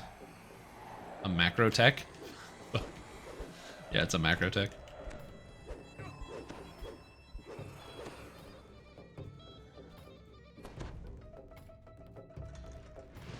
Damn, we got this slow start. Oh. Woo! There's too much caffeine in my body now. I went from detoxing on caffeine to drinking too much.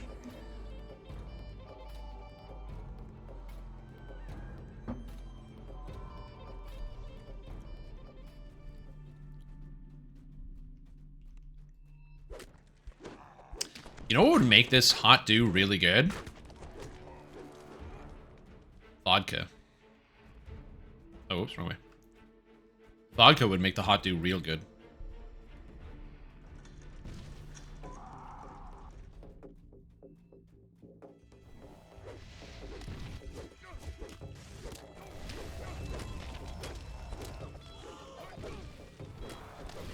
Tequila would be better. I've never mixed tequila before. I've done like mixed drinks, but I've never done mixed anything with tequila. I've always just drank tequila straight, like my grandpappy did.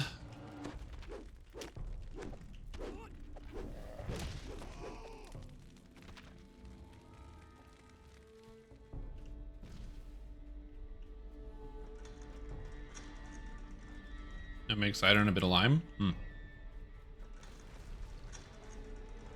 Okay. Oh, yeah. Oh, stay where you are. I'm gonna come find you, and I'm gonna get you to us.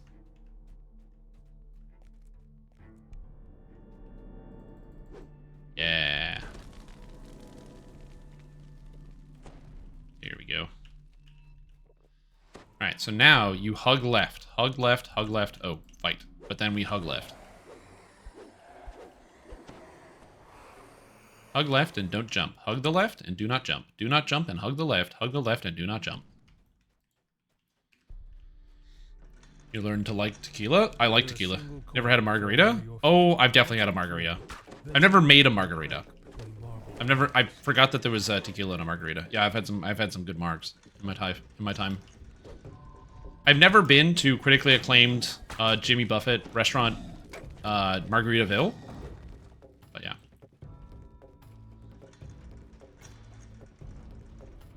The decrepit lich turns toward you. The only Canadian Margaritaville is in Niagara Falls. So, and I've actually never been to Niagara Falls.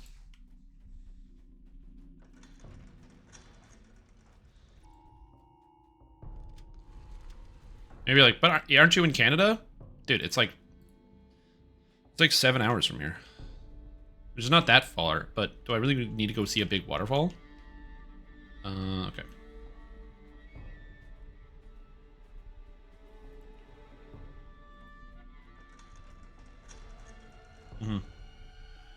It's on the other side of Toronto. So I have to, it's like 5 hours to Toronto. And then you have to go through it like midnight, so you have to deal with Toronto traffic. And then you get through Toronto, and then you keep going to Niagara Falls. And I don't think I would go to... I don't know if it's still required. We're going to test that in a minute. And I don't know if I would go to Niagara Falls to go to Margaritaville. If I'm being honest.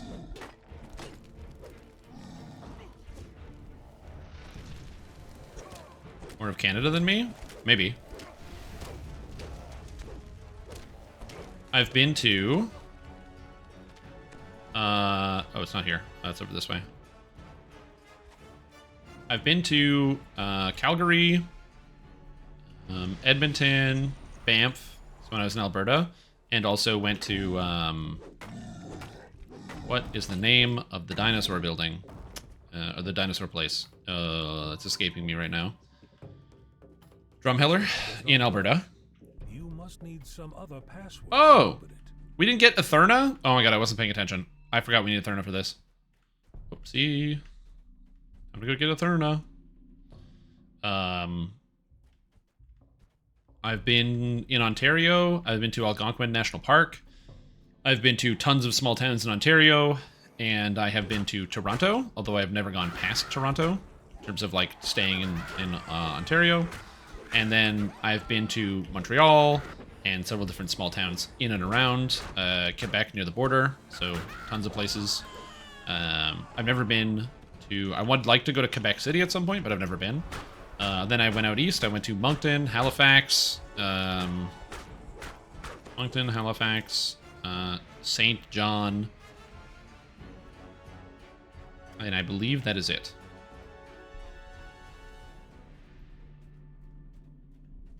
In Ontario, it's right on the falls. $65 fixed price, fixed menu. Ooh, interesting. You know, I do like me a great local beer. I actually don't care too much about great local beers. Rip Jimothy Buffett. Yep. Oh, where's the password? Am I getting the slowest version of this? All right. This may be a slightly longer version of this dungeon because I may have gotten like literally the longest of the long.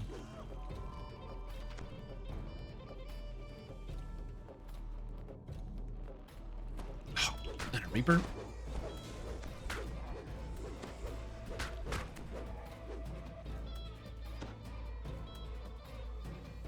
In Vancouver. There, just got it.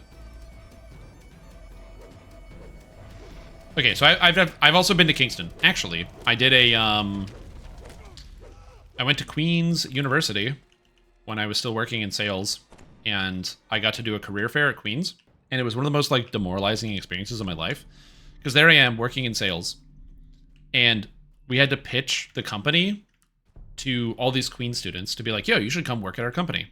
So we get all these like bleary-eyed engineering and med and pre-med students that they stare at you and they're like, okay, so what is your company doing? Like, well, you know, we're in sales and we do this and marketing and what have you. And they're like, okay, but I like, you know, and it was I worked for like a chemical manufacturing company, and they were like, oh, are you guys talking about like the manufacturing or whatever? Because they'd be like chemical engineers. And I'm like, no. We're talking about the sales. Okay, like business to business sales. And they're like, nope, that doesn't sound, no, it's not gonna help me further in my career. And I try to pitch to these kids and be like, listen, you gotta understand. Let's say you're gonna start a startup. You're a tech kid, right? You're a tech person. You got this great idea for $1 million business, but you don't have sales experience. How are you gonna be able to pitch this in a meeting? You know, how are you gonna be able to sell your product? You need that sales skill. It's very valuable to be able to know how to sell something, especially if you want to start up and run your own company or business. Because a great idea is good, but you also need to have that marketability. And so you could take some time, come work at the company, didn't work. Zero attention. It was so embarrassing to like, and I went up to everybody. I was talking to every kid that walked past. I was like, hey, you, come over here. Hey, you want to come over, talk to this guy, you? And I'm literally getting in front of every single person I could physically put myself in front of and just watching everybody walk past. It was so rough. Or they would like take a pamphlet and they would be listing right up until I said sales. And they just... My favorite is this one guy who was like straight up listening, and he's like, oh yeah, whatever, tell me about your company. And I said, yeah, we're doing sales positions. And no joke, didn't even say goodbye, didn't even say thanks, just turned and walked away.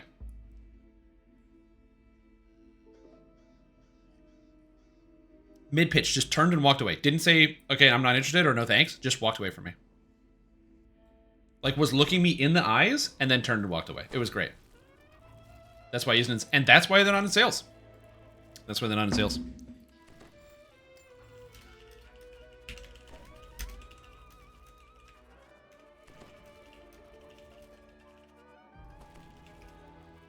All right. Yep. Gotta sell Barovian daggers. The Mania 2 patch notes are up? Oh shit, that's crazy. Probably look at that, huh?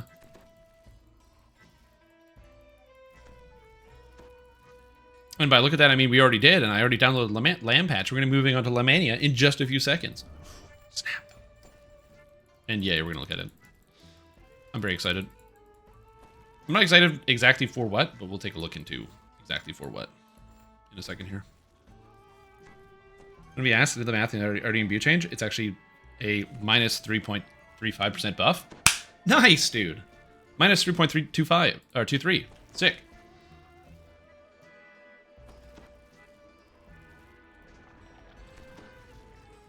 Yeah.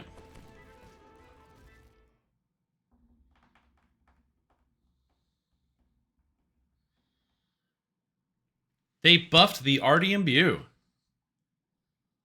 They buffed a lot of imbues, actually.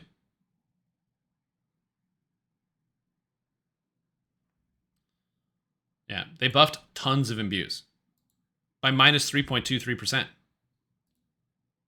That's right. The best wording I can come up with. They buffed it by minus 2.23. Okay. Let me just... I gotta transfer my characters here to Lamannia. Let me get some music going here.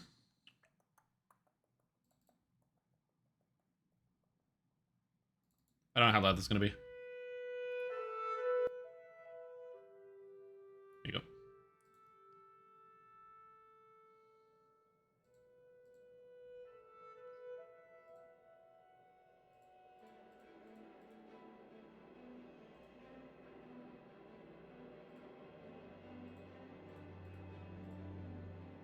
Alright, characters are transferring. I'm gonna go to the bathroom.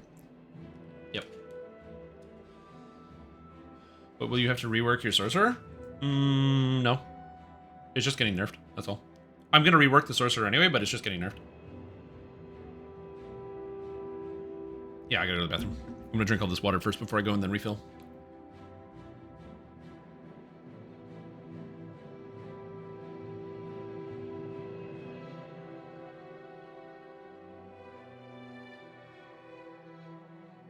Oh, okay, I'll be right back.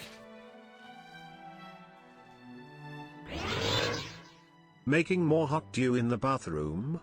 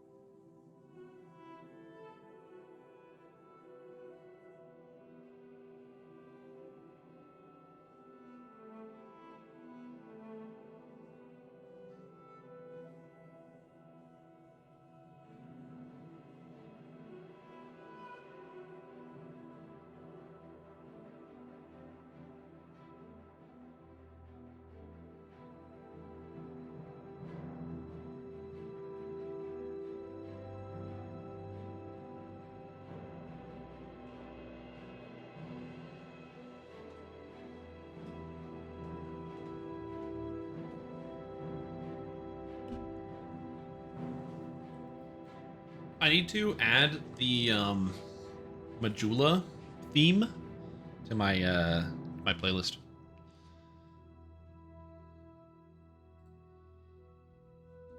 Is Majula good? Transformation complete.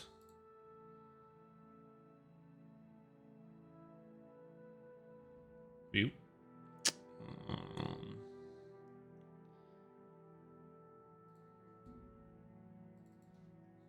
Alright. Typing in secret password. Logging into the game. Okay. So, we're going to look at a couple things because there's some new changes. Carried through epics. It's been a while. 450 is enough, yeah. If you have over 400, you're going to feel good. Anywhere over 400 for 20 is pretty good. Okay, so...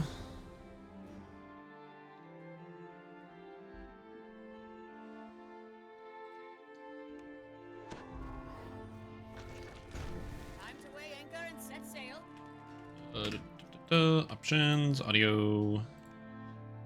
Turn out the music here. I think this music's a little loud.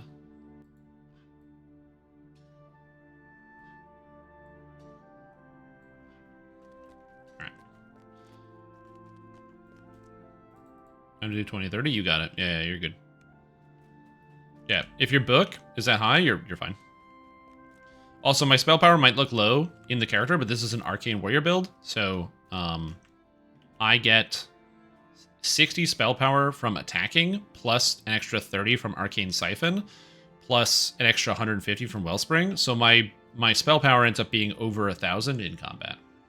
Pretty often. Okay, so they said they made some changes. So now weapons will include information like critical threat multiplier. Look at that. Okay. I don't know if you guys can see this. We're going to use this menu so because it's less camera, so it's less focus. But see here, Elder Strike deals plus 10% damage. Cool. Arcane Siphon deals plus 30% damage. That's kind of cool. Oh, there it is. So it just says deals 30% damage plus 2 critical threat range. Duration 30 seconds, cooldown 4 seconds, target foe positional. So you just have all of the information on the skill just actually displayed. Plus 2 critical threat range deals 30% extra damage. It's going to be weird to get used to looking at attacks like they're spells. But that is kind of cool. All-consuming flame. Deals plus 10% damage, duration 30 seconds. Ooh. Oh, let me know if the music is too loud. I can't tell. Because I'm... By the way, I had way too much caffeine. I'm fucking bugging out, okay? I'm bugging out. This is crazy. Whew. Hot Dew. The problem with Hot Dew is when you get to the bottom of it, it's really strong. But this one tastes way better. So, yeah, good call. EK and Nerf. It should be displayed here. It says it scales with fire spell power. It doesn't display that it's 0.75, so it should display that it's 0.75 on here. I don't realistically have a way to test it because it's like so difficult to control how much damage I deal when I attack monsters because there's a lot of numbers. I apply all these vulnerabilities and debuffs. Even if I take it off, it doesn't apply to my weapon attacks. And then I have to calculate out the weapon range to really understand what's happening here. And my damage changes when I attack targets because of Arcane Warrior and Force's Point. So it's very difficult to understand this, like where the damage is actually coming from. So we'll see. Again, that's why they're nerfing abuse. My character is fine. This build is fine. See, 846, that's pretty sick. And then Arcane Siphon on top of that, and then you get the Wellspring of Power, then you turn the tide. It's pretty sweet. You want this emote? Yeah, sure. There you go.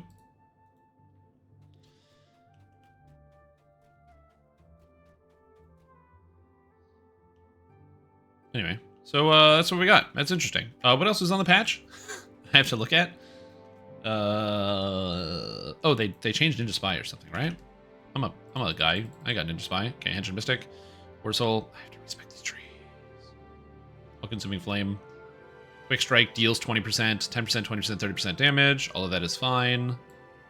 Void strike, +1 threat multiplier, +1 critical threat range, and 30% damage. It's interesting that that just like posts on its own. Again, the formatting is really weird, but I don't hate it.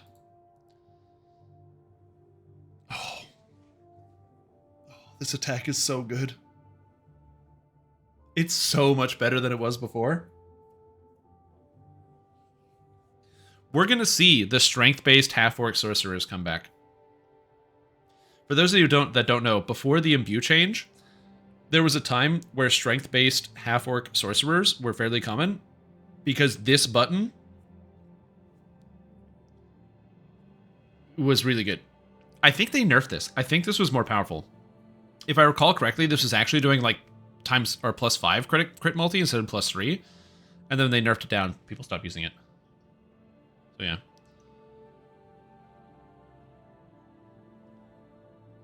So that's crazy. Interesting. The main problem with these abilities is Eldritch Strike. I hate all these monsters. The actual explosion afterwards is basically nothing. Like 600 is my AoE explosion. One single attack, that's one click, is almost 5,000 damage. So the cleave from Eldritch Strike and Eldritch Tempest is like the actual added explosion is basically 0 in comparison to the rest of my damage, which is really weird to think about. Oh my god. That's so much damage. Oh man. Honestly, this is where okay, so I'm not going to do this today because I think it'll take too much time. But tomorrow, we're going to look at a build using some of these weapon changes, and this. We will be looking at a build that will use the new weapon changes and Outburst, the electric end, together. My plan is to make a strength character that can do that, and hopefully it will work well, but we will see. I would love to see a character that can actually appropriately use this weapon, and yeah, it should be pretty interesting to see. Lightning Hork? Maybe. You can't use Boulder's Might with Adrenaline. Sorry, with a Dance of Death, because Boulder's Might requires a two-handed fighting style. And Dance of Death requires two-weapon fighting style. They are opposite attacks. Mm-hmm. Now you use the cleave for the buffs instead. Yeah, this is actually like... I'm not gonna lie, this is crazy. This is crazy. Huh. Melee characters are about to get a lot more fun. I like that this typo is still in the game. With the imbue where it's like two to get stuck together.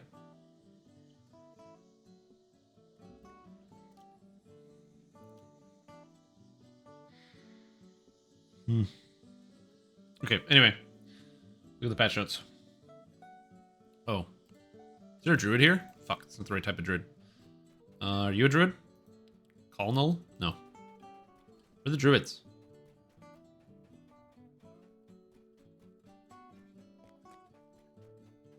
Okay, who's this? Solar Power Shadowcaster. Hello. Are you able to tell me if both of the Blight Wolf imbues do 1d8 damage now instead of 1d6? They were supposed to be updated on this preview. If they could check, that would be great.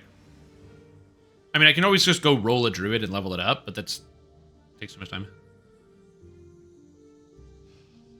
Another sneaky spellcaster nerf? There's no spellcaster nerfs here.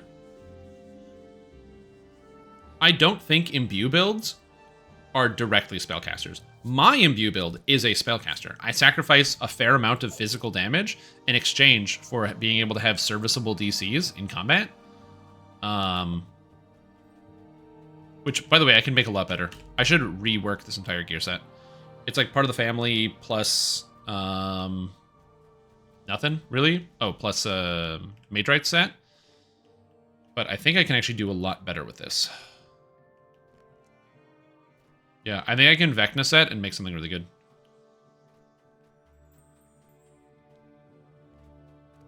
To get some better numbers. We'll see.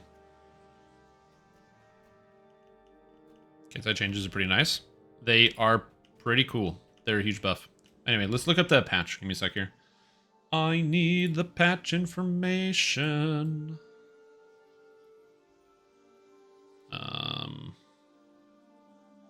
Where's the DDO forums? Here we go.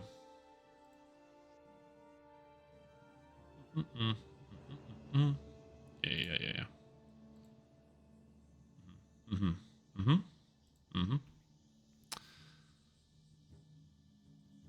Changes from the previous are in blue. Amber Temple. Original objective is increased across the board. You can still find scrolls as you explore in addition to guaranteed ones. Cool. Quest is now less random. The reasonable main route. Cutscene cannot be skipped by entering the Zudun's slab chamber a second time.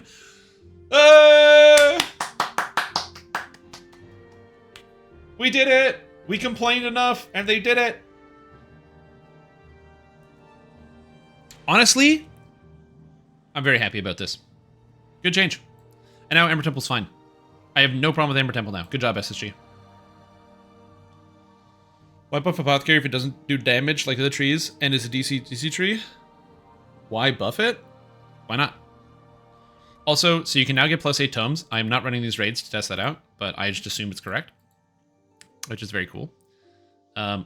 Basically, Amber Temple, TLDR, there are now set scrolls and set locations.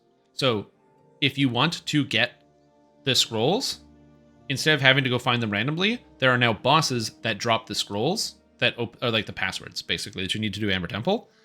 And they also reduce the number of flame skulls in the dungeon. That's basically the changes that they added to this quest. The quest is now just better than it was before. So, very happy. The problem was on the last preview, they changed it so you actually had to watch the cutscene, which is literally 3 minutes of waiting. So they now changed it again, so you can watch the cutscene, but you can also skip it if you want, which is great. And somebody complained when I posted my video about it, where I was like, I don't want to watch a cutscene for 3 minutes every time they do the quest. I'm like, oh, 3 minutes, boo-hoo. I'm like, yeah, it's 3 minutes. Why are they wasting my time when they don't have to? They don't have to waste my time. Right now, this quest is just better than it was before, so I have no problem. All the passwords now? You are forced to get all the passwords. No, you don't need to get all the yes, you do. You do have to get all the 4 passwords. Yeah, you have to get all 4 passwords now. But they're in set locations, so they're really easy to find. So it's basically you just have to learn the quest again one time, but because it's a set location, it's not like learning the hard way where you have to like learn all the spawns. You just need to go here, go here, go here, and you're done. Also, they up the XP on optionals, which is cool. Anyway, barb trees have the icons corrected. Blightcaster icons for Blightcasters and Views. Cool. Ice Edges no longer falls off. Oh, that person's AFK.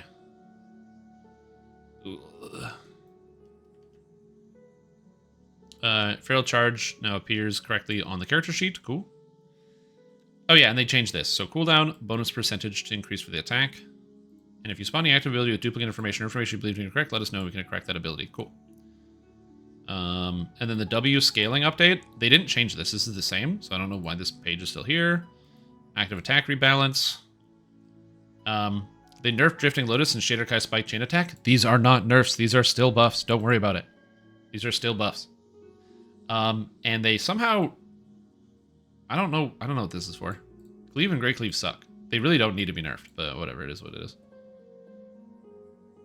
So I don't know what's up with this. This is just I don't know. Arnett, Cleave and Great Cleave are 10 and 20%. I mean, these abilities are not good, but anyway.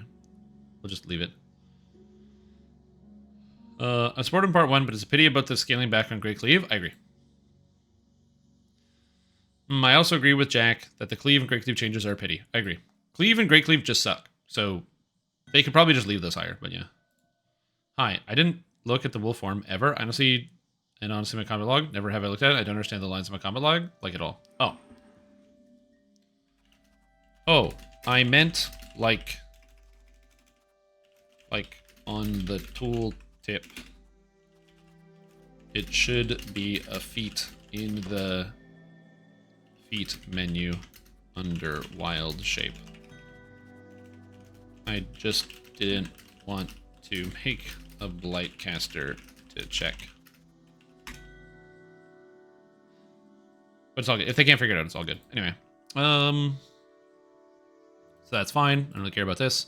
And then the class balance work. This is cool. So yeah, so the buff. So monks just got buffed a little bit. Stormsinger got nerfed.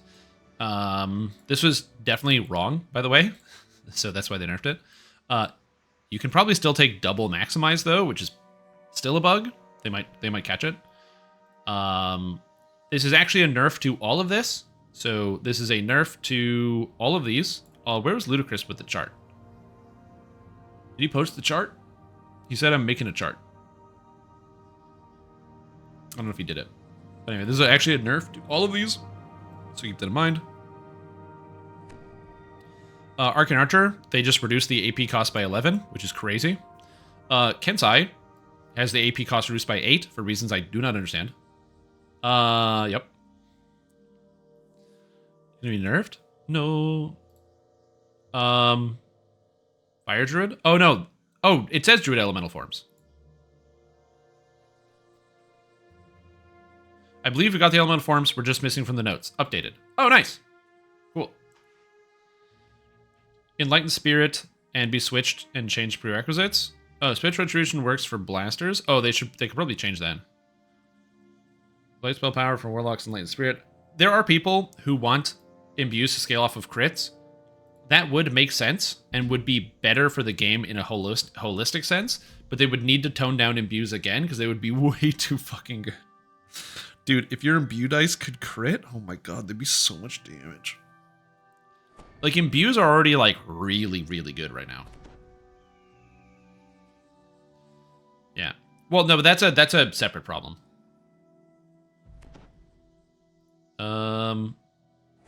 War Chanter, that's already there. Resonant Arms. Oh yeah, they should put Resonant Arms in here. Special Retribution, and I don't know about the half-elf one, but they definitely should do Resonant Arms. I forgot about that. See my spreadsheet? Uh-huh. Uh-huh. Oh, math. Oh. Yeah, with higher spell power scaling values, it gets worse. Oh. But it looks like it's asymptotic to what? I'm already at 2,000 spell power, so I don't need to go that far. But realistically, so for like my character, it is a 3.46% nerf. Oh no, never mind. It's a bigger nerf than that. Never mind. Never mind. Never mind. That's the difference with the change. I forgot about because of I got the spell power nerf. Never mind. I just got a nerf in damage, but yeah. It's a difference. Alright, cool. Sick. Good graph. Good maths. Can confirm, new Druid and Imbues both say they're D8 75. Tooltips say D8, but it's DDO after all. Tooltip means nothing. Okay. Thanks. Alright. Sick. Dark mode all the things? Oh, can you dark mode Google? Anyway. What are looking at?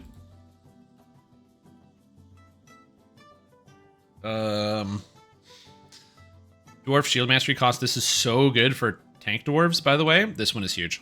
Absolutely massive. Sniper. This ability just straight up sucked, and now it's a lot better than it was, so great. Vile Chemist. Basically just got a bunch of spell power it didn't have. That was one of the big problems the Vile Chemist had, is that you get like a billion zillion spell power from, or a billion zillion spell power from, like, Eldritch Knight, but you got nothing from Vile Chemist, so Vile Chemist now picks up an extra, like, 30 spell power. Oh, and sorry, 5 Universal, and also 5 Poison. So even more than that. So it's 25 Poison and 25 Universal spell power. So it's 50 extra poison spell power when they used to get 0. That's pretty good. Apothecary. Grants an additional 1 spell pen since it was removed from core 3. The problem with Apothecary is they just don't get enough spell pen, because your spells, you just need more spell penetration. Alchemists need spell pen, so they just need to add more spell pen in here somewhere, I don't know where. And yeah.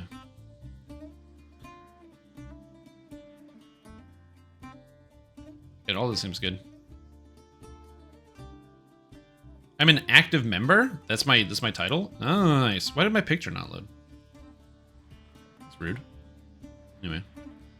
But yeah, everything else looks good. Cool, it's a bunch of buffs. So, the two things I want to test is with the sword, but yeah.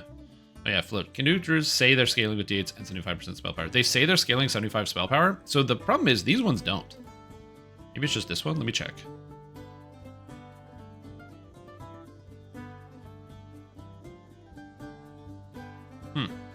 You bugging on your end? Other people seem to be fine. Yeah. So it looks like it doesn't say it scales 0.75 off imbue. So that is interesting. Also, solar power says hello. Neato. Solar power to oh, blood hunt. Blood hunt didn't get changed. I don't know how to feel about this. This imbue is just bad anyway, but yeah, it's fine. Anyways, cool. So my character got nerfed slightly, but it's fine. I have to re-roll this character's gear anyway. I don't know how exactly I'm going to do it. Probably a combination of Soracatra or Wrath of Sorakel plus something else, which just takes some time to actually get together and work. But yeah, we'll see exactly how that goes. I'm going to look at some other characters and look over some stats. Spell power only applies in water elemental form? Okay, interesting. Also, this is one of the reasons why I didn't want to run the poison or the acid imbue on Light Wolf, but being able to run the acid imbue now feels like it'd be better. Around 23% nerf to EK imbue damage. I mean, that's fine.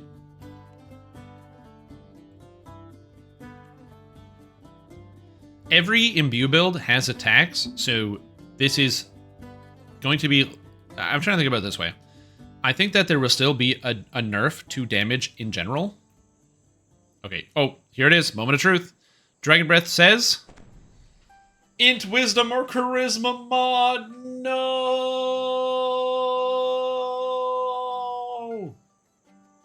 No, my build. My build. My build. My strength-based Dragon Breather.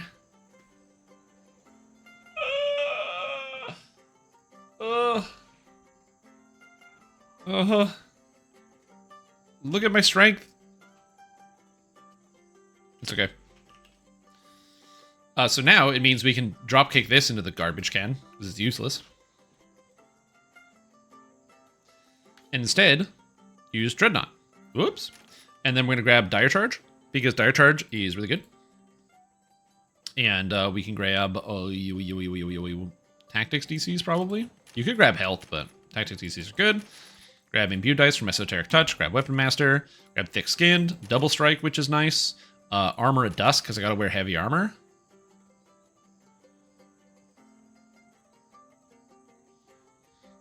Okay, so how do I do this? Hold on, I'm just retooling this because I want to make sure I get a chance to see this because I have to redo the build. What element is Elemental Combination? Oh, fuck. It doesn't matter, it's max catch level of 20.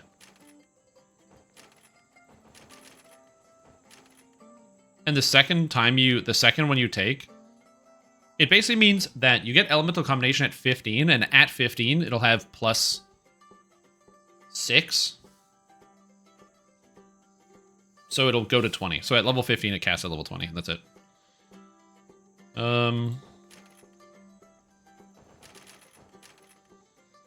Cure this. I don't need the spell DCs anymore, and I don't need the spell DCs out of here either, which is interesting.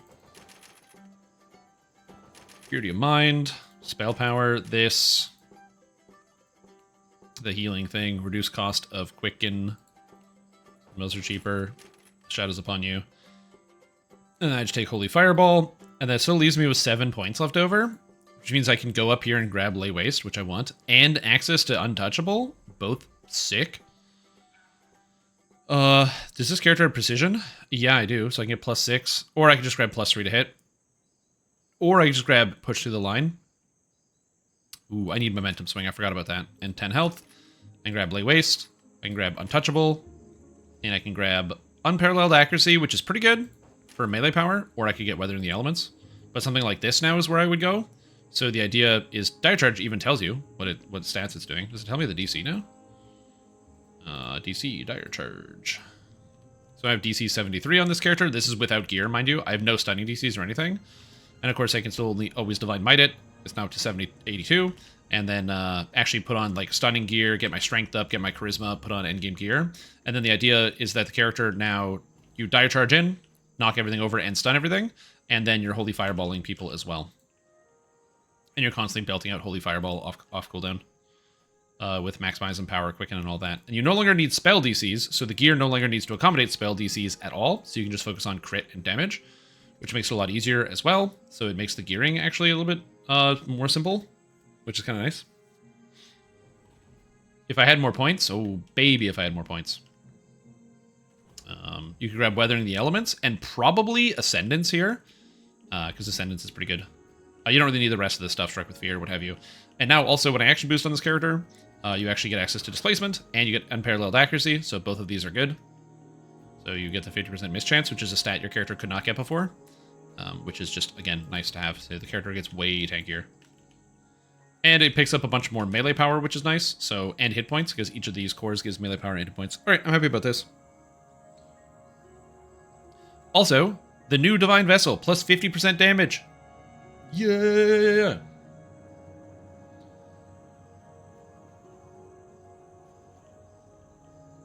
Yeah, it's regular cash level. If that was maximum cash level, those would be different.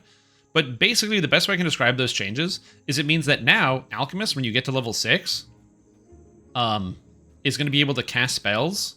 What is it? You take Spell Focus Pyrite at 4, or whatever, right? So that makes your level 6 spells, when you get to 6, you're casting them at 7. With that, it makes your level 6, your spells cast at now 10 of whatever your main element is. Can't find them anywhere on the forums? Oh, no problem. Okay, so Lamannia notes. Go to the DDO forums. And then you go to Lamannia forums. You click News and Discussions. And then they're right here. Alternatively, if you can't find them, you can use the staff tracker, which shows you every post from the staff, which is convenient because it's just the new threads are here. Coming to effect on the regular server? We never know the answer to that. Using the old forum? Yeah, I've been there. Show you how to install your style mod? You should sit me down. I'm very responsive when people message me, starting with the sentence, "Hey, bitch." It's just because I'm like, oh, what? Gotta focus now? Gotta listen?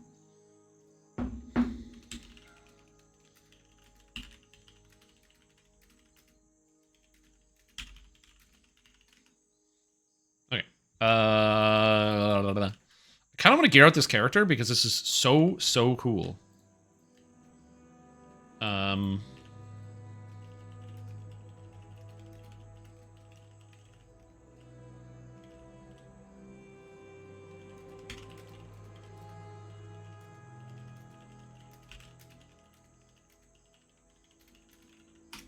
Wrong overlay? No, I have the overlay here so I can show off more screen. Because, like, sometimes when I'm looking at abilities, it, like, sometimes things will get hidden. So, because I wanted this instead of this. So it's more screen. Hide the camera. Also, I'm almost done the hot do. Okay. Hot do review. Hot do review. Real quick. I know this is not a focus. So much better with Voltage and Baja Blast. And the combination of Voltage and Baja Blast is so good. They should make Voltage Blast. It's so tasty. Actually tasty. So, they should do that. The sussy bitch? No. I'm not Hank Schrader. Okay, so... XP items. I have so many XP items in this character. That's where they're hiding. Okay. So... I want to look at the item build that I put together on this. So I'm going to do that. Yeah, so let me look over the attacks here. Make sure everything is good. So Radiant Flourish now says 10% damage. Same thing with the range. Radiant Flourish range says 10% damage. Divine Vessel. If you find anything that the damage is not displaying properly or the numbers are wrong, make sure you let SSG know, because they have asked people to do that if you find them while you're looking at stuff. Rapid Slash is 30% damage. That's 50% damage because it's 5W. 50% damage. Vistania is so good. Dude, Vistania is so good.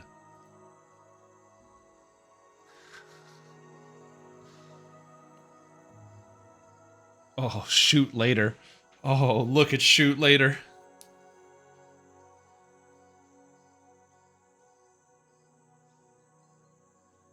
Oh, it's so good. Vistania is so good because daggers are 1d4. Well, the reason why daggers are... But the reason why that doesn't matter that much is because the 1d4 is much less relevant than this big plus 85 right here, which is now factoring into this 50% increased damage. So when you get 5d4s, you're like, well, that's whatever. 50% more of that? Yeah. Also, most builds are not plus 85. Most builds are like plus 150 to 200. So that's...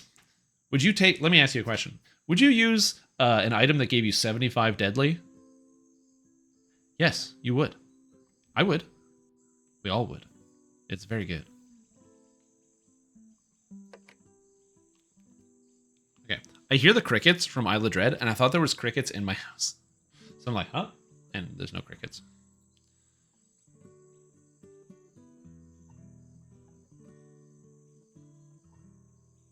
I gotta get out of here.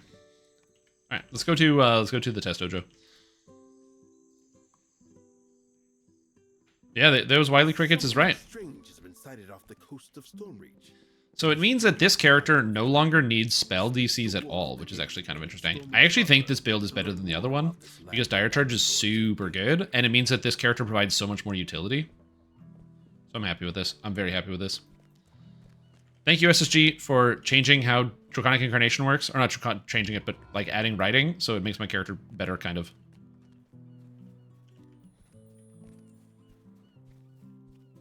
Why am I rolling in town? Whatever, I'm already here. I'm already doing it.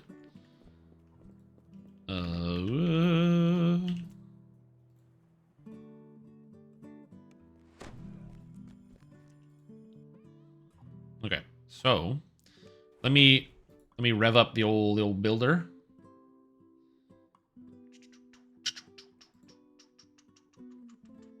I have so much caffeine in my veins right now.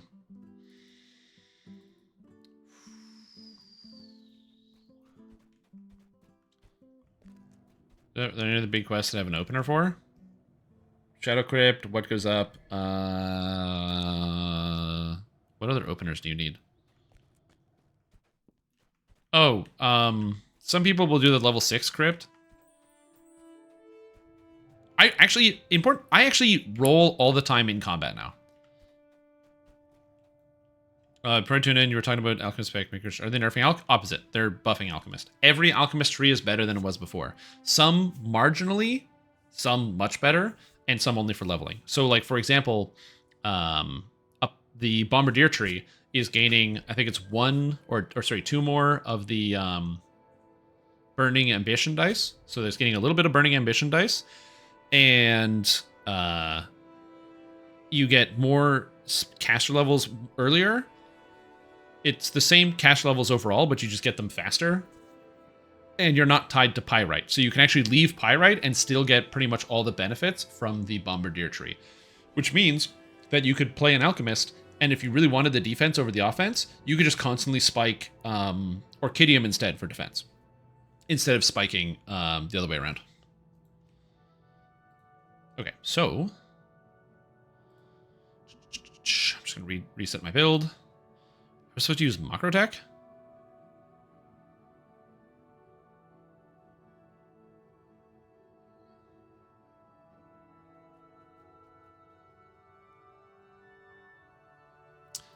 Actually don't hate this. But Dreadnought. Fire charge.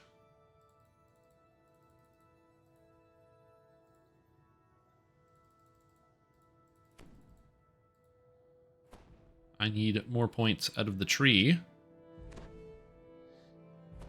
Take that out.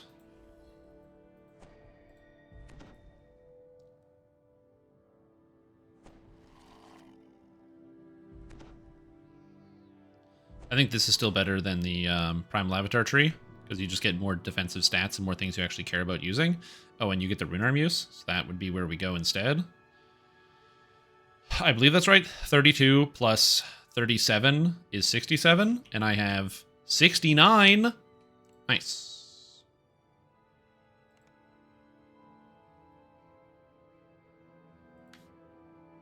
Let's go to Macrotech.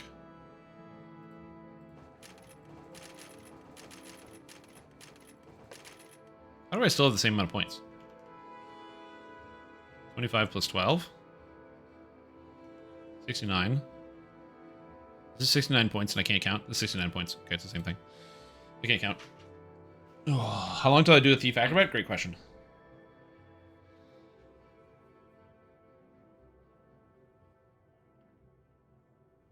Yeah, this is the build.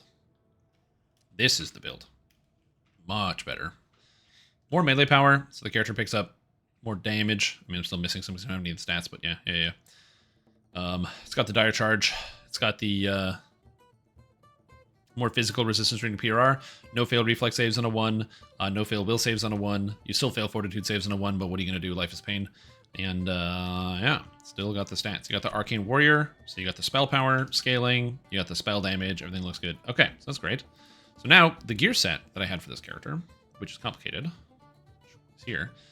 So I was running all of the sets.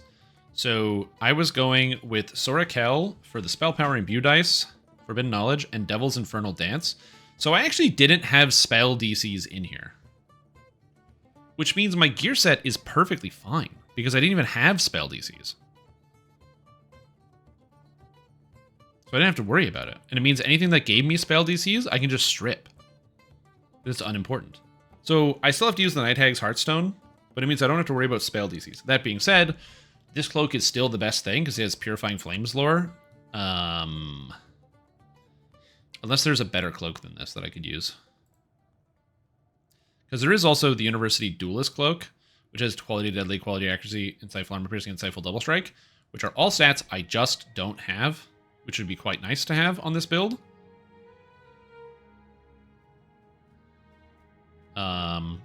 And then if I did that, I could give up on Temple's Inferno to lose the Fire spell power and the Artifact Helpless, which I don't... Oh, I have the Artifact Helpless. So I would lose the Artifact Fire spell power and whatever stats are on this ring. And then in exchange... So yeah, I could do that. So this is Dark Diversion and Topaz's Swiftness. So I can go here. Duelist Cloak. Put back the Infernal Dance. So we'll just go with Topaz of Swiftness. I'm just looking at the gear here because this is pretty good. I'm pretty happy about this. I don't have the Dark Diversion, but I'll sort that out. And this is Sapphire of Greater Heroism, which is fine. And we replace this with the Fire Ring, the Summer Fire Ring, Summer's Heat, which can still go to Greater Heroism, Sapphire of Greater Heroism, which is fine. And this probably Emerald of Eldritch. So I don't need this Topaz of Evocation anymore. So I can put, what was the other stat? The Dark Diversion? Oh, it's a green one, right? Okay, Topaz of Swiftness can go here. So I can go Topaz of Swiftness here. 30-15. Then I can go here. And this green goes into Essence of Dark Diversion. Oh, it's yellow as well. Oh, whoops. Well, things I know now. You have tactics? Oh, I don't have tactics. I don't have stunning.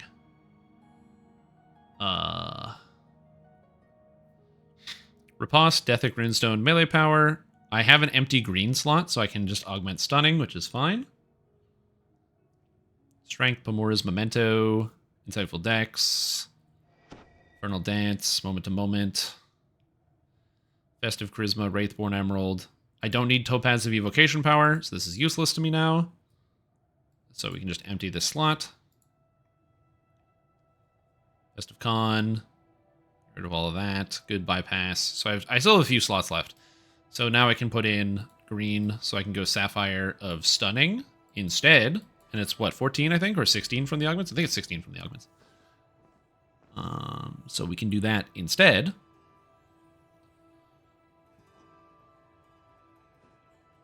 And still get the Imbue Dice, still get the Sucker Punch, the Shattered Device, and all of this.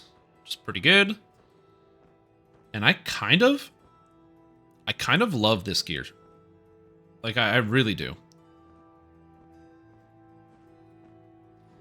The only thing that sucks is I can't get quality strength into the build without Slave Lord's crafting. And I could Slave Lord's craft a ring for quality strength. But I think that the Ring of Summer's Heat, which gives so many offensive stats, might be better. Although, this gives Fire Lore and Power of the Fire Storm. So I actually only need Light, Spell Power, and Crit. I actually don't need the Fire Spell Power and Crit. I already have Dripping with Magma.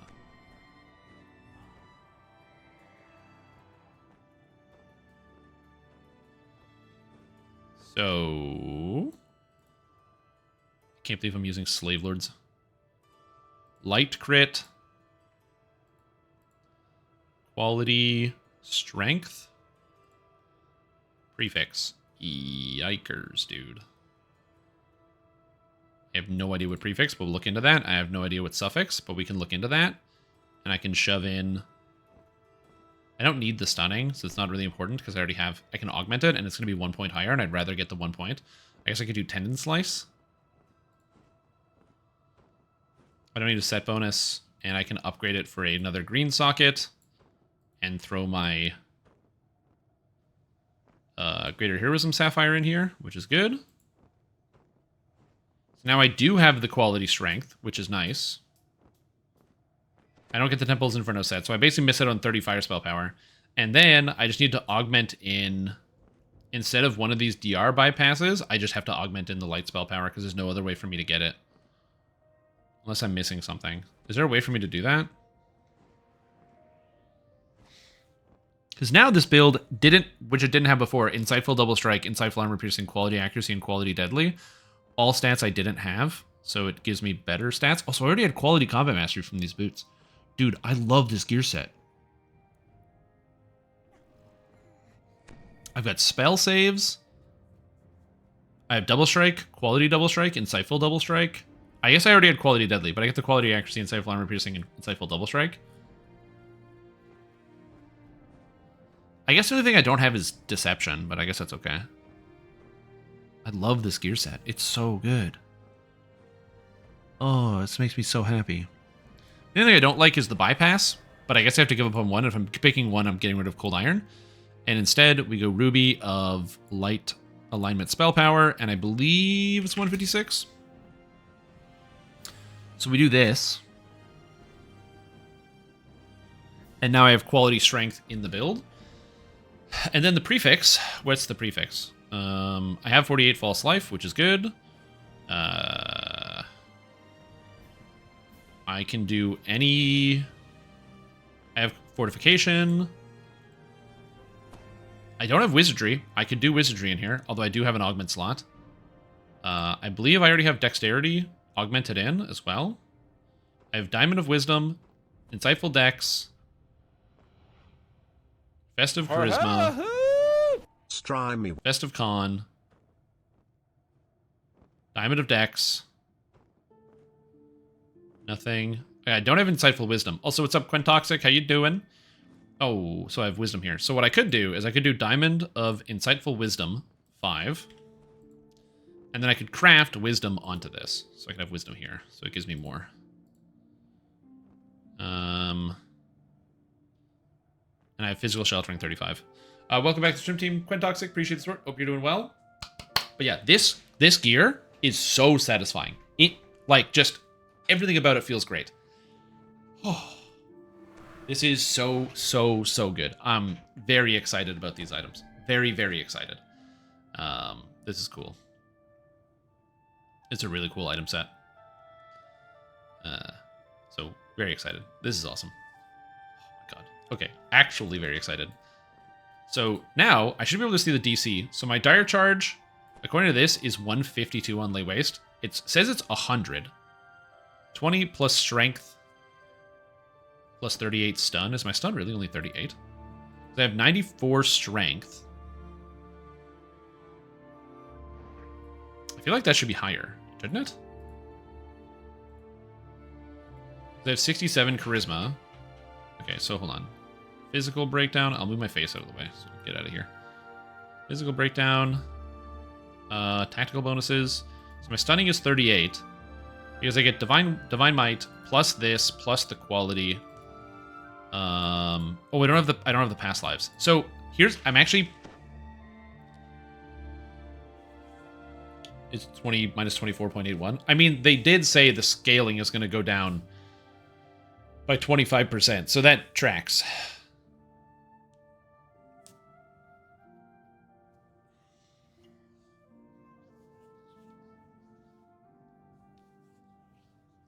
So now here's the thing about this character. It's not only is this crazy defensive, but that's not in Reaper mode. At which point I could get basically Dread Adversary and Dire Thaumaturge, get all the Charisma here, get the Tactic DCs and all the extra Strength. So, why am I focusing on this build? You guys might be wondering. The reason why I'm actually sitting here focusing on this build is because I have had a character sitting at cap for a while. I've had a character sitting at cap for a while, and I haven't known exactly what to do with it. And the main reason is because I just really enjoy playing weirdo one-off builds that are just strange and bizarre and aren't exactly the meta, but they're still fairly effective and they do something kind of interesting. I like that utility. I also don't play the hardest content in the world, so I don't have to build characters that are so one-note. And I have a one-note character I've been struggling to play, and this is Assassin Rogue. It's very, very powerful, and I would definitely recommend it to anyone that wants to. In fact, there is a build. Let me find it here.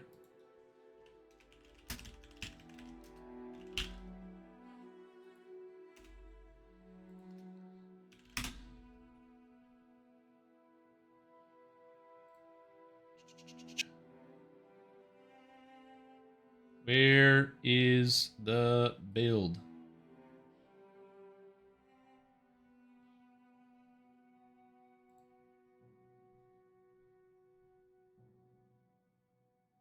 No, there's a new Ying Assassin Rogue build and I can't find it. Shit, it's on the forums.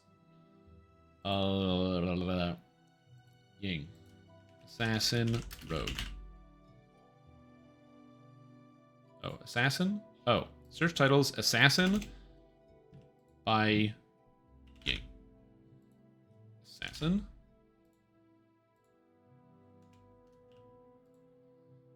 Search. I know he posted it.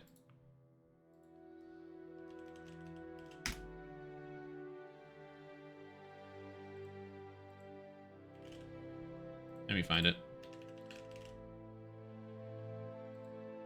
It might not have been Yang, it might have been somebody else.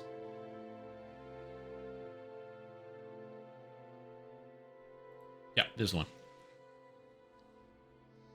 Okay, so if you want to follow a build... Oh, it's Tronco. I'm looking at the wrong person. It's Tronco. I'm stupid. I'm creating the wrong person. Tronco good. Tronco good. Okay, so this is Tronco. This is the Reaper Endgame Centered Assassin. This is Tronco's build. Tronco build. If you want to follow a build, I was basically using this as a reasonable template. I was playing a little bit differently because I didn't want to use the Drifting Lotus and the Unarmed. But if you want to play something that's really good, I would highly, highly, highly recommend looking over this build guide if you're interested. What I'm going to do is I'm going to be putting out a First Life version of this with much lower stats and much worse gear for people to get started so they can graduate to this build in the future. But this build is very, very, very good. So again, if you're looking for something good, this is a build I cannot recommend enough. It's very good, and that's what this character was designed to be. I was going to use this build and use this as an opportunity to showcase someone else in the DDO community. But I really hate playing a character. So cons, healing and self-healing. You just can't do that. And I don't like not having the utility. Also, the MRR cap, very, very annoying. So both of those things to me are huge turnoffs and things I don't want to deal with. Plus also, Shadow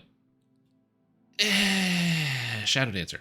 So these are all things I don't really want to deal with. So I'm not going to be fully gearing this character. Instead, I'm going to be fully gearing my own character, which is worse, but more entertaining for me.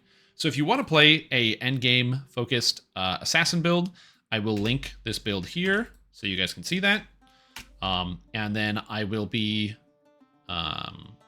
using this build, but I'm going to be turning this character. This character is my racial completionist into my stupid 2020 build, which should be pretty fun. Now, the one thing I have to think about in terms of just generally considering the 2020, because I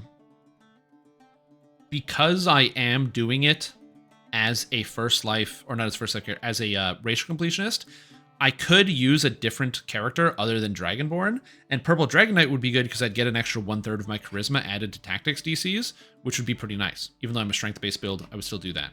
The problem, oh no, that only works if your charisma is higher than your strength, and it's a strength build. Okay, never mind. Then I can't do that anyway. I could go, and then you're like, why don't you go all charisma? And it's because I like the strength, I like the hybrid. So I'm probably going to stick with the Dragonborn.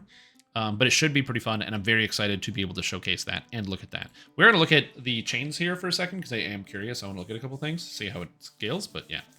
So I will be putting a video about both this, and with a First Life-friendly version of this, and then also the War Priest as well. I'll be doing both of them. Also, I joined Cat Chat. /1, meow. Okay, so we have Shiv, 30% damage. You may actually want to max out Shiv. That's crazy. Yeah, your server probably does have a cat chat. So in cat chat, you just say meow. That's it.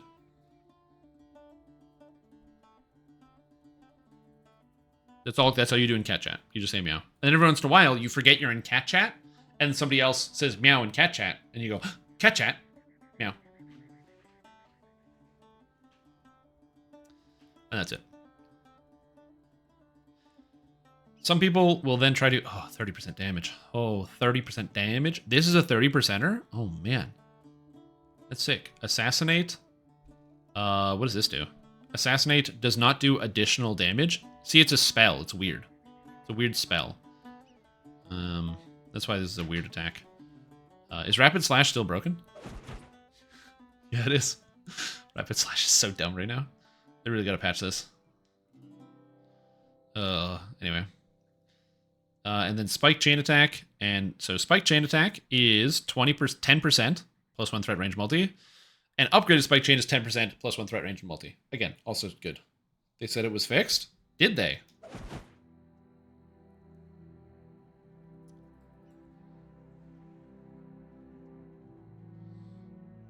Celestial Mandate 60%?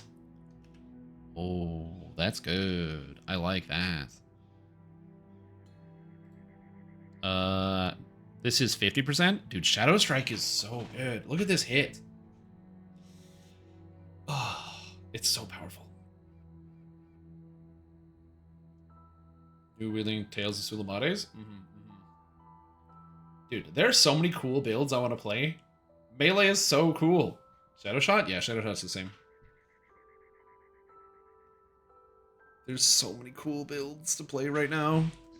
Also, Falconry, something you would never consider doing, is now 10, 20, 30% on the damage. So you actually might want to put points into Diving Attack Strike and go for the Eye Strike, which you would never do before, which is interesting. Coordinated Strike, I believe, is just 20%, which is still good. And Thrill of the Hunt, I believe, is 10, 20, 30. And Death from Above, I believe, is just a 1. Oh, it's 10, 20, 30. I would never max out Death from Above, probably, because this is just an instant kill, but maybe you do. I don't know. And then, of course, you still have Mark the Prey, which is 50% damage. So Mark the Prey is just good now. Mark the Prey is just good. Or, like, Mark the Prey was already good because of its 10% extra damage for 10 seconds, which is super, super powerful. But now the attack also is pretty good. Your level 1 weapon? What's this?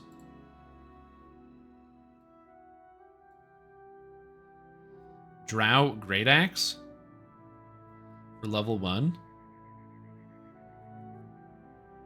How did you bug out a sentient jewel to be working at level 1?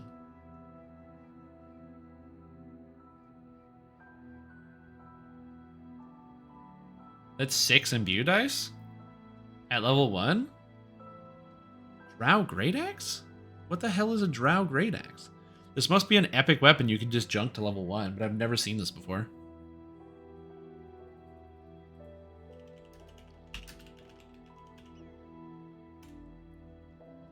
This is a Great Axe of the Weapon Master. Can you disjunct the Great Axe of the Weapon Master? I have no idea. No, it's got a different icon. No, it's the same icon. Never mind. I didn't even know you could do that. Interesting. Well, if they ever figure out how to patch that, they will.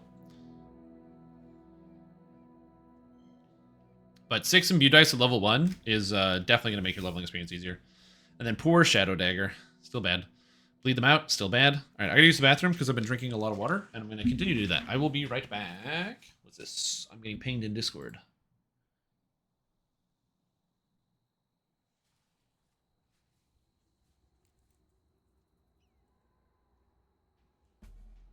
Cool. I'll be right back.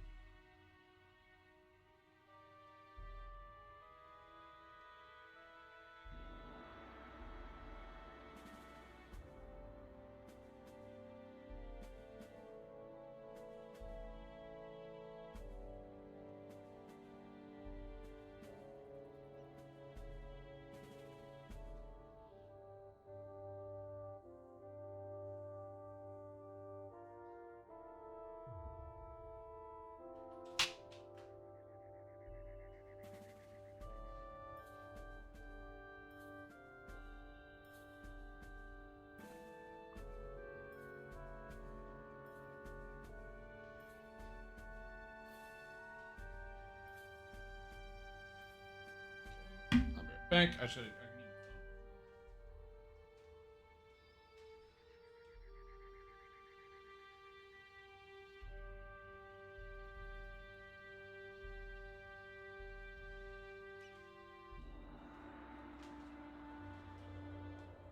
I have to text my roommate. I don't know. People are coming over.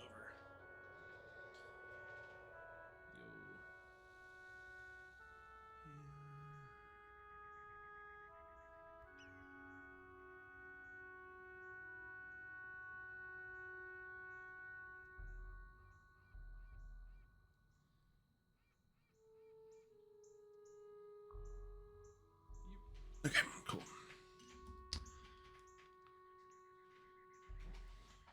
You're here to have full racials, funness for Shader Chain Vanguard? Yes.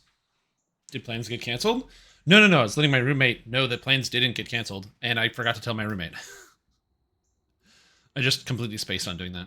This is a thing you should do. Anyway. Okay, so... I don't know what to do here in terms of looking over things. Basically, this is really, really good for the game. Like, this patch is going to change so many attacks all over the place. You actually might put 3 points into Shiv.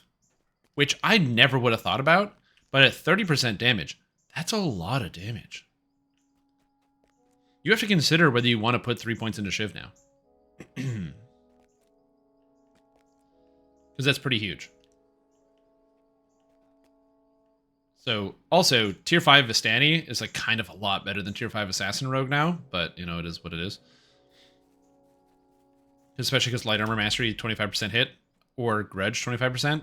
Now, sure, you don't get the max dex bonus, but, like, when I'm actually using this max dex bonus anyway, my character's at Cloth. Whoops. So it doesn't even matter. And I'm jazzed. I'm feeling great. I'm very excited about this. I can't wait to test out some new builds, some new characters. I guess we can sketch out something for that two-handed weapon, that two-handed sword, and kind of look into it. Because that would be interesting. So we'll see. Doing it as Cleave Wet Dream. Two-handed fighting, use Sun Swords with Fear the Wild Cleave. That's kind of cool. Yeah, oh, I have to look at other characters. Bard, Melee, Sack Fist, I actually transferred it, but Sack Fist is good. I can look over at my Sack Fist. Oh, and Fighter. I gotta look over at Fighter. So Sacred Fist, we have Exalted Whirlwind, 10%. Exalted Whirlwind, 20%. Exalted Smite doesn't add any percentage damage, which is fine. You don't have Vanguard anymore, so I can't even check Vanguard.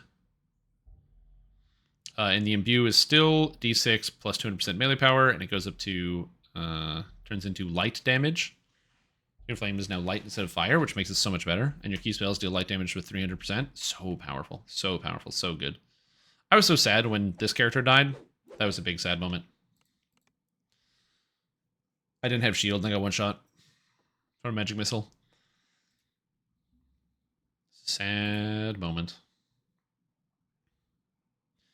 And then fighter, check out the old fighter. They did have pretty sizable fighter buffs, which I'm excited about. So we'll have to take a look at that. They are. Magic missiles are really dangerous. Okay, so my Kensai tree got respect. So now let's see what we do with this. So heavy blade. This is now a 1-pointer, which is crazy. This is also a 1-pointer. So now we go here, we max this out. Okay. We go specialization on blades. I'm taking the action boost because I can. Strike with no thought. I take the specialization on blades. I have strength, and now I have 4 more points left over. So I guess I take Shattering Strike, 1 point. I still have points. So I guess I go Tactics, because Tactics are good. We go Power Surge. We take this, which is a 1-pointer, 1-pointer, 1-pointer, 2-pointer. I still have 1-pointers, so I guess we have +3 Tactics DCs. And then this, we grab all of this. So basically, I got Tactics for free and Shattering Strike for free.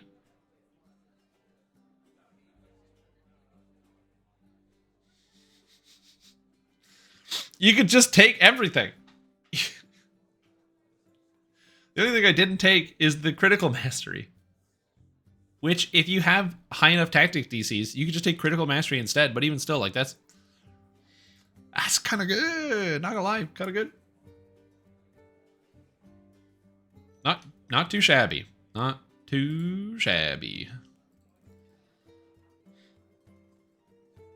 +1 to all saving throws, and then I can go 1, 2, 3, and 1, 2, 3, +3 to hit and damage here. You could take strength, but +3 to hit and damage is like way better with the shield expertise.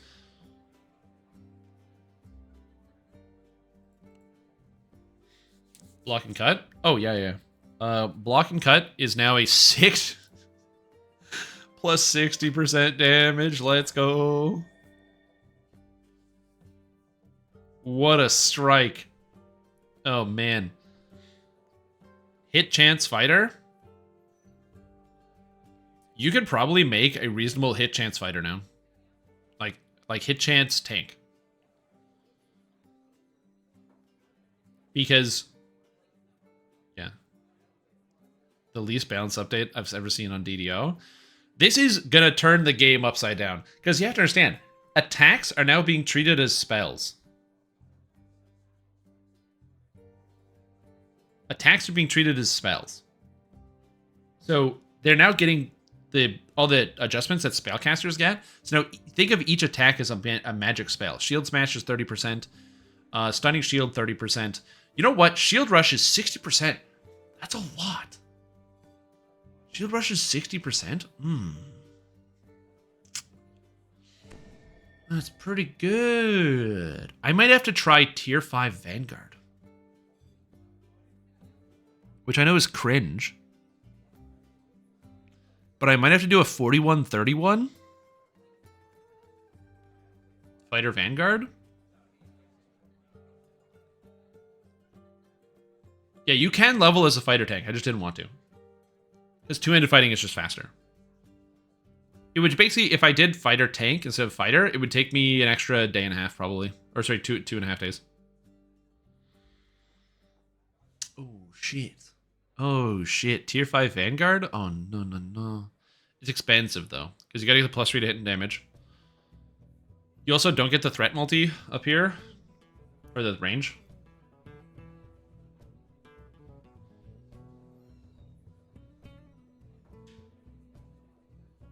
And then they could do +1 critical threat range and multi while using a shield in shield spec 5. Because then that would fit. Because that would make it so that you would get the hit points, the crit multi roll. I don't know, maybe that would be even. Armored strength. Oh, Jesus. You can level as anything and be like, actually do it. It's not that bad. So fighter is not as bad as paladin and the other things, because number one, you don't need any charisma, right? So you can just dump that. So you can actually just level up with strength con. So realistically, if you wanted, you could go like 18-18 or something like that. You still hit pretty hard. For the leveling process, you just take strength first, because then you can just take strength, con, and hit points. You can have all three. And you still get shield expertise. And there's nothing stopping you from putting points in the Kensai tree. You still get action boost haste, which is pretty good. And then later on, you can get, you get block and cut, which is a huge damage. I assume that block and cut is a attack and does not use your shield, although I actually don't know. Does this use your shield or not? I know that action boost counterattack is not good. Because this only applies to your next attack, so it's just not a good idea. It's a cool idea, but the effect of it is so minor, it really doesn't matter.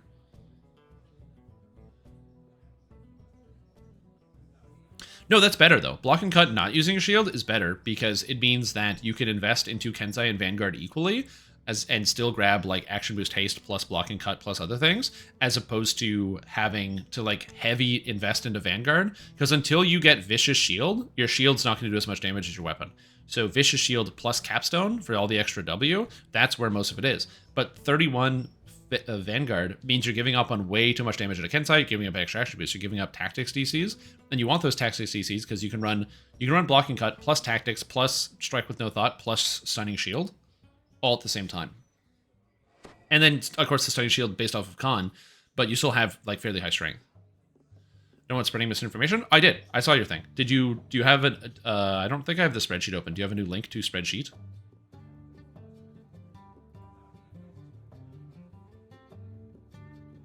Yeah, because I figured you were wrong, because it sounded like it was a 33% increase and a 25% decrease. But I didn't do the math, so yeah. So D6, D8, percentage change. Okay, so it does eventually go negative. Which is where?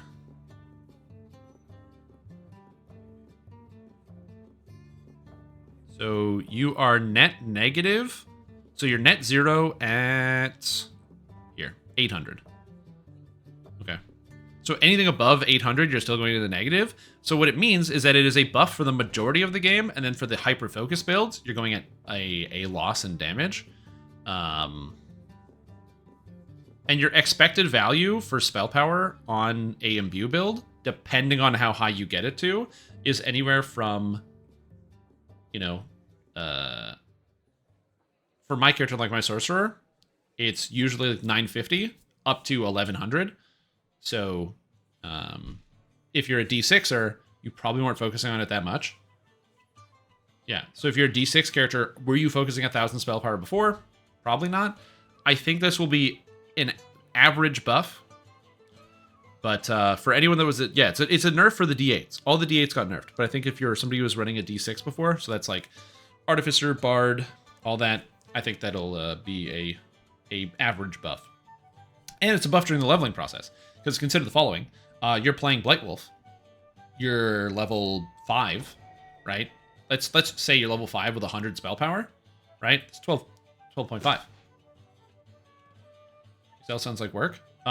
Because life is pain.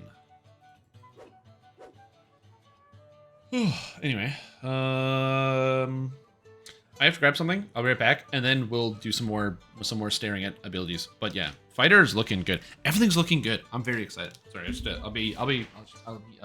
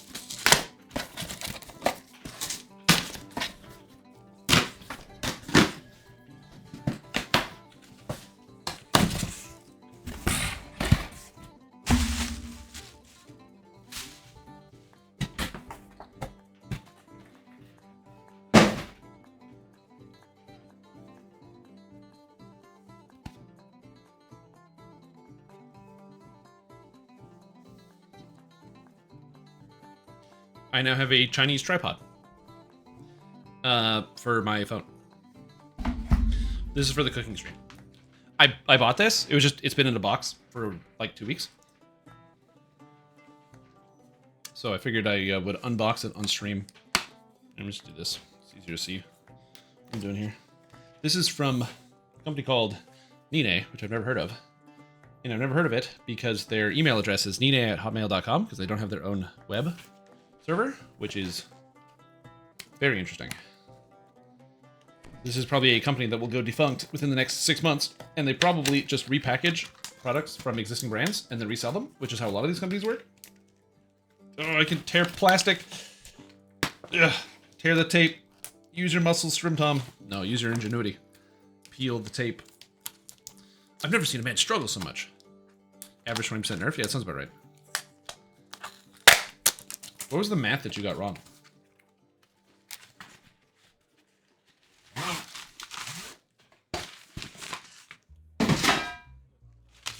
I love that you guys can't see off camera. You have no idea. There's so much garbage on the floor next to me. I just kind of throw stuff. Okay. That smells bad. Oh, that smells like factory.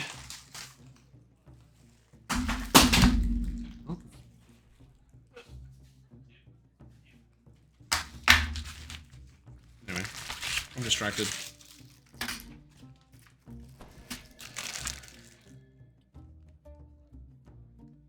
Oh, it's like an extendable tripod. I bought this. I just didn't remember all the details of when I bought it. About the product when I bought it. I guess I can put this back in the bag when I'm done. But so the idea here. Instructions. Aluminium tube. So the idea, I guess. So I can spread out the legs. You see, like so, and then it extends upwards. So I can just like so, lock it in place, and then. There's the tripod. And then there's a holder that goes into your phone. There's the holder for the phone. And I can put my phone on the tripod. And then, yeah, you should be good.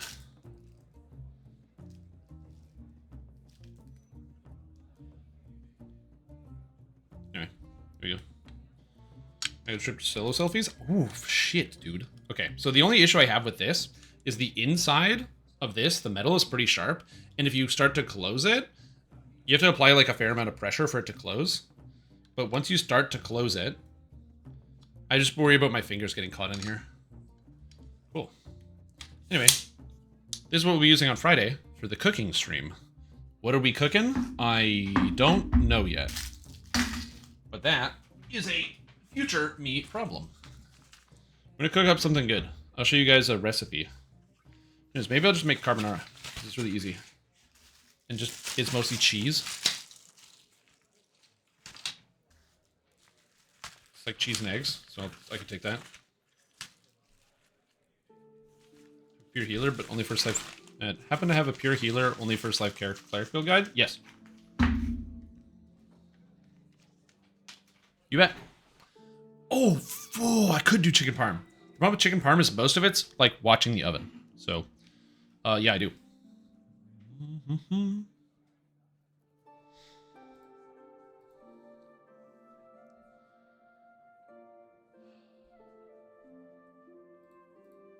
Let me get you the build.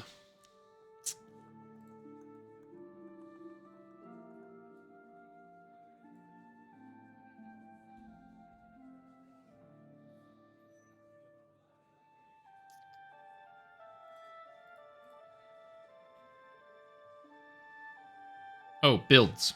Or build. Both of them work. Exclamation point build or builds. Caster DPS.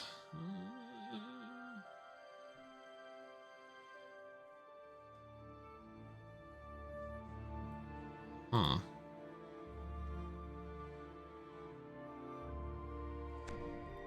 Hold on.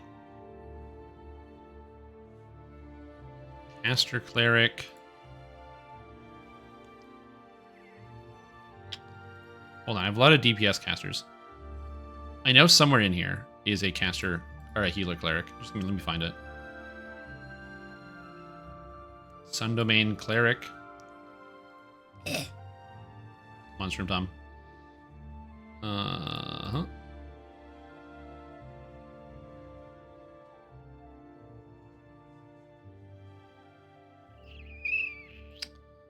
You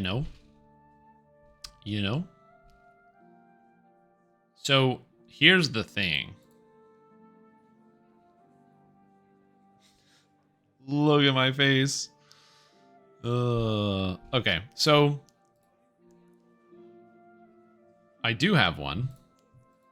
This is how long it's been since I made a healer cleric. 2019. Let's see how bad this is. 4.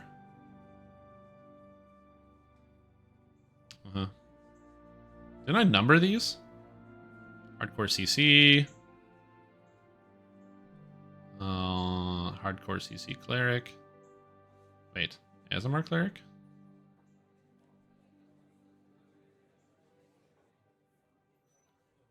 Where's my healer cleric?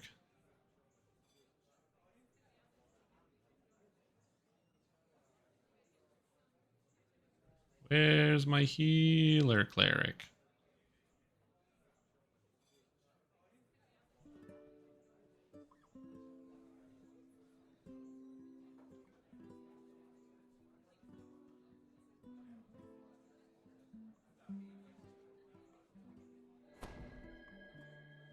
Give me a moment here.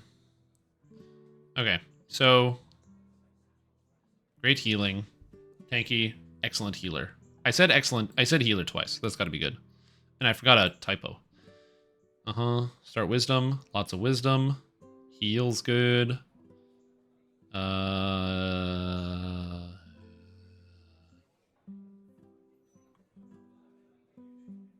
What?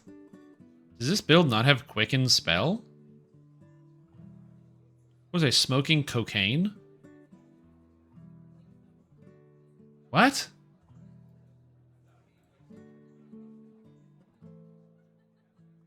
What?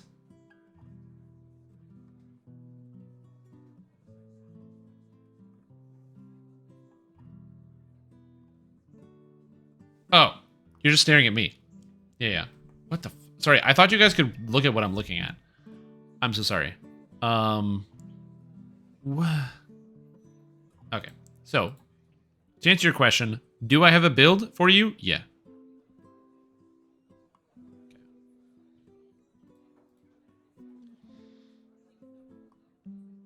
Cleric. Human cleric, 20 cleric, cleric, 6.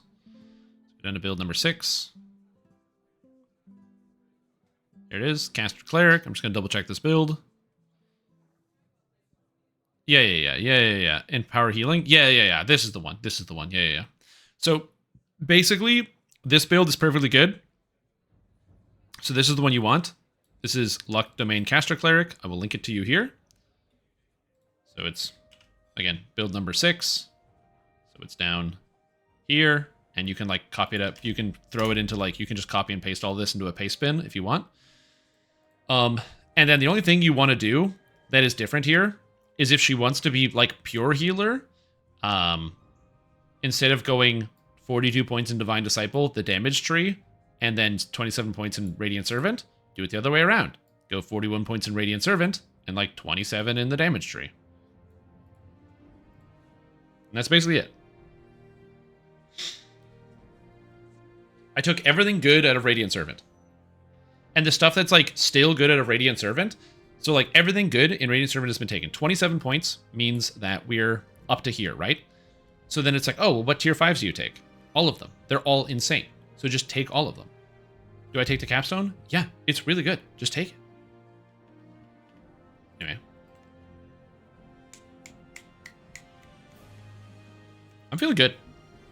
I think every build in the game is going to be really good now. I'm very excited. You guys want to see what people are saying about the changes?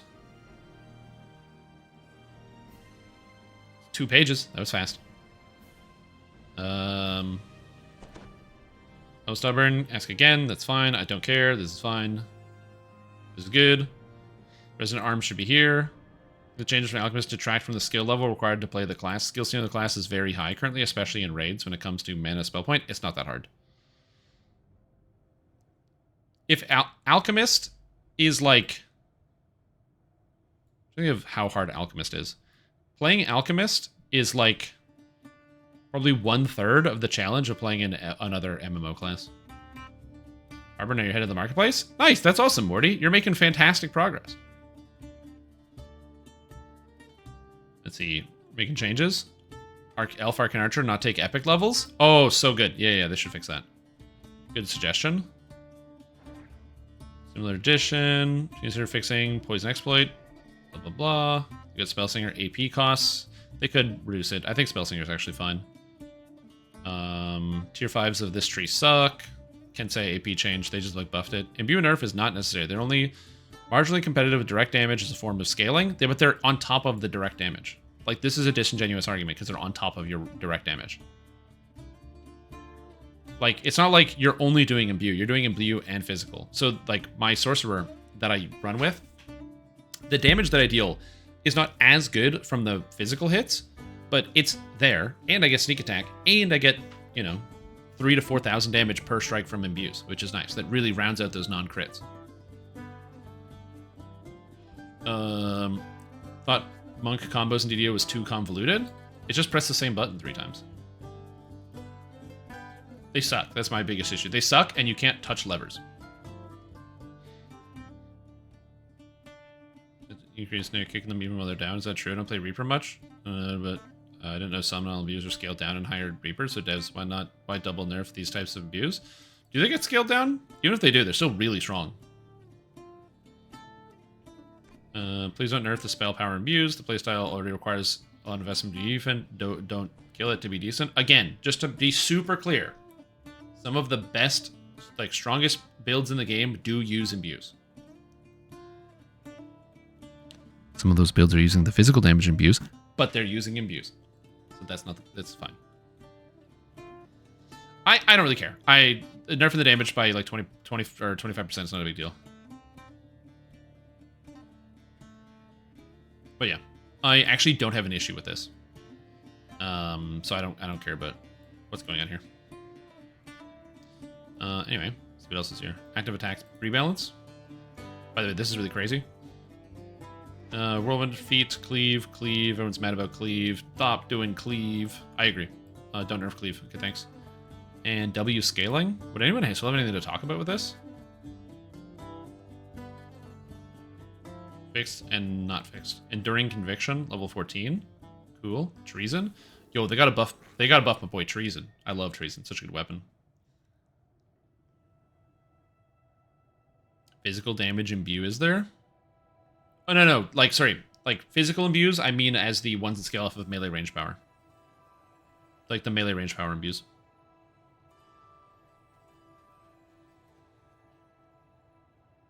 Like the ones that you would use on like a physical character. So, for example, the Paladin one is melee range power, the Rogue one is melee range power. And by the way, both of those are good and not bad. They're like super duper good. So, as an example, the way people would do it is they take the Paladin imbue, which is only a D6, right? And you're like, D6 light damage, who cares? But it's 200% melee power scaling. And then you get your melee power to 400. And now it's like 800 melee power. And then you get some imbue dice, and now it hits really hard. Because remember, that melee power is also scaling your main hit damage. So there's no real loss there. Inquisitive, same thing. I don't know if the Paladin imbue, I think, Paladin / Sacred Fist imbues are the best ones in the game, although I think the Paladin imbue is good. Tune with Whirlwind attack? No, but I can look at it. Why do you want to look at it? Feats. Martial feats.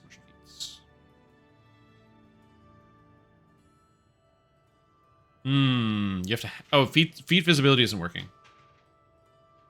Yeah, that was in the last patch. This character is based off of that premise. This character uses the Dark Apostate imbue, except it got nerfed. So technically it got buffed a little bit for a little while, and then it got nerfed back into where it was. So, which makes me sad. I still think this build is still gonna roll into it, but yeah. They like buffed this and then nerfed it the next. They literally buffed this last patch and they're nerfing it next patch. It's really funny. Yes. Shurikai imbue is bad. Anyway, like I said, it's fine. Imbues were already really, really strong. So I don't see the nerfs as being a huge impact on gameplay for the most part, because a lot of the physical, like think about this. This is an imbue build, right? But I'm an imbue build who is now losing about, 20% damage. Okay? That sucks. But I still now gain 20% damage on my Dire Charge I didn't get. I get 20% damage on Smite Foe, and I get 50% bonus damage on Divine Vessel. That scales my physical damage on my attack. Now, granted, yes, the imbue damage went down, so if you were a pure imbue build, then you lost some damage. But pretty much every build had some layer of physical damage, and that extra physical damage is pretty sizable overall. So I'm not super stressed about it. I know some people are probably a little bit worried, but I'm honestly not. I think the rest of the stuff is going to come out in the wash. I think it's going to go well. Yeah, I think that's it. Yeah, I think these changes are going to be good. I don't really have a lot of stuff I want to test other than the sorcerer, or not sorcerer, like a build that uses this sword, because I think that now with the percentage boost, you might be able to do something with this. Because my thought process is play a sorcerer that goes tier 5 of the lightning savant tree, capstone lightning air savant for the elemental form, tier 5 of the maybe that's not working. Maybe it's better to go alchemist. I don't know. But yeah, tier 5 of the sorcerer eldritch knight to get the cleave attack and smash people to death. Just sucked less. I'm gonna be honest. I think War Priest feels really good right now because of the change to Divine Vessel. It's just very, very versatile. I'm playing it strength based, and as a supportive character, I bring a huge amount of extra damage to the raid group, so I'm okay with this. Into DPS bosses. If I recall correctly, doesn't that imbue? I'm gonna put this angelic form on. Like, this is a support build, but like War Priest is more supportive DPS. I think that if you're trying to shoot for Cleric to be a pure DPS character, you definitely can't match up to any of the other classes. But if you start to focus on more of some of the supporting things while managing DPS, I think it becomes quite strong. Like, consider the following. I have 10% increased damage to all my allies for 20 seconds. Huge, because this is a stacking multiplicative 10%. It multiplies with all these damage changes, which is pretty nice. On top of that, if nobody else is prayering, you've got the prayer for the extra +5 to hit and damage, or +6 to hit and damage. For spellcasters, I'm reducing monsters' saving throws whenever I hit them by 4 on bosses, -6 with prayer, and if I shadows upon you, -6 or 15, which is pretty good and is not that hard to do.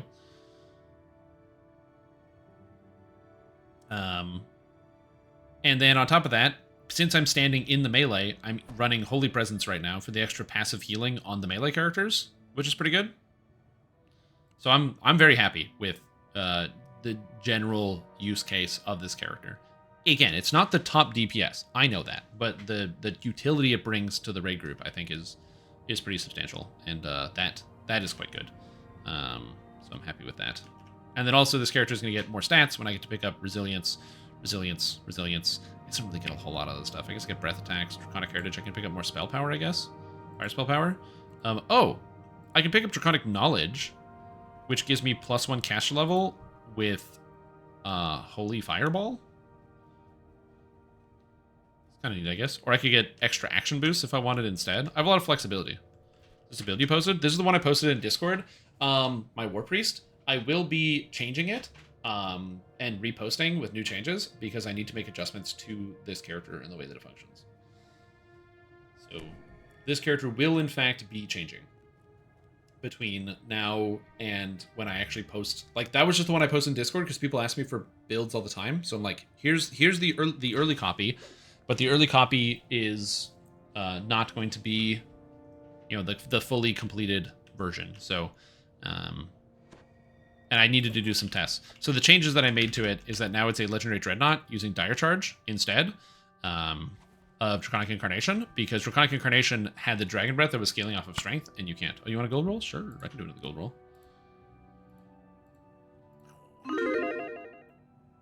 And it also gets me extra maximum dex bonus, which is cool, because now my dodge chance is 11, which is not great.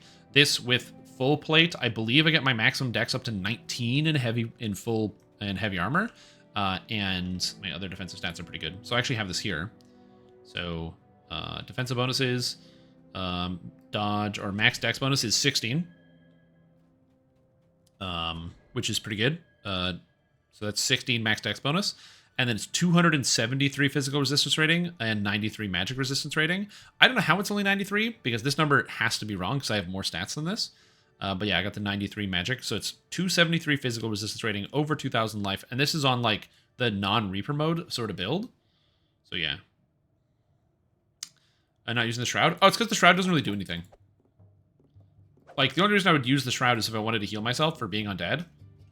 And I don't really care to do that. So I'm not going to do that.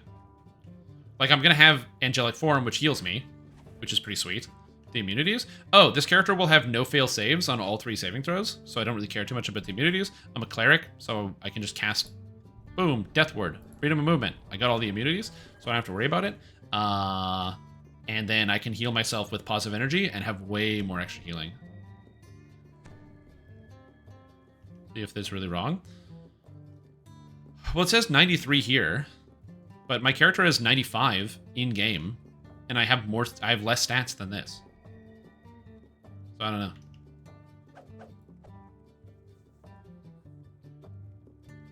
Because this character doesn't have any of the endgame gear on yet. So yeah, so we'll see.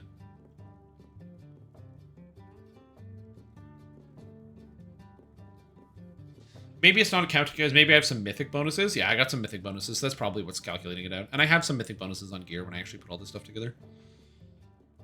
Did we get Rip Strength Dragon Breath for good now? Yeah. You didn't do it R1 with no penalties. If you do it R1 at 17, you get no delving bonus.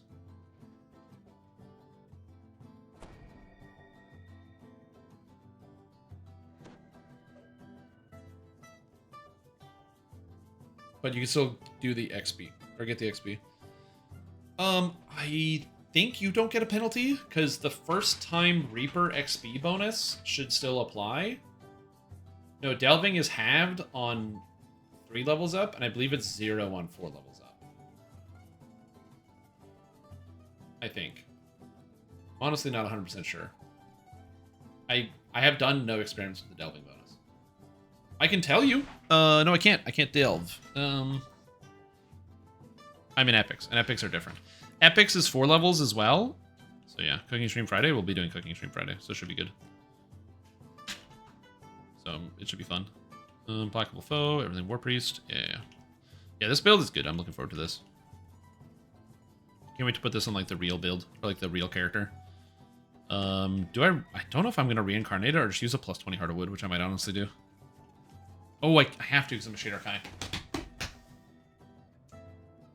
I have to reincarnate it. I can't plus 20 Heart of Wood it. Destiny Heroic, this is hilarious. Oh yeah, Slavers and Heroic is crazy. Okay, is there anything else to look at here then? I'm just trying to think if there's anything else I actually want to look at on Lamannia, because right now, I know I'm just standing around a lot, but there's not really a lot to... Razorclaw Shifter Monk.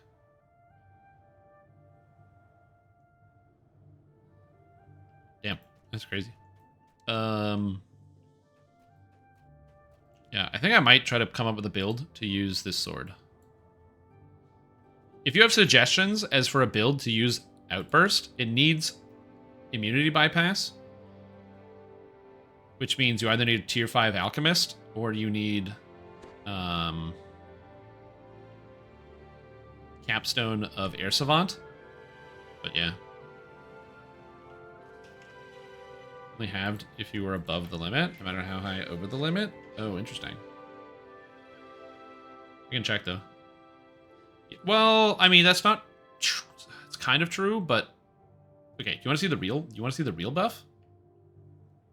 Actually, I have a real buff for you. Let me show you the winner. Okay, don't tell anybody, because if you tell anybody, then Standing Stone Games is gonna find this secret, and we're all screwed. Shh. Okay, everyone, put quiet. You ready? Shh. Quiet. No. Make Slaughter look like garbage. Garbage. Tabaxi Trailblazer. Okay, don't worry. Nobody's gonna know. Don't tell anybody about this. Okay. Yeah, whatever. I need feats. Go fast. Fast. Feats. Thank you. Feats. Lollers. Okay. Dollar Tracer? True. It is a Dollar Tracer. There's a lot of money in this. Hold on. Now you might be like, why Tabaxi Trailblazer? Whatever. Wide Sweep. 50% damage. Trip attack. 20-second trip.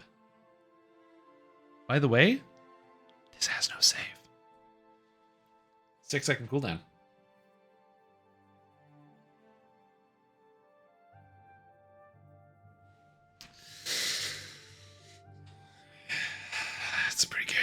It's pretty good.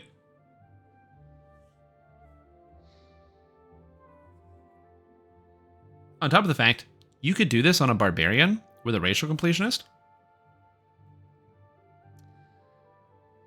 Get the move speed, and get spring attack for free.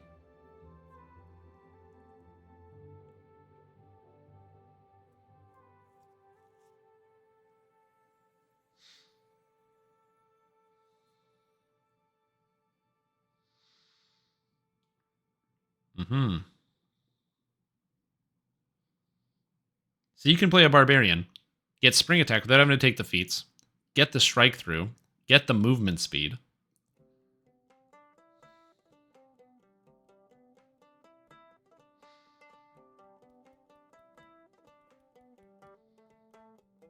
Also, trip DC is double if you have a quarterstaff. I wonder if that's relevant for barbarian. The problem is getting a Trailblazer barbarian is really expensive.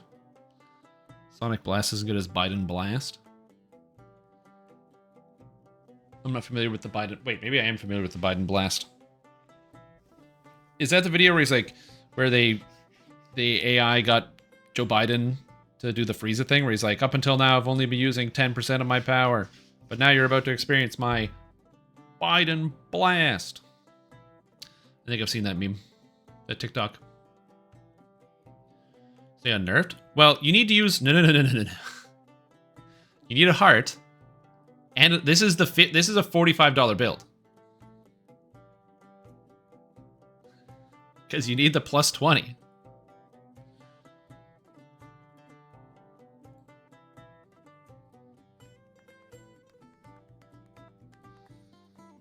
If you want to do Barbarian, you need $45.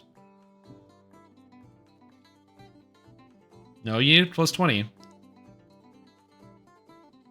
Guys, Barbarians can't be lawful. So you need to take this and turn it into a 1 monk, 14 fighter. Then you need to get rid of the monk. Then you need to alignment change.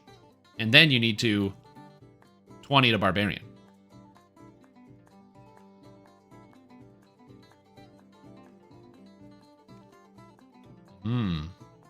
Also, this is best benefited on a racial completionist, so you don't have to give anything up out of the actual barbarian trees. That's going to be a good one.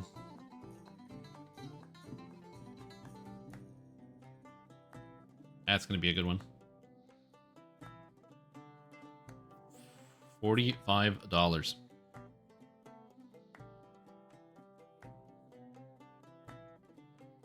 not bad.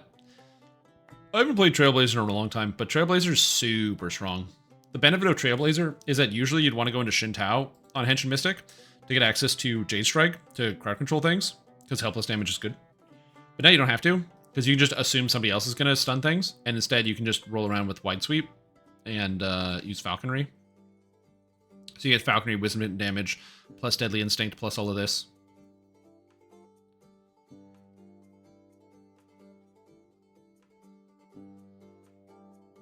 Yeah, you also need 2 days and 18 hours, because you can't 2 lesser TRs in a row. Yeah, there's a TR timer. Unless you popped open a box and you have a TR timer bypass. Or a reincarnation timer, not TR, but a reincarnation timer bypass, yep.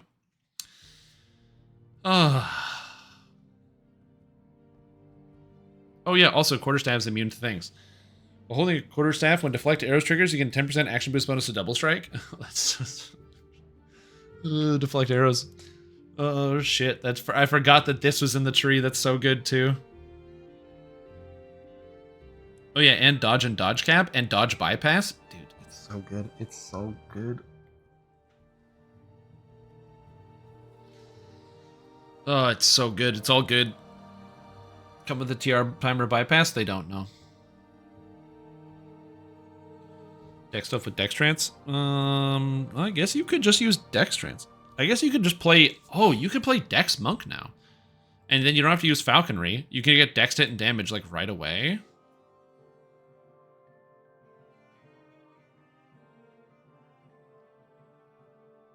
Because you could do Ninja Spy or Tabaxi Trailblazer, to be honest. You'd probably just do Tabaxi Trailblazer. And use Horizon Walker for the trance. I think it says Henshin Mystic gives you wisdom, right? Yeah, Henshin Mystic is 4 wisdom, so this would go to waste. How's the Barbarian iconic? It's used for the tied for #1 melee DPS build in the game.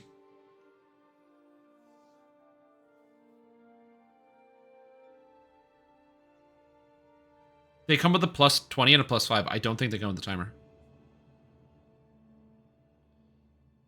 No, you can't. You can't do that. I tried that. Wide Sweep is a quarterstaff melee attack. In your animal form, you're not using a quarterstaff, you're using your claws.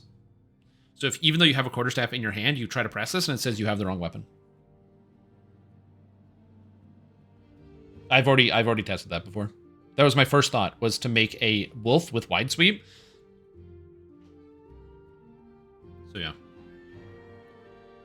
You could do Druid. That's interesting. Elemental stick build, Wisdom and damage, Druid, Fire Elemental. Honestly, you could do like a 13-1-1 or 13-6-1 Wisdom Druid. So you could do Tabaxi Trailblazer, 13-6-1. The 6 is Kensai, so or like fighter, and then 1 is Favored Soul. You get the Favored Soul Trance, you get the Kensai with the crit multi, and the feats, so you can take all that stuff. You get Tabaxi Trailblazer for the Wide Sweep for the hits, your Fire Elemental Druid, which, I don't know, does something.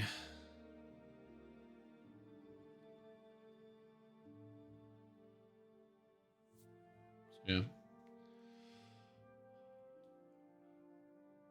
YouTuber 2 for Shalagni. 3 Favorite Souls, your poor eyes. Yeah, everything's exploding. Those are the best groups.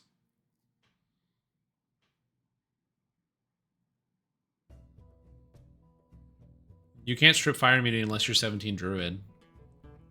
Then your damage sucks. You really need 1 crit multi on a quarterstaff. The problem is that all these suggestions have no crit.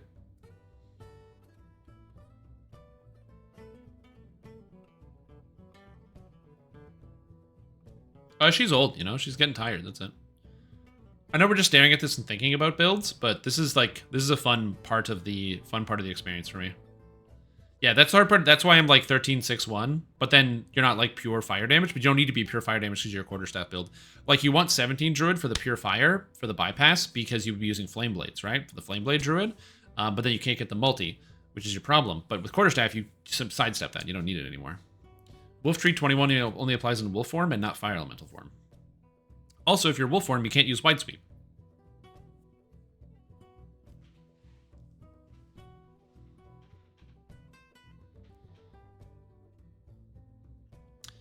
I guess, in theory, instead of Kensai, you could do 13 Druid, 6 Monk, and go Tier 5 Henshin Mystic, and grab access to Void Strike and Staff Training, and just use the Henshin Mystic tree. So you give up on Incinerating Wave, but you take everything else, and you could be a Fire Elemental form Druid. So you just take the Monk, and then you go 13 Druid for Fire Elemental form. You grab the Henshin Mystic here, which gives you stats based on fire, lighting the candle, fire, other fire abilities. You get fire resistance bypass for some reason. And then you could either use lighting the candle, or you could just use the, which scales off melee power, or you could use the Druid D8 that scales off of spell power, and still have the healing from Shadows Cannot Exist Without Light, which is just 100, which is pretty good. And so you could do 13-6-1.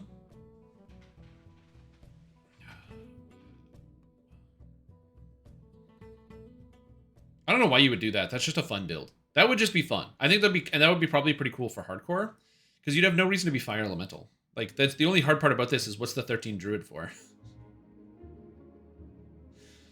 Like, what do you get from 13 Druid? Regenerate? Elemental form? That's the main problem. Is like, these are cool ideas, because you can do 13 Druid, and it is cool, but like, why? Like, people will be like, yo, what's a 13 Druid for? And you're like, yeah, I'm not sure yet, but I'm gonna figure it out. We're getting there. We're getting closer. The gears are turning. Okay? You're gonna get closer to the goal. The goalposts are moving. Holy guacamole. So yeah, so we'll see.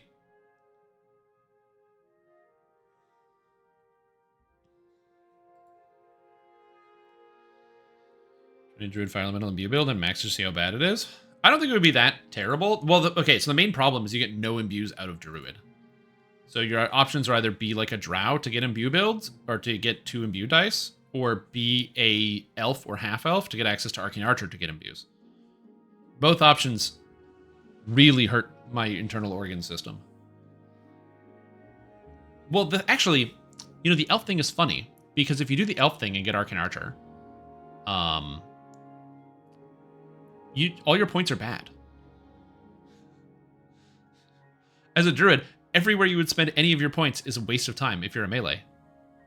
So you could just go tier 4 Arcane Archer, and it's actually not too detrimental to the build.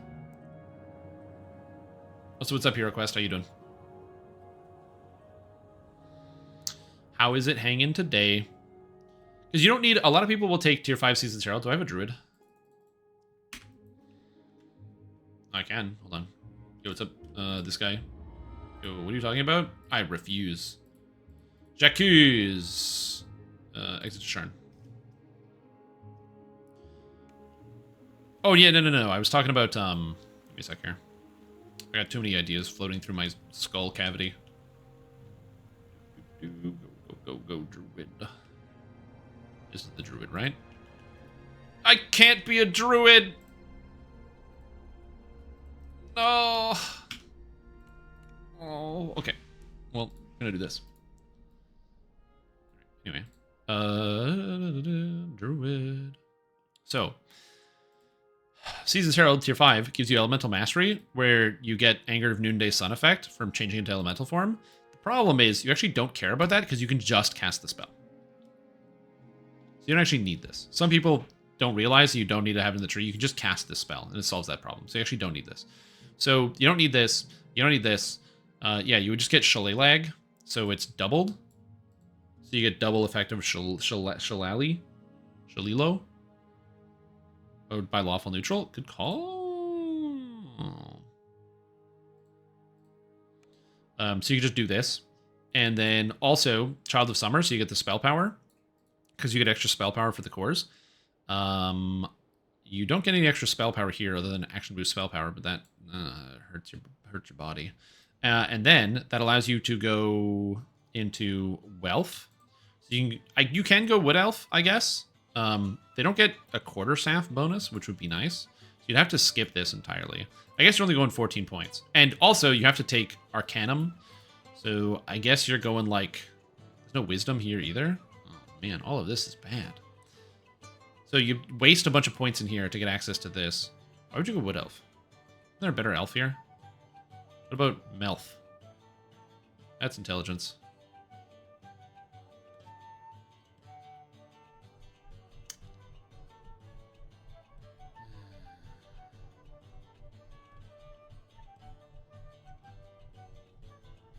Health?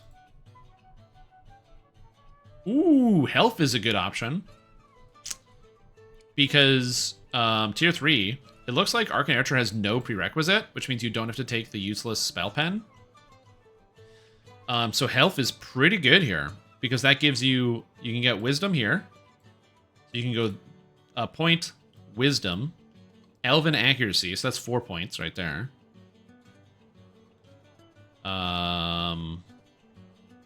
And then you can get dilettante.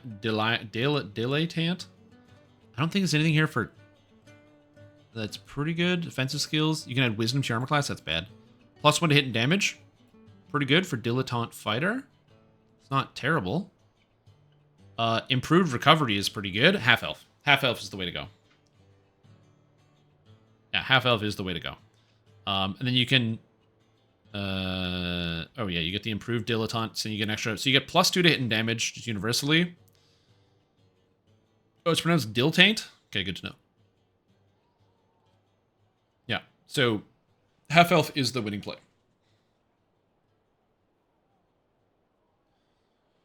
So the stick road gets a bunch from the attack changes. Oh yeah, because I was telling you guys about the secret. I was telling you guys about the secret with the Trailblazer. Yeah, Yeah, does it? Does Rogue get it? Oh, let me swap. Let me take a look. Let's go look at it. Let's go look at Rogue. You're talking about it, so I might as well take a look. Take a gander. Take a geese. It's over 100. Oh, I'm sorry, dude. Okay, so Thief Acrobat. So let's take a look at Acrobat. I'm gonna move my face out of the way for better examination of skills. So we have, it went behind my face anyway, 30% plus 3 threat. Sly Flourish. Why does this give plus 3 threat? What the fuck? Did this always do this? What? What? Did they buff this? It's now giving plus 3 threat.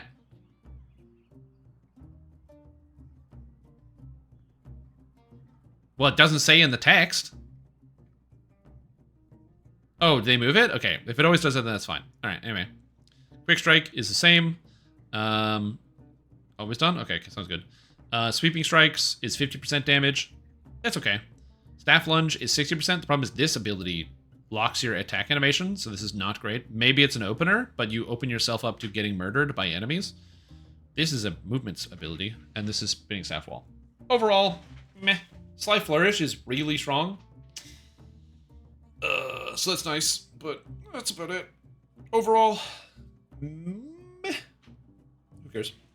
I mean, I'll play one. Mostly because I want to go into some of this.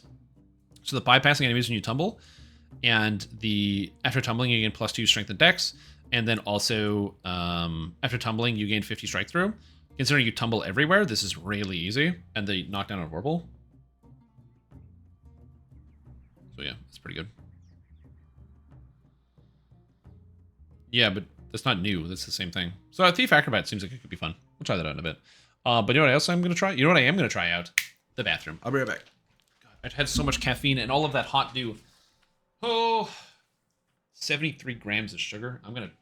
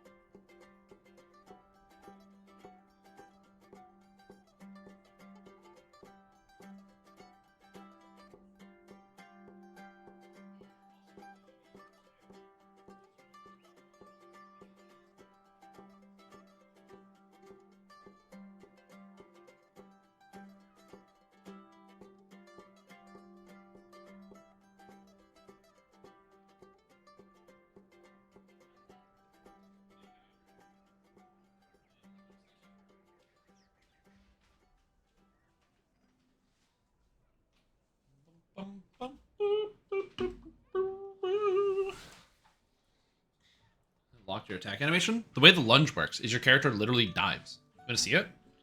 Do you want to see the lunge?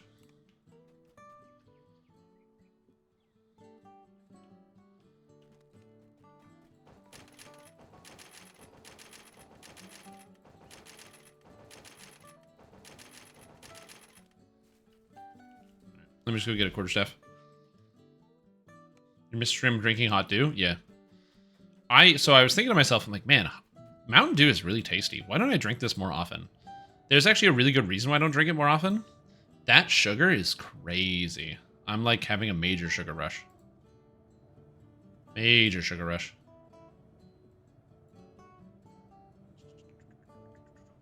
Quarterstaff.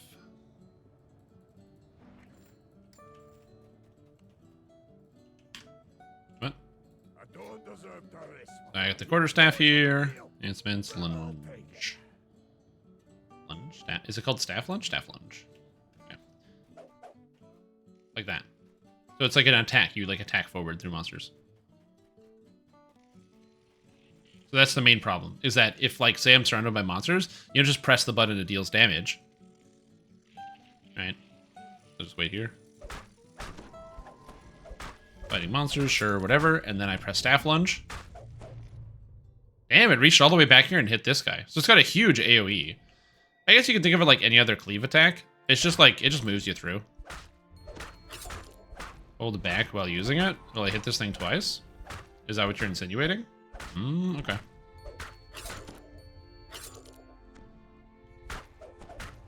It does hit twice. Interesting.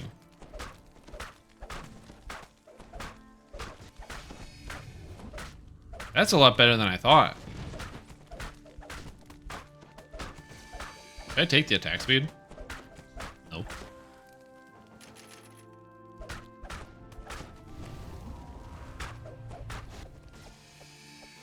Yeah, you have to get the control of it. It still takes a lot of extra time. But, it's not bad.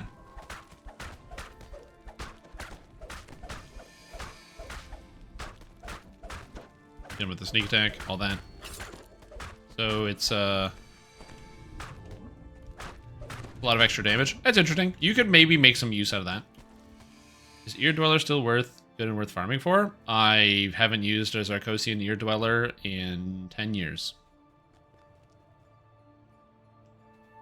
So I'm not a good person to ask that question to. I have no idea. So yeah, so it looks like staff lunge, fairly good. I can see the value in this. Especially because it's also a frontal cleave. But it takes some finesse because you have to actually use it properly. I guess it's a neat escape tool, but your character can only use, like, Tumbler to escape anyway. So you don't necessarily need staff lunge. That's the thing I was thinking about, is you don't necessarily need that. Grayed out Dark Grey Dex with filigrees in it? I don't know. Is it only frontal? I believe so.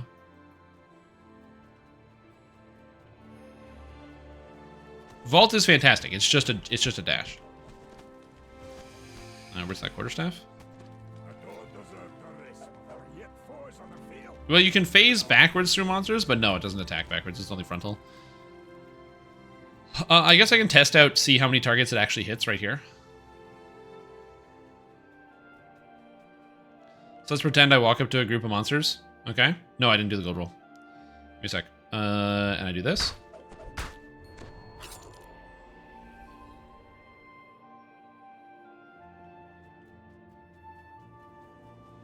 No, Dire Charge, if you have no target, doesn't move you.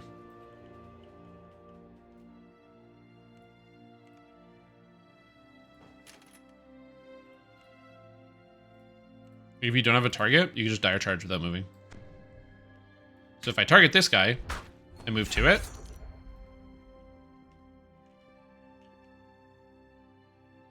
but if I don't have a target, I just press Dire Charge and it just hits everybody, which is nice. It's one of the things I've always loved about Dire Charge is I can just go into place and Dire Charge them.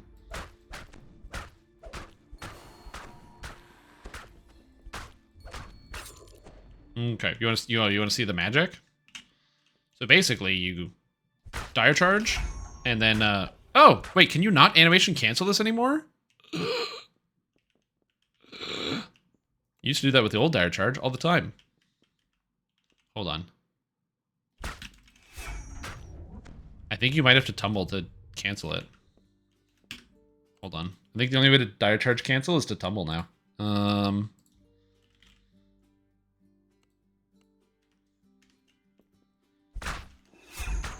Yeah, it's tumbling is the only way to do it. Rip. I mean, to be fair, Dire Charge is still good. It's like hitting an entire pack of monsters. Also, the way I Dire Charge usually is I air Dire Charge, which didn't work there. But usually you like do it somewhere around like here and you hit more targets. But yeah, that's about it.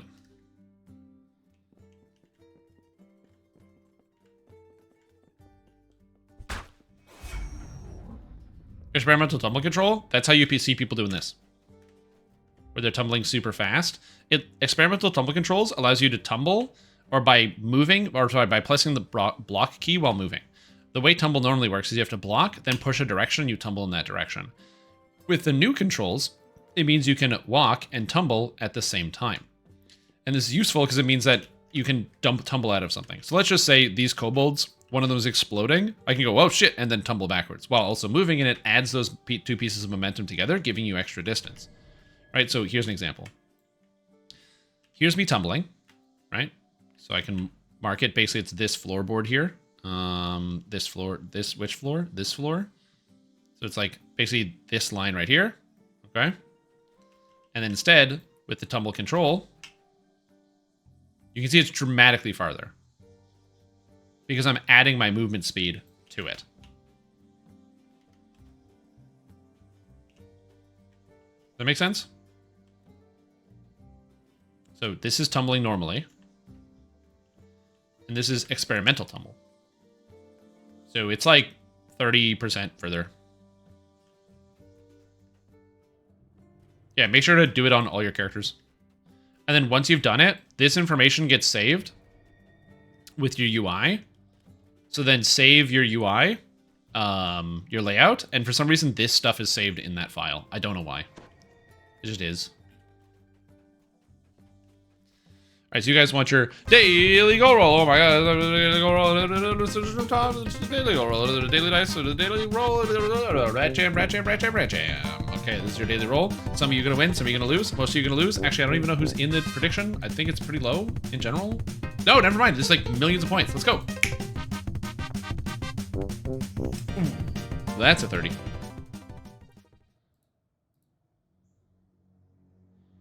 Yeah, that's why everybody is doing this. So that's why you're going to see people doing quests like this. This is mathed out to be around 210% movement speed.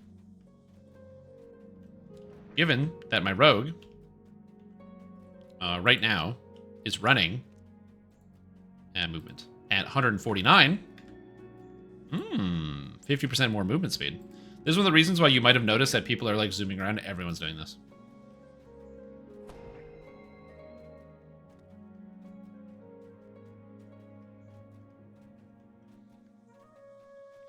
What they should probably do, and what they might do, this would be my suggestion, is just put in a 1 second internal cooldown on tumbling.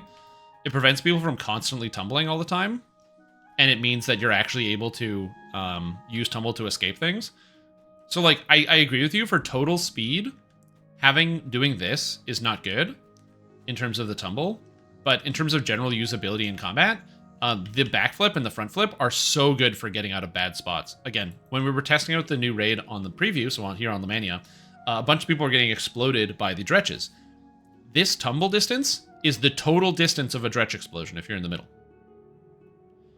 So you kill the dretch and then, boom, you're out. You don't have to think about it. It's very, very good. And I think that that's how the tool should be used. And thank you for coming to my TED Talk.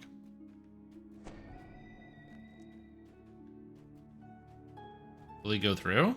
I've never had a problem with the long tumble not going through. How do you cancel it?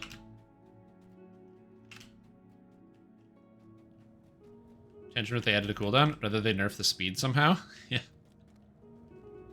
Isn't the tumbling good? It's nice. If you're hamstrung, it doesn't work? Yeah, it does. You just can't see it.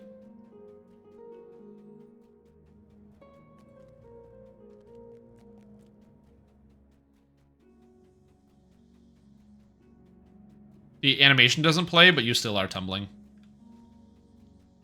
How do I slow my character? What's new? Not much. Oh.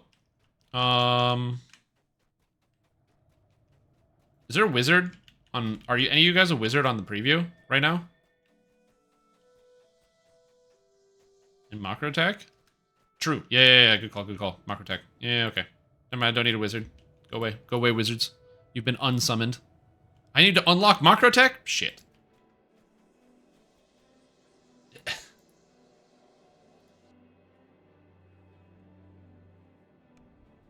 Yeah.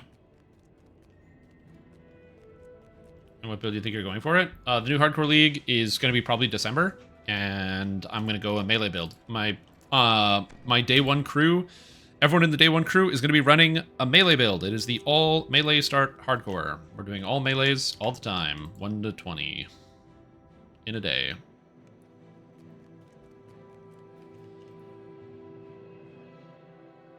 So what build? I don't know. Melee. This is a cool visual. So I need a rune arm. You beat a rune arm.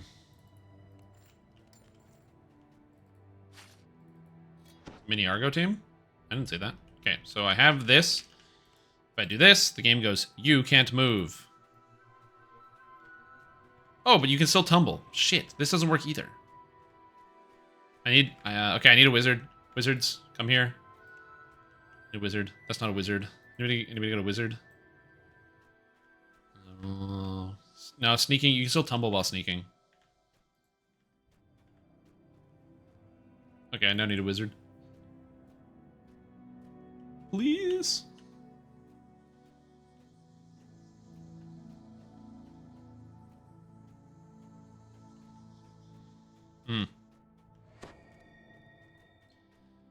Is you in a swashbuckler or something?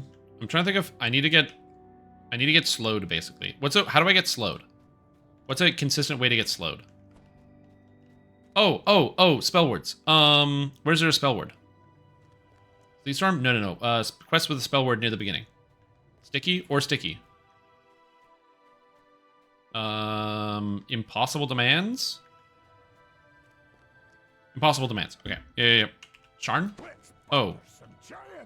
Where do I get Sharn? Go to sleep. Yo, take care, Morty. Can't play DDO all night. Yeah, you can try though. Can't you go into water? No, because you can tumble through water. Okay. Into the road. Ton of spell words. Yeah. The Kensei changes is fantastic. See you later, Morty. See you tomorrow. I hope you're doing well. Glad to hear you're enjoying Dungeons & Dragons Online. Again, game I love. Absolutely love this video game. Fantastic. Huge fan. But as I said, before you get invested and start spending that cash, make sure you like it. Sounds like you do, but still, keep on keeping on. Let's go. You're half listening? It's okay. I never listen to the things that I say if it makes you feel any better. It makes it so much easier to deal with me. All right. So for all you people who don't have a fully concrete grasp of how Tumble works, let me show you something really cool. I'm going to show you something that's going to make you want to subscribe to the stream for 30% off during September. Let me show you. Check this out. I'm going to blow your mind. Your mind is going to... causing an explosion, shooting bone shards and shrapnel everywhere. Watch this.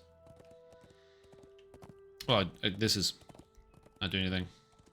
Stand up for 30 minutes? Oh, Rano. You have no idea what you've done. 100 subs? It's a problem with you, not stream. Casual. Because I took away all my trees, so I don't do any damage. The Midler farmhouse has seen better. Where is it? The priestess demands. Do not play games, fool. I unspec'd all my trees, so I need her to take damage. Okay, good. As the magic takes effect, the priestess's runes vanish. All right, so I can tumble. We can establish I can tumble. Cool. Now, when you get slowed, like by a spell word, whoosh. Oh god, it's only 1 second. Oh, it's only 1 second on elite difficulty or on casual. You'll notice I can't tumble, right? My character will just freeze up.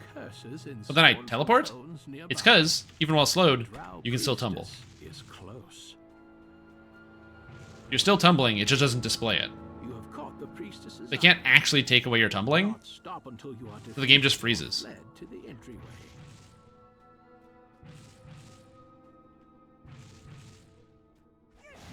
Yeah, so no matter how much you get slowed, you can still tumble. So if you do get purple alerted, where the monsters slow you to 0%, you can still tumble away.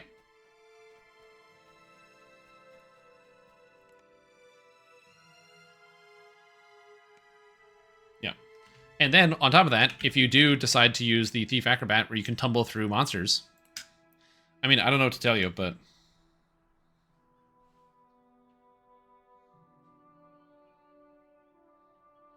like the one class in Diablo? Mm-hmm. Cheat mechanic? I mean, it's not really a cheat mechanic. It's an issue with the way that the tumble functions. It's more of the problem.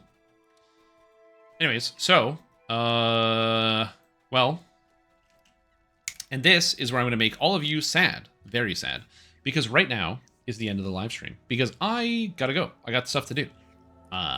But we're going to be testing out a build to see if I can get that Lightning Greatsword to work here on Lamannia tomorrow, and looking over some of that stuff. I'm very excited to share a lot of this with you.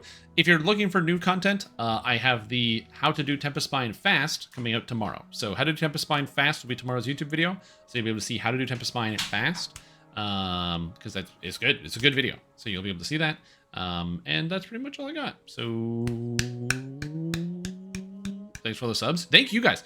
Dude, I've completely forgot. Shit. Thank you, everybody who gifted me a bunch of subs. For those of you that missed it, this was the biggest sub event of the year, which is huge. So thank you. Really appreciate that. You guys are all wonderful, and I'm very grateful for the support. People who tune in, people that check out the channel. You're all amazing. Yeah, that's crazy. It's crazy. It's literally crazy. I don't even know what to say. I am at a loss for words. So... I'm just doing good. I'm just doing really good, and I'm excited for the future. I have nothing more to add, so bye-bye. Goodbye, the stream is over. It's not continuing anymore because you have this thing on your screen that says, by the way, the stream is done. As you can see it. You can see how done the stream is. Isn't that cool? You can see exactly how done the stream is. It's like so done. It's like Dunezilla. It's done-tastic. Holy guacamole.